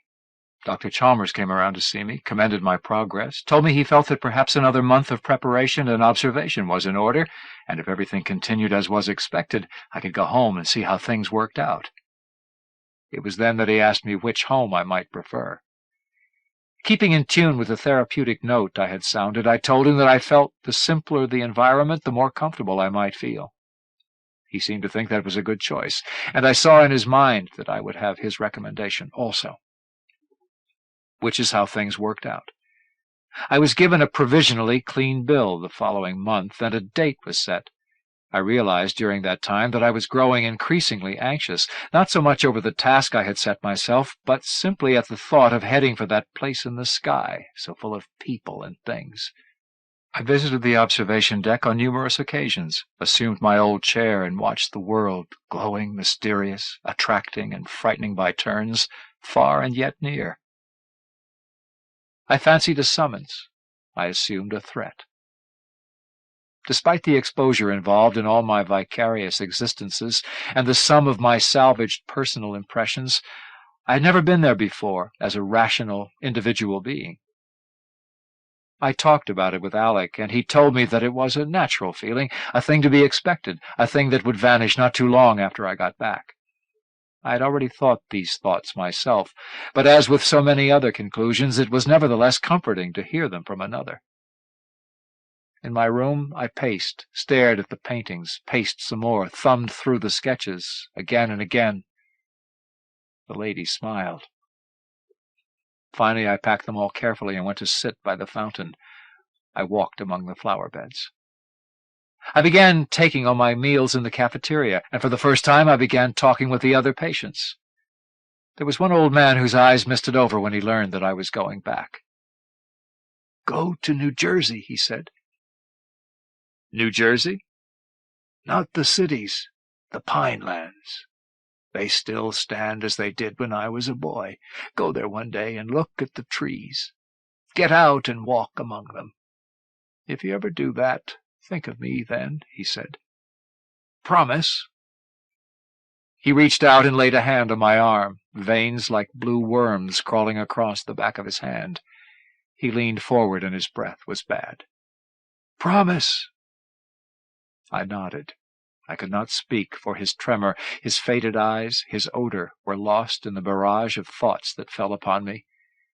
Cranberries, huckleberries, blueberries, sweet fern, sheep laurel, dewy mornings, sunshot days, foggy evenings, bogs, the smell of pine, a gentle rainfall, autumn smoke, winter's chill, homemade whiskey. Pieces, textures, memories. His vanished youth, the place to which he literally could not go home. With difficulty I raised a shield against these things. "I will remember," I said finally, and thereafter I maintained a tight shield when speaking with my fellow patients. When the time came, most of the staff and some of the patients turned out to see me off. I said my goodbyes to Alec, to Dr. Chalmers, to the others, then boarded the monorail that was to take me to Luna Station. I tried to hide my emotions with a forced casualness, not wanting them to think I was anything less than stable at this point. However, my voice broke, and I embraced Alec before I boarded. This was, after all, the only real home I had known, as myself, Dennis Guise. I paid little heed to the rocks, the craters, the inky shadows I raced past. I thought only of what I was leaving and where I was going. I was landed at the field in Texas, and my mother met me there. My first impressions of Earth were mainly of the countless thoughts which swirled about. It was easy to see how they had unbalanced me as a child. Now, though, I was able to put them aside, ignore them, force them into the background, turn them off. "Dennis," she said, and there were tears in her eyes. She kissed me. You understand things now?" "Yes," I said. "I'm all right." "And all this does not bother you?" There was an initial shock. "It has already passed. I can handle the thoughts now." "You will never know what it was like." "I remember some things." "It is so good to see you well, to finally know you." I nodded and tried to smile. "We are going home now. Come this way." She took my arm and led me from the terminal. How to begin? It was strange, settling into my old room. I had memories of the place, but it was almost as if they belonged to someone else, a phenomenon with which I was not entirely unfamiliar. I spent days of introspection, sifting through my old recollections of the place. This was less an exercise in morbidity than a search for things of value. The teaching machine arrived and was installed. My father was footing the bill for it. I spoke with him on a number of occasions. He wanted me to come see him as soon as I felt able. He promised to come see me as soon as he could get away. I began using the machine. Established now, with some of my feelings and thoughts sorted out, I commenced the efforts I had been contemplating since my arousal in the dispensary on Luna. Each day I undertook a telepathic search, swinging and skimming about the world, seeking one mind or some sign of its existence. The act was not as hopeless as it sounds, for I was certain that the one I sought would stand out like a beacon on a dark night. Even as the days passed without the slightest intimation of his existence, I did not grow discouraged. The world is a large place. I was learning things. I was refining my skills. But the weeks passed, and there was nothing. It had, of course, occurred to me that the man I sought might well be dead. It had been a long time since his last appearance. His enemies might finally have caught up with him. I redoubled my efforts.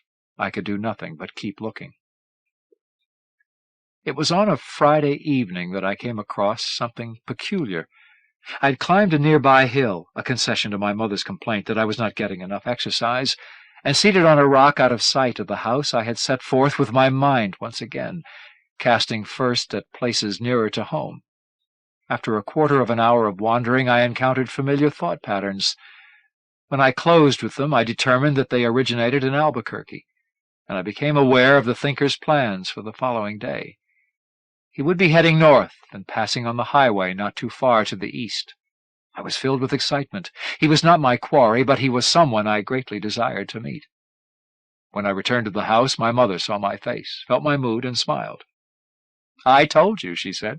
"Exercise. This is the best I've seen you look." "Yes, Mother," I said. "You will be in good condition for your surprise tomorrow." "Surprise? What is it?" "If I told you," she began. "It isn't Dad, is it? Is he coming?" She looked away. "No," she said, "not your father. You will just have to wait and see." I thought of trying a probe, but she would have caught it and blocked it, I am certain, and she wanted it to be a surprise. I left it at that. I had more important matters to consider, anyhow. I yawned. "All this fresh air and altitude. I'm going to turn in early." "Good idea," she said, and kissed me. I was up early the next morning. Before I even got out of bed, I reached out with my mind and found my man. Then I left a note saying that I had gone for a walk, and I made my way to a bluff above the highway. I seated myself and waited, listening to his thoughts as he drove on. After a long while, the car came into view. I climbed down and waited at the side of the road. When the vehicle drew near, I stepped out into the road and raised my hands. I was in his mind at the time and saw that he had noticed me and was going to stop, else I would have gotten out of the way. He braked to a halt and called out, "What's the matter, kid?" I walked up beside the machine, studying the face of the man I had once been. "Hello, Quick," I said. "It's been a while." He stared at me, then shook his head. "I'm sorry," he said. "I don't remember where—" "I remember the shootout when they got Leishman," I said. "You got the last cop and made it away. They never did figure out who the other man was." His eyes widened, then narrowed. "Who the hell are you, anyway?" "I have to talk with you. It's important." "All right. Get in," he said. "No, thanks. Why don't you pull off to the side and get out? We can climb up in those rocks across the way." "Why?" "It's a place to sit down." "Is anyone else there?" "No." He pulled over, opened the door, and stepped out. "I want you to know something," he began. "That you were carrying a loaded .32 automatic in the right-hand pocket of your jacket," I said. "And you intend to shoot anyone else you encounter the moment you see him." "But I'm not lying to you. There is no one else. I just want to talk." "How did you— Are you a telepath?" "Yes." "Okay. Any place special?" "No, just up." "Lead on." He followed me to the top, found himself a perch, and lit a cigarette. "What do you want?" he asked. "First," I said, "I wanted to meet you. You see, once I was you." "Come again?" "I will have to tell you something about myself." I began, and I did. I told him of my condition, of how I had become Leishman and been used to trace him, of how I had later, briefly, been Quick Smith. The sun was higher when I finished. He had remained silent as I had spoken, nodding occasionally. Now he sat staring off toward the horizon, as if listening to some faraway voice. I waited for him to say something, but he did not. I cleared my throat. "That is my story," I said finally. "I wanted you to know that much before—" "Yes, it is quite interesting," he said then. "You certainly are a different sort of person." "Now what?" Now I was going to ask you, as the only COE member handy, whether you really believe that our rural past possessed all the virtues, whether all the cliches about cities might not make that past seem like something it never was, whether exploitation of the land and the people, like child labor, might not have been far worse in the old days, as it still is in agrarian countries today, whether the cities might not really offer more than they have taken when contrasted with that past. That was not what I meant when I said, "Now what?" And that is a string of loaded questions, he said. But I will give you an answer anyway, before I go back to it. I am hardly a spokesman for the COE. I am just a dirty work specialist. It is true that a lot of us might romanticize the simpler life, turn it into a pastoral. I'm not one of them. I grew up on a farm. I was child labor myself. I do not have it in for the cities. In fact, they represented something I wanted to get away to as soon as I could swing it. They may well offer more than they have taken. I think that they probably do. I am just a dirty, mean little guy who was probably simply a troublemaker to begin with. If it had not been the COE, it would have been something else. Then. Your asking me these things makes me think back over it, though. Now it is a bit different, but okay. For all that, when I look back at my childhood, I see that I always loved the land. I can't romanticize it. I was too close to it. I am a conservationist, an environmentalist, an ecological activist, whatever term is currently fashionable, because I am pro-land, not anti-city. You set up a false dichotomy when you reeled off those questions. Being for the land does not mean being against the city. We cannot junk them all and turn back the clock. Not now. When we blow up a dam or screw up a source of pollution, we are not telling them to turn off all the technology in the world. We are telling them to be more judicious in its disposition. We are encouraging the consideration, the development of alternatives. There are men who see no more in public lands than lumber, minerals, grazing, and the building of dams, men who claim they are benefiting the people in this and are really only out for a fast buck. Rod told me the history of the national parks, for example. They faced this kind of invasion and destruction with the same excuses offered long before our present problems existed. I want to protect what remains of the natural world, that's all. Now you tell me something. I had asked you, now what? What I meant was, you have this powerful ability no other telepath seems to have developed yet. What are you going to do with it? What do you mean? Your interest in these matters seems more than simple curiosity. I could not help but wonder. His eyes flicked upward past my shoulder. I had not heard anyone approach, nor felt them with my mind, and I was not in Quick's mind at the moment. I turned. She had come up the easy grade on the far side of the bluff. She seemed taller than I remembered, and a trifle thinner. "Lydia," I said, rising. "Mother spoke of a surprise." She smiled. "Hello, Dennis," she said. "Hello, Quick." "You know each other?" I asked. Quick nodded. "Oh, yes," he said. "We've met a long time ago." "How have you been?" "Fine," she said, drawing nearer. "Lydia is the therapist I mentioned," I said, "who took care of me before." "Quick, you have changed," she said. He nodded. "Everyone does, I guess," he said. She looked at me again. "Dennis, let me see you." I nodded and felt her move further into my mind. After a time, "Congratulations, we have succeeded," she told me. "You exist. You have followed the leads that I left you. You are seeking what?" "A man. The man who spoke with Van Doyne years back." "Why?" "To ask how I can help him with his efforts." "What makes you feel you have anything to offer?" "You know that I am special." "You feel that is enough, being special?" "I guess that is for him to decide." "It is good that you wish to help.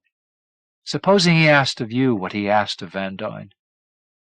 "I do not know. It would be a waste." "Perhaps. Whatever, I will help you in your search. So will this man."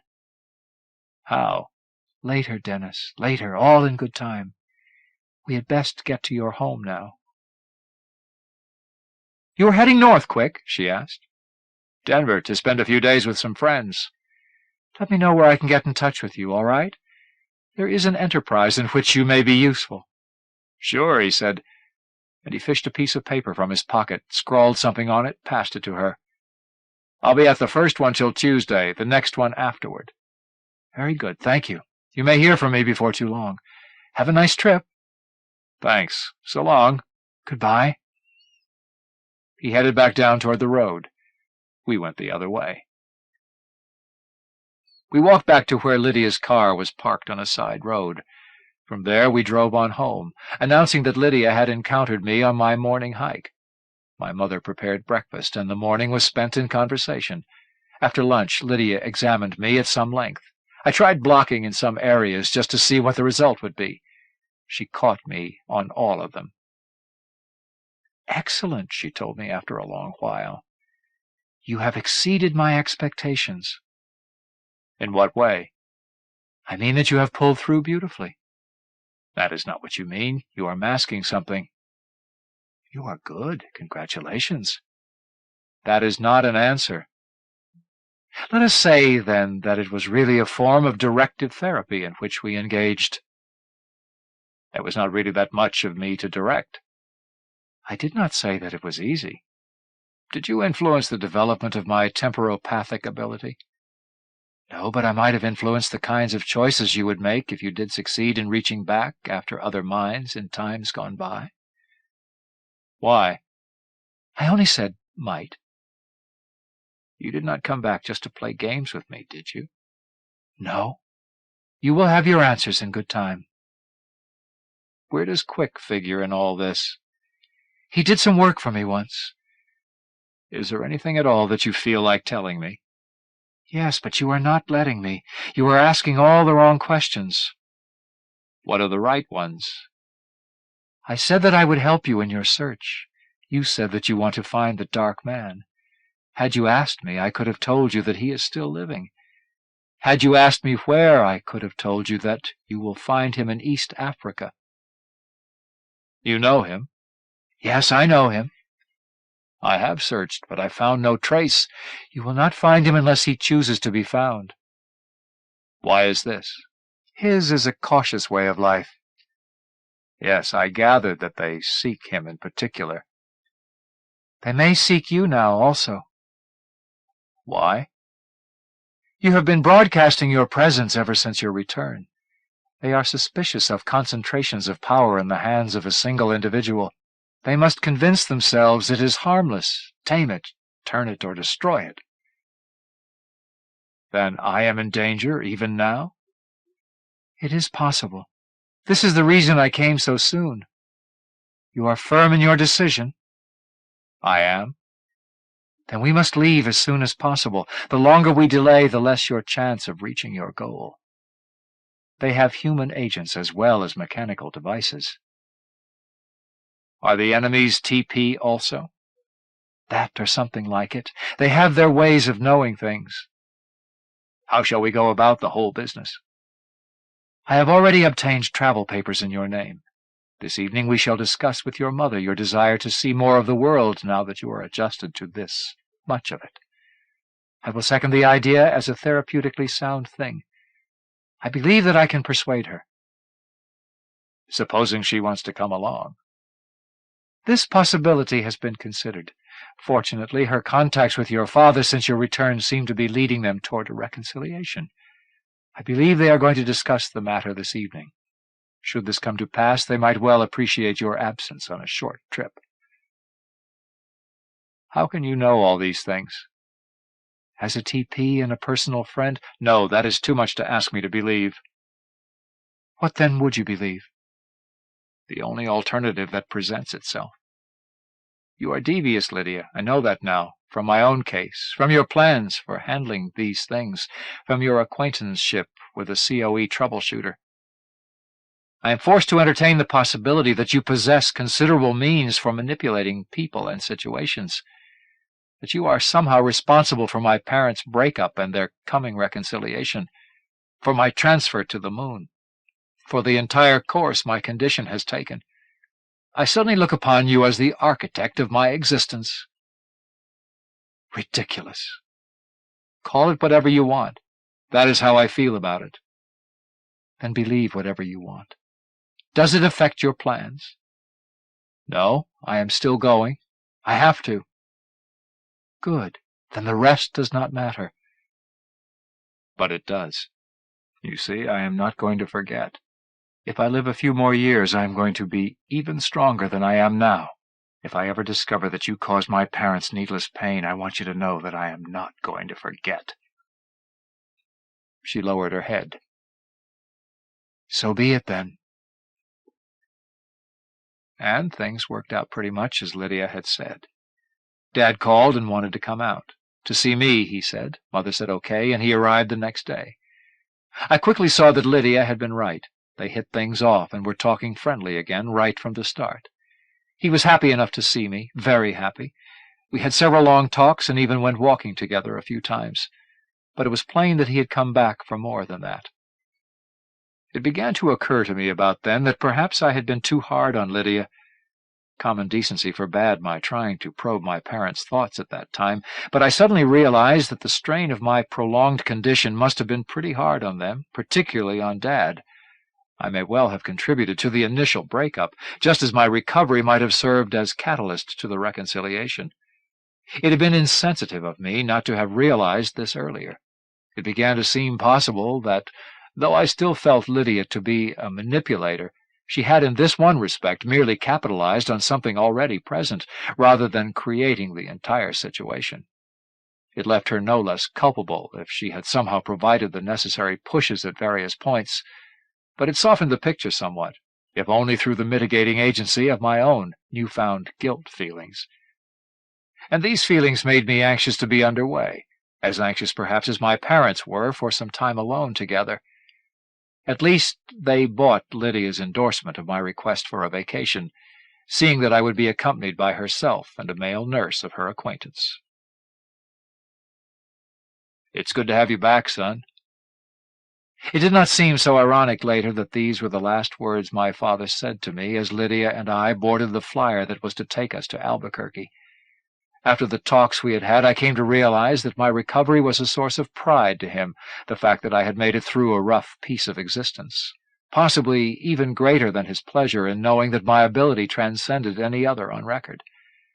Mine was a sadder feeling than I had thought it would be, at another leave-taking this soon after my return. I waved to them as we rose and did not let down my shield till we reached the town. The flight out of Albuquerque was uneventful. Lydia had warned me of the possibility of danger from that point on, but I scanned all my fellow passengers and found nothing alarming. In fact, it grew boring after a time, and I read most of the way to Libreville in Gabon. Only Quick seemed constantly alert. Shortly after our arrival, a man appeared at our hotel with a case full of pistols. Quick selected one, a revolver, and a box of cartridges. No money changed hands. Lydia shielded the man's mind, but I was still able to skim a few surface thoughts indicating his connection with a local COE-type group. "With this," Lydia said to Quick, "you are in a position to take over my function as bodyguard. I have to go on ahead now to make arrangements, which gives you a little time to spend." She passed him a slip of paper. "Be at this field in Moanda at 1800 hours tomorrow. You will be met there and transported east." It was not clear to me how she could have been acting as a bodyguard, but then Quick had never seemed much like a male nurse either. I refrained from commenting. "What is there to do in this town?" Quick asked her. "For one thing, you can get out of it in a hurry," she replied, smiling. "There are more instructions on the back of the page. Take the shuttle down to Moanda tonight and go visit that place tomorrow." Quick turned the sheet, read there, looked up. "What do we do when we get there?" "Sightsee, that is all. Look at that thing and think about it. Nothing more. An amusement, perhaps. A way of passing the time." "All right. Shall we get something to eat now?" "Let's." Lydia departed after dinner, and Quick and I returned to the hotel and checked out. We caught the shuttle and leaned back to watch the country pass. After a time I dozed and did not awaken until we had reached our destination. It was quite late when we checked into the local hostel, and we turned in immediately. I was awakened.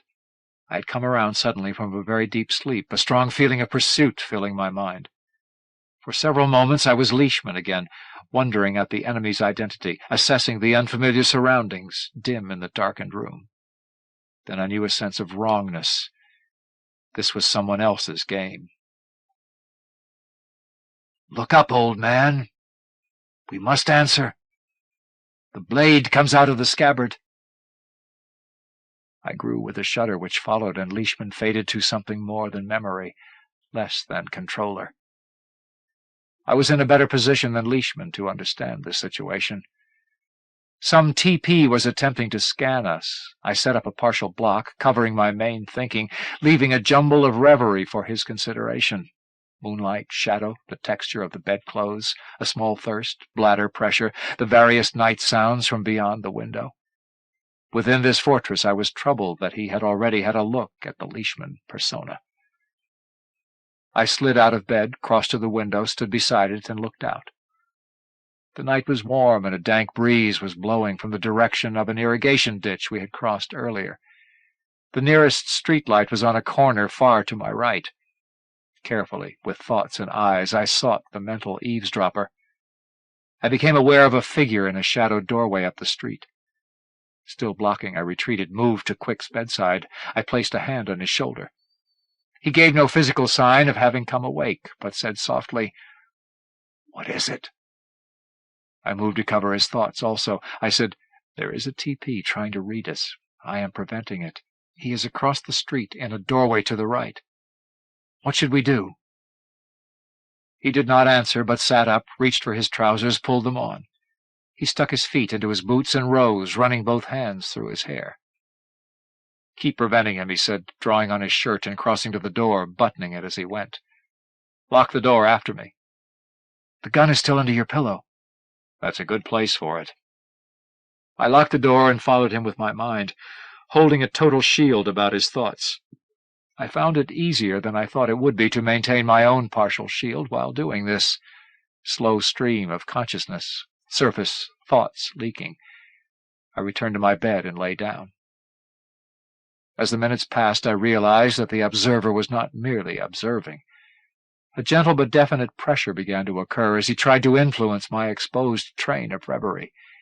It was something I had never attempted myself, taking control of another mind. I permitted him to gain his simple objectives, wondering the while whether I should make an effort to try the same maneuver on him. Before I could make the decision, however, the pressure was off and the sounds of a scuffle occurred beyond the window. I dropped my shields and raced across the room. I could make out little beyond the movement of shadows within a courtyard to the left of the doorway our observer had occupied. I moved into Quick's mind and was swept up by a sequence of motor activity. We were blocking a knife thrust, then chopping with the edge of our hand. We kicked then and closed for a succession of blows. There was a brief pause, then a final calculated chop. I broke off contact immediately. I lay quietly and attempted to still my mind. Later, when I let Quick in, I asked him, "What did you do with the body?" "Irrigation ditch," he said. "I suppose it was necessary?" He didn't give me much choice. "And if he had?" I hate hypothetical questions. He returned to his bed, got in. I went back to mine. "How much do you know about where we are going? What we are going to find there?" I asked him. "Absolutely nothing. Lydia says it is important. That is enough." "How is it that you know her?" He coughed, then, "I'd supposed you had found that in my mind." "I don't go poking around in my friends' heads." "Good to hear," he said. "So how did you meet her?" "She saved me once when I was running from the police, came up to me on the street in Omaha, called me by name, and told me I'd better go with her if I wanted to be safe. So I did. She put me up for a couple of days and got me out of town. She got me fake papers and a legitimate job while I was lying low. Later I did some work for her." "What sort of work?" "Oh, you might say courier, guard, delivery boy." "I don't quite follow you." "That's all right. Go to sleep." "Is she COE?" He was silent for a time, then, "I don't really know," he said. "Sometimes I think so. But I have never been certain. She is certainly sympathetic." "I see." "Probably not. Good night." "Night." In the morning we had a bad breakfast and found transportation out to the site. I did some probing, but was unable to discover any sign that a body had been found in the ditch. Perhaps it had not yet been located. Or perhaps it was a common occurrence and excited no special interest. It took over an hour to get out to the mine, and the temperature was already beginning to rise out of the comfort range when we arrived. A number of our fellow passengers proved to be part of a tour. We stayed near them to benefit from their guide's explanations. Following, we approached an abandoned open-pit mine, taking a trail that led around to its far side. We drew up beside a railed-in area. As we walked, the guide had explained that it once was a uranium mine, from which over 800 tons of the metal had been extricated annually in the late 20th century, until it finally gave out. Most of it had gone to France. "And here," he said, leaning on the rail and gesturing, "is the truly interesting area. It is here that, back in the last century, the miners suddenly came upon strata bearing abnormally rich ore.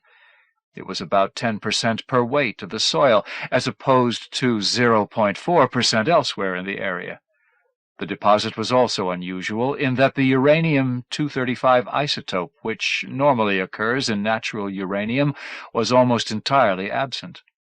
This discovery, of course, led to considerable interest and study, resulting in the conclusion that you are looking at the remains of a natural nuclear reactor. There were appreciative mumblings from the dozen or so persons before us. I moved nearer to the rail for a better look. It was not especially impressive, a big rocky pit, scarred, gouged, gravelly at the bottom. Fitting.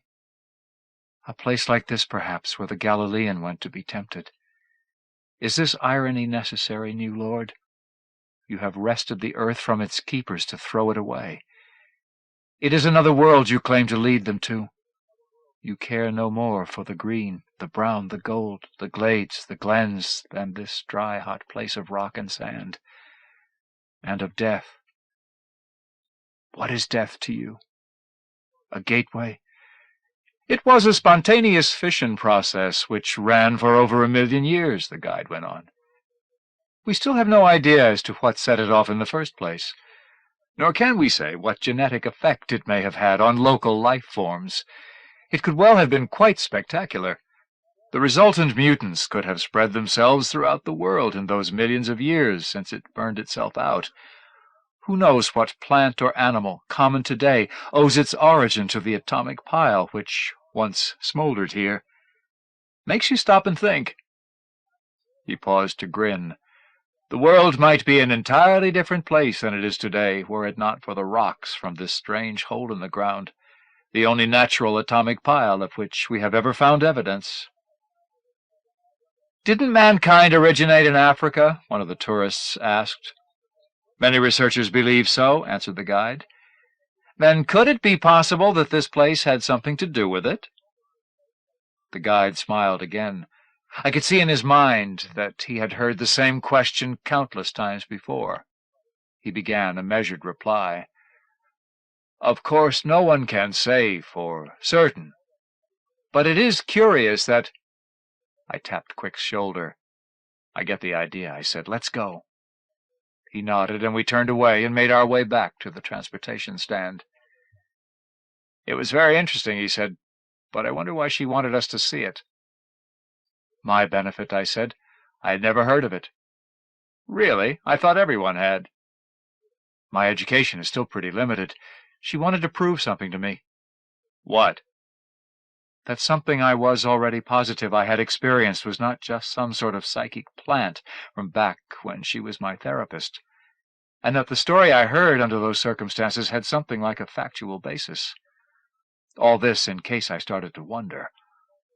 All right, I believe her. Damn it. I am afraid I do not understand. That's okay. I guess I am really talking to myself. Quick, I'm scared. Of what? That guy last night. They have human agents. I had not known about that until just recently. I should have guessed as much, but I didn't. Who has human agents? What are you talking about? You're going too fast for me. She never told you about the enemy? No. She must know, if she knows the man I am looking for, knows as much else as she does. Then I guess she just did not see fit to tell me. Well, I do. I've got to tell someone. I did not finish till we were back in town, back at the hotel. When I had, he shook his head. He lit a cigarette. Damnedest story I ever heard, he said. You don't believe it? I do believe it. Wish I didn't. It makes a kind of ghastly sense. I do not understand what you are going to do to help the situation, though. Neither do I. Let's get packed and go eat. Then we had better find that airfield. I nodded, and we did. Night. Crossing the Congo in a small flyer. Quick, me, a nameless pilot. The only light in our small box in the sky came from the dim dials of the instrument board and the glow of Quick's cigarette. We flew low. I watched the night sky and communed with my other selves. Slowly I began to appreciate what might lie ahead. Something out there, Quick said. He was looking to the left, his head tilted slightly downward. I unfastened my belt and rose part way from my seat to follow his gaze. 16 or 17 meters off and 3 down, a dark shape paced us. Its form was bird-like, but its wings did not move. It was perhaps a meter in length, and half again that from wingtip to still wingtip. I probed, but no infrahuman awareness met my scrutiny. "That is no bird," Quick said, "at this speed, gliding that way." "You were right," I told him. He swung his side window farther open and rested his left forearm on the frame. He lay his right wrist atop it, and I saw that he had the pistol in his hand. I raised my voice to be heard over the wind. "I do not think this is going to do any good." "Let's find out." He fired. There came a bell-like tone. And I remembered the beast, driving in among the rocks, its horns slashing toward my belly. Inches short, it began to throw its weight from side to side, spatulate legs continuing their paddle-like movement, body ringing like a great bell each time that it struck against the stone. I could smell the dried brine. "Didn't phase it," he said. The pilot shouted a query, and Quick yelled, "Take it up!" We began to climb. "No good," he muttered half a minute later. "Quick, I do not think we are going to get rid of it," I said, "and it has not made any hostile moves." He nodded and put the pistol away. He adjusted the window. "Just an observer, huh?" "I think so." "Ours or theirs?" "Theirs." "What makes you think so?" "It reminds me of something else, from long ago." "And we should just let it be?" "I think we have no choice." He sighed. He lit another cigarette. "It followed us that entire night, all across the Congo. The first time we landed, a fueling stop at a primitive field, used mainly by smugglers, according to our pilot's thinking, the bird thing simply circled overhead. Aloft again, it took up its position once more. I slept for a time, and when I awoke we were over Uganda, and a pale light was infusing the sky before us. I was still feeling fatigued, but was unable to return to sleep. Our escort was a piece of the night, reflecting nothing of the morning's illumination. Each time we fueled, it waited, joining us again when we resumed flight. The full light of day flashed upon Lake Victoria. I searched ahead with my mind. Something. For a moment I detected something bright and powerful, and then it was gone. I ate a sandwich and drank some tea. We crossed into Kenya, kept going. I thought back to whatever it was I had touched upon, and I began to grow nervous. Toward what we were rushing and what would be expected of me. In myself I was nothing, possessed of no special skills beyond my TP abilities. Was this the desired quantity? Or would it be better to confront whatever lay ahead in the person of some greater individual I had been? I could reach out so easily to touch once again those minds. But then I had no way of knowing which to choose. I watched the land pass beneath us, green, brown, yellow. Quick had finally nodded and was breathing gently. The pilot's mind indicated that our next stop would be at the Somali coast, our destination. The bird thing left us when we disembarked at that final landing, streaking eastward, dwindling, gone. I was feeling faintly feverish, a combination of the fatigue and the tension, I supposed. It was a sunny afternoon, and we were near the center of a freshly cleared area. A new-looking hut stood across from us. Both the hut and a stack of fuel drums were concealed beneath thatched canopies. I sensed two presences within the structure, a mechanic and his assistant, who would shortly be checking over the flyer and fueling it. Our pilot entered and spoke with them in Swahili. Neither knew what we were to do next. "Quick, I don't feel so good," I said. "I'd imagine. You don't look so good. How about a drink?" "Okay." I thought he meant water, but he produced a small flask from one of the many pockets in his bush trousers and passed it to me. I took a long swallow of brandy, coughed, thanked him, and passed it back. "Have you any idea what we do now?" he asked. I realized suddenly that I did. My tension, my physical distress, my anxiety, my curiosity, and my desire were instantly fused into an aching from which I reached out, moving in the direction of the vanished shadow bird. I felt once again the presence I had touched upon earlier, and in that moment realized that it now lay upon me to make my own way. I turned east and began walking toward the sea, of which we had had a glimpse on the way down. Yes, it felt right to be doing that. There was some sort of easing of pressure as I moved. Quick was beside me, reaching toward my shoulder. "Hey, where are you going?" "This way," I said, avoiding his hand. "Stay here. There is nothing more for you to do." "The hell you say? I am your bodyguard till Lydia discharges me." He fell into step beside me. "Now, what happened?" "I know where I must go." "Great. You could have told me, though." "It may be better if you do not accompany me." "Why?" "You could be injured." "I'll take my chances. I have to be certain you get where you are going. All the way." "Come on, then. I have warned you." There was a trail through the brush. I followed it. When it turned right, I did not. By then the brush had thinned, however, and we were able to make steady progress. The way slanted gently downward for a time. "Heading toward the water?" Quick asked. "I think so." "You said I could be injured. Can you be more particular as to the nature of the threat?" "No, I do not know what it is. It is just a feeling that I have. They really only want me." "Who are they?" "I haven't any idea now." Walking. The way grew steeper. I continued to feel feverish, but I now regarded myself in an almost abstract fashion. It was as if, having hosted so many minds, my body might be something of a way-station, a place where I, too, was but a passing fragment of the humanity come to temporarily inhabit it, ready to abandon it to another when my stay was done. I steered it over outcrops of shale, occasionally using my hands in steeper spots. "Dennis, I think we ought to stop to rest," Quick said after a time. "No, I have to go on." "You are breathing hard, and you've cut your hand. Sit down. There." He indicated a flat-topped stone. "No." He seized me by the shoulders.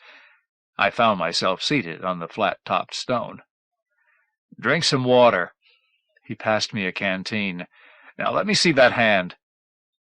He dressed my right hand as I drank. Then he lit a cigarette and readjusted his belt holster to place the pistol in a more accessible position. "I cannot believe that Lydia wants you to get there in less than good shape." "It doesn't matter, Quick. Something is drawing me toward it now, making me regret every moment I waste like this. It does not matter if I get there tired. It is my mind that is important." "Never slight your body, Dennis. You might be capable of all manner of mental gymnastics. But these days everybody talks so much about psychosomatics that I think they sometimes forget it works the other way around. If you want that mind of yours in good shape for whatever lies ahead, you will be a little kinder to the anatomy and physiology that go along with it." "I cannot look at it that way just now." "Then it's a good thing I came along." We rested for several more minutes. Then Quick ground out his cigarette and nodded to me. I got to my feet and continued down the slope. I decided against further thinking. My emotions were numb, and I no longer trusted my intellect. I concentrated on moving in the direction which summoned me with greater authority with each step that I took. I felt that I was no longer in a position to judge anything, but that I could only respond to what was presented to me. Whether this feeling itself was a response planted in my mind long ago by Lydia, or whether it was a totally appropriate reaction dictated by the physiology of survival, I would probably never know. The man hurries toward the meadow his party had crossed earlier. There had been a rocky knoll in its midst. He breaks into the open, running toward the hillock. From the thunder at his back, he is already aware that he will be unable to attain a sufficient vantage in time to roll rocks down upon his pursuer. He races toward a stony cleft, slips within it, and turns, crouching. The ground leveled off, and we entered an area of heavier brush. I located a trail, though, and we continued to make good progress. Perhaps 20 minutes later, the foliage began to thin. At the same time, the trail took a downward turn. We moved along until it lost itself in the place where the brush dwindled to low shrubbery and dry grasses. I still knew the way, better than ever, for the strength of the summons continued to grow, and I bore toward my left through an area of sandier soil. At length we came to a hill and climbed it. From its top the sea was now visible, perhaps 2 miles distant, green, sparkling. Old. the sea and this land, both. I halted for a moment. It was the first time in my life that the concept of vast ages struck me in just that fashion. I suppose that my youth had something to do with it. I had not existed long enough for the accumulation of much personal history. Consequently, I had never reflected on the nature of duration as it applied to me. As for those other lives I had touched during my stay on the moon, the time spans which separated us meant nothing when I could simply reach them as I would call to a friend across a room. But this prospect of rock and water told me of geological chronology in a way that even the view from the moon had not. There, though I had seen the world in toto, bright and lovely, I was too removed, too distant, too new to the fact of seeing, perhaps, to look upon it as more than a celestial artifact, cunningly wrought, existing in the moment. And the moon itself, above me, the static character of its airless surface, its motionlessness, it was a place where time was frozen, process outlawed. And so the present vista made me think for the first time, as my own thoughts, of the age of the world, of its lifetime. It made me think of all the tamperings with its life systems. And suddenly, in the play of the afternoon light upon water and this small corner of Africa's old estate, I saw my movement as something more than a compulsion, more even than a duty, though this too was of it. There rose in me the desire to do anything to preserve the ancient land and waters of my world against the planned obsolescence which had pursued them across countless afternoons, perhaps since the stoking of the now-dead reactor in Moanda. I realized, too, that I might not be what I am but for that ancient device. Yet I had to be more than a wind-up toy. We all did, or life was meaningless. The dark man had told Van Doyne that the one answer to the course of human affairs, the answer no longer taken seriously, the teleological one, was correct. We had had a rule of determinism forced upon us. Only by breaking it somehow could we save our home, our lives. Whatever was asked of me, that now was my desire. But tell me, is anything ever done? I headed down the hill, my eyes on the coastline. The beach was done, rock-strewn. The sea drew creamy curves along its length. I smelled it now in the racing wind. Dark birds circled, slid above its waves. A finger of land almost touched the water below and to my left. I could not see beyond it to where my course led me. 15 minutes later we trod the sand and the pebbles, moving to round that prominence. I could hear the calls of the birds, the splash of the waves, feel the cold force of the winds. The wind blows on. The world goes as it will, coursing the same route it would have taken had I never been at all. The force that was drawing me grew into vision, so that I saw the dark man standing facing the sea before we passed the rocky hill and beheld him with our eyes. He knew that I was there, though he did not look in my direction. I could sense this awareness within his consciousness. Most of his attention, however, was focused on something farther east beneath the waters. Quick halted, his hand upon the butt of his weapon. "Who is it?" he asked. "The dark man," I said, "who spoke with Van Doyne. The ancient enemy of our ancient enemies. He who was gored." The man turned and regarded us. He was of medium height. He had on shorts and unlaced tennis shoes. He wore a medallion about his neck. He leaned upon a lance of dull metal. I felt the full force of his attention shift toward me. "Dennis, guys, this is the time and the place. Things are ready. Are you?" "Yes, but I do not understand." He smiled across the 10 or 12 meters that separated us. Neither of us moved to draw nearer. The vision of Van Doyne as he looked at the East River, as he looked out across the silent city. I have seen. I remember. It is not this which I do not understand. Quick caught my eye. "What is happening?" he asked. I raised my hand. Quick nodded. "I hear him," he breathed. "They dwell out there," the man indicated, gesturing with his spear. "Beneath the waters. I come to this place periodically to speak with them. As always, I have been attempting to convince them that their plan is failing, that mankind is more complex, has become less responsive to their promptings than they had anticipated, that sufficient remedial action has been taken to thwart them, that something has been learned from all man's missteps, that it is time for them to concede the game and depart." "Do they answer you?" I asked. "Yes. They maintain the opposite." "How can such a matter be resolved?" "By means of an example." "What am I to do?" "You must go to them and let them examine you." "How will that win your case?" I asked. "What can I show them?" But even as I asked it, realization after realization swept over me. It was as if this dark stranger, rather than Lydia, were my only begetter, and that he had treated me as the enemy had treated the entire race, shaping my life, my illness, my recovery, the precise nature of each of my experiences, manipulating me to the extent necessary to produce just such a being as myself at this moment, in this place, so that he might give me to the enemy to examine in any way they saw fit, hopefully demonstrating that mankind had changed from the being of their original specifications, and that, as I now knew from my experience of history, the past is not lost to us, is not a bridge that has been burned, leaving only ashes, but rather is an open way, that all of history is there to be explored, learned from, and even if they destroy me, more such as myself may arise at any time.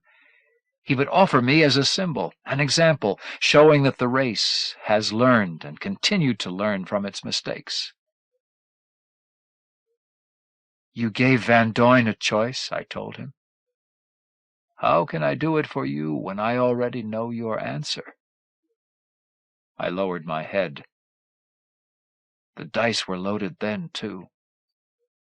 There was no other way. There still is not. I looked out at the waters, up at the sky, down at the beach. I might never see them again, I realized. "Where are they?" I finally asked. "I will call them." He turned away, facing the waters. "And now," Quick asked, "what is he doing?" "Summoning my judges." He placed his hand on his pistol. "I don't like the sound of that." "It must be." "All right. And what I do must be also, if they try to harm you." "You must not interfere. You know what is at stake." He did not answer, but jerked his eyes from mine and stared out over the waters. Even before I turned and looked, I saw it in his mind. A sphere with a mirror finish had broken the surface of the sea. As I watched, it advanced. I could not judge its size or distance accurately. Reaching out, I detected living presences within, of some order of thought which I could not approach. They were aware of my scrutiny, and they gave me no more than this glimpse. It came rolling in, gleaming, circular, enormous. It struck a sandbar, or some obstruction, perhaps 40 meters offshore, and maybe a quarter-mile north of where I stood. There it rested. The entire affair was managed without a sound, interposed among the wind and the waves, the cries of the birds. As I watched, an opening appeared on the shoreward surface of the globe, and a ramp was slowly extruded, slanting down into the water, just as soundlessly as the vessel's arrival. "They have come. The rest is up to you." I licked my lips, tasted salt, nodded. I took a step forward. Quick moved with me. "No," said the dark man, and Quick froze in his tracks, reminiscent of the audience I had seen at the General Assembly meeting that day, both long ago and yesterday. I continued on. I approached the dark man, passed him on the seaward side. He was as expressionless as I knew myself to be at that moment. He clasped my shoulder as I went by. That was all. As I paced beside the lapping waves, I thought of Quick, immobile. It had to be that way. He would have taken a shot at anything that tried to touch me. We could appreciate that. It was so simple. For suddenly it seemed that I was no longer alone. My mind had played some trick, reaching out unconsciously, perhaps, in some peculiar fashion, so that it was as if I were simultaneously myself and one other. Somehow Roderick Leishman was with me. I felt that if I turned around, I would see him walking at my back. I did not turn around. I continued, my eyes fixed on the globe far ahead, wave-washed, spray-swept, laced by the flight of dipping, pivoting birds. The birds, their flight, I saw them as through a stroboscope, slowing, the details of each movement clearly recorded in my brain, ready at a moment's notice to be transferred to my sketch-pad. And it was as if Leonardo da Vinci walked beside Leishman at my back. We passed on, scuffing sand, seeing where the surf drew its lines, as it had that day, near Syracuse, where we almost captured the calculus ages early. Archimedes joined Da Vinci and Leishman as we moved on in this ancient place, this land still virtually untouched, still throbbing with the pulse of the clean elements, O gods, and might it be that man could live in greater harmony with your bounty?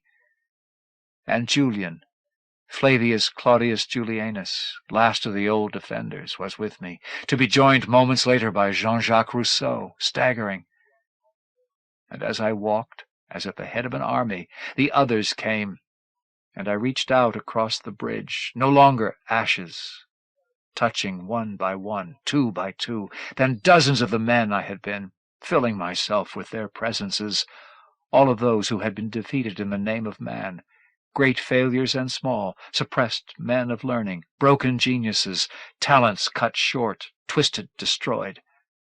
I was immersed within their number, but I was one of them, the switchboard, the contact, the point man. There was Leonardo, there Condorcet, there Van Doyne.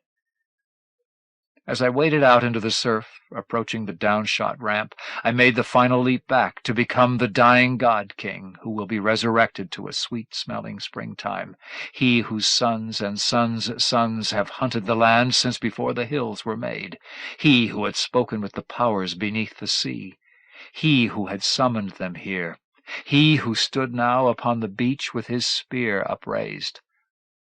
I was the dark man who bore all names. Walking up the ramp, as in slow motion, we entered the darkened interior of the vessel, seeing nothing, but we could feel their presences, cold and powerful, scrutinizing the thing man had become. "Walk this way." And we were guided. We felt them. We saw nothing. Around the vessel, slowly, counterclockwise, we stepped, moving beneath the pitiless gaze of our makers. Time, somehow, meant nothing. We paraded before them. All of us they had thought destroyed, back again, moving through the darkness of their judgment. And then there was light, far ahead. We hesitated. "Keep walking, man." We continued on in the direction of the light. As we drew near, we saw that it was a port, not unlike the one by which we had come in, only the day was waning now, the sun falling behind the rocky shoreline bluff to the west. I halted. "Keep going, man." "Is that all you have to say to me? After all this time? After all that has been done?" "Goodbye." I found myself moving once more down the ramp into the water, shoreward. I did not look back until I had reached the beach. When I did, the vessel was gone. I found that I was shaking as I headed back to the spot where the dark man still stood. Somewhere along the way I lost my companions. Quick lay, apparently asleep, on the sand. He stretched and yawned as I approached. "Come this way," the dark man said. "The moon is up. The tide is rising." Quick and I followed him down the beach and retreated back along it. He moved a stone and dug beneath it with his spear. He uncovered a cache of supplies and proceeded to build a brushwood fire. "What now?" Quick asked. "Eat with me and wait with me," he said. We did. The sun had gone away and the stars come out. The fire warmed us against a chill wind. A heavy moon silvered the waters. Long into that night we waited. It was Quick who suddenly stood and pointed out over the ocean. The moon, now westering, turned their surfaces to pale fire. Like bubbles they rose from the sea and lifted into the air, climbing the night. I watched, losing count quickly, as they rose, climbed, vanished, rose, climbed, vanished, like strings of pearls losing themselves among stars. "They are going," Quick said. "Yes," answered our companion. "Will they try the same thing somewhere else?" Quick asked. "Of course." "But we have won? The world is ours once more?" "So it seems, with no one to blame but ourselves for whatever follows." For perhaps another hour we watched, until the sky was empty of them once again. Our companion was smiling in the firelight, when suddenly his expression changed and he clutched at the medallion he wore. He was on his feet in an instant. "What is it?" Quick asked. "Get out of here, now!" he shouted. He scrambled to where his spear stood upright in the sand. Then I heard it, a deep hooting sound, rolling in over the waves, rising, becoming a whistle, vanishing somewhere above the audible. I was stricken, unable to move, with the sudden clutch of fear that took me then. Reflexively, I reached out with my mind, but there was nothing there. "Go! Get out!" he shouted again. "Hurry!" At that moment the sound came once again, much nearer, and some dark form rose from the waters and advanced toward us across the wide expanse of the beach. Quick dragged me to my feet and pushed me in the direction of the foothills. I stumbled forward, broke into a run. Our companion was retreating also. When I glanced back, I saw streaks of moonlight upon a moving shape. It was long and supple. It appeared to be scaled. We departed the beach and began to climb. Behind us the sound bellowed forth once more. It was coming at an extremely rapid pace, and in the moments of silence following its challenge I could hear a metallic clicking as it passed over stones, pebbles. Shortly I felt a vibration within the ground. We climbed. Our ancient oppressors had departed, but they had left this final doom for their greatest enemy. I saw this within the dark man's mind. We reached the place where the grasses began, and then low shrubbery. I hoped that the slope might slow something of such obvious bulk as our pursuer, but its next blast was even louder than the previous. The ground was definitely shaking now. When I looked again, moonlight glinted on a great horned head and unnaturally crooked legs, splayed almost sideways, digging into the ground, propelling it through all obstacles. It was almost upon us. The dark man swerved, moving away from us. It followed him, knocking down trees, dislodging rocks. Quick turned and pursued it across the slope. I heard his pistol firing. It rang like a bell with each shot as the rounds ricocheted from it. The dark man turned to face it, bracing his lance against the slope. The beast rushed upon it, and I heard a grinding, rasping noise.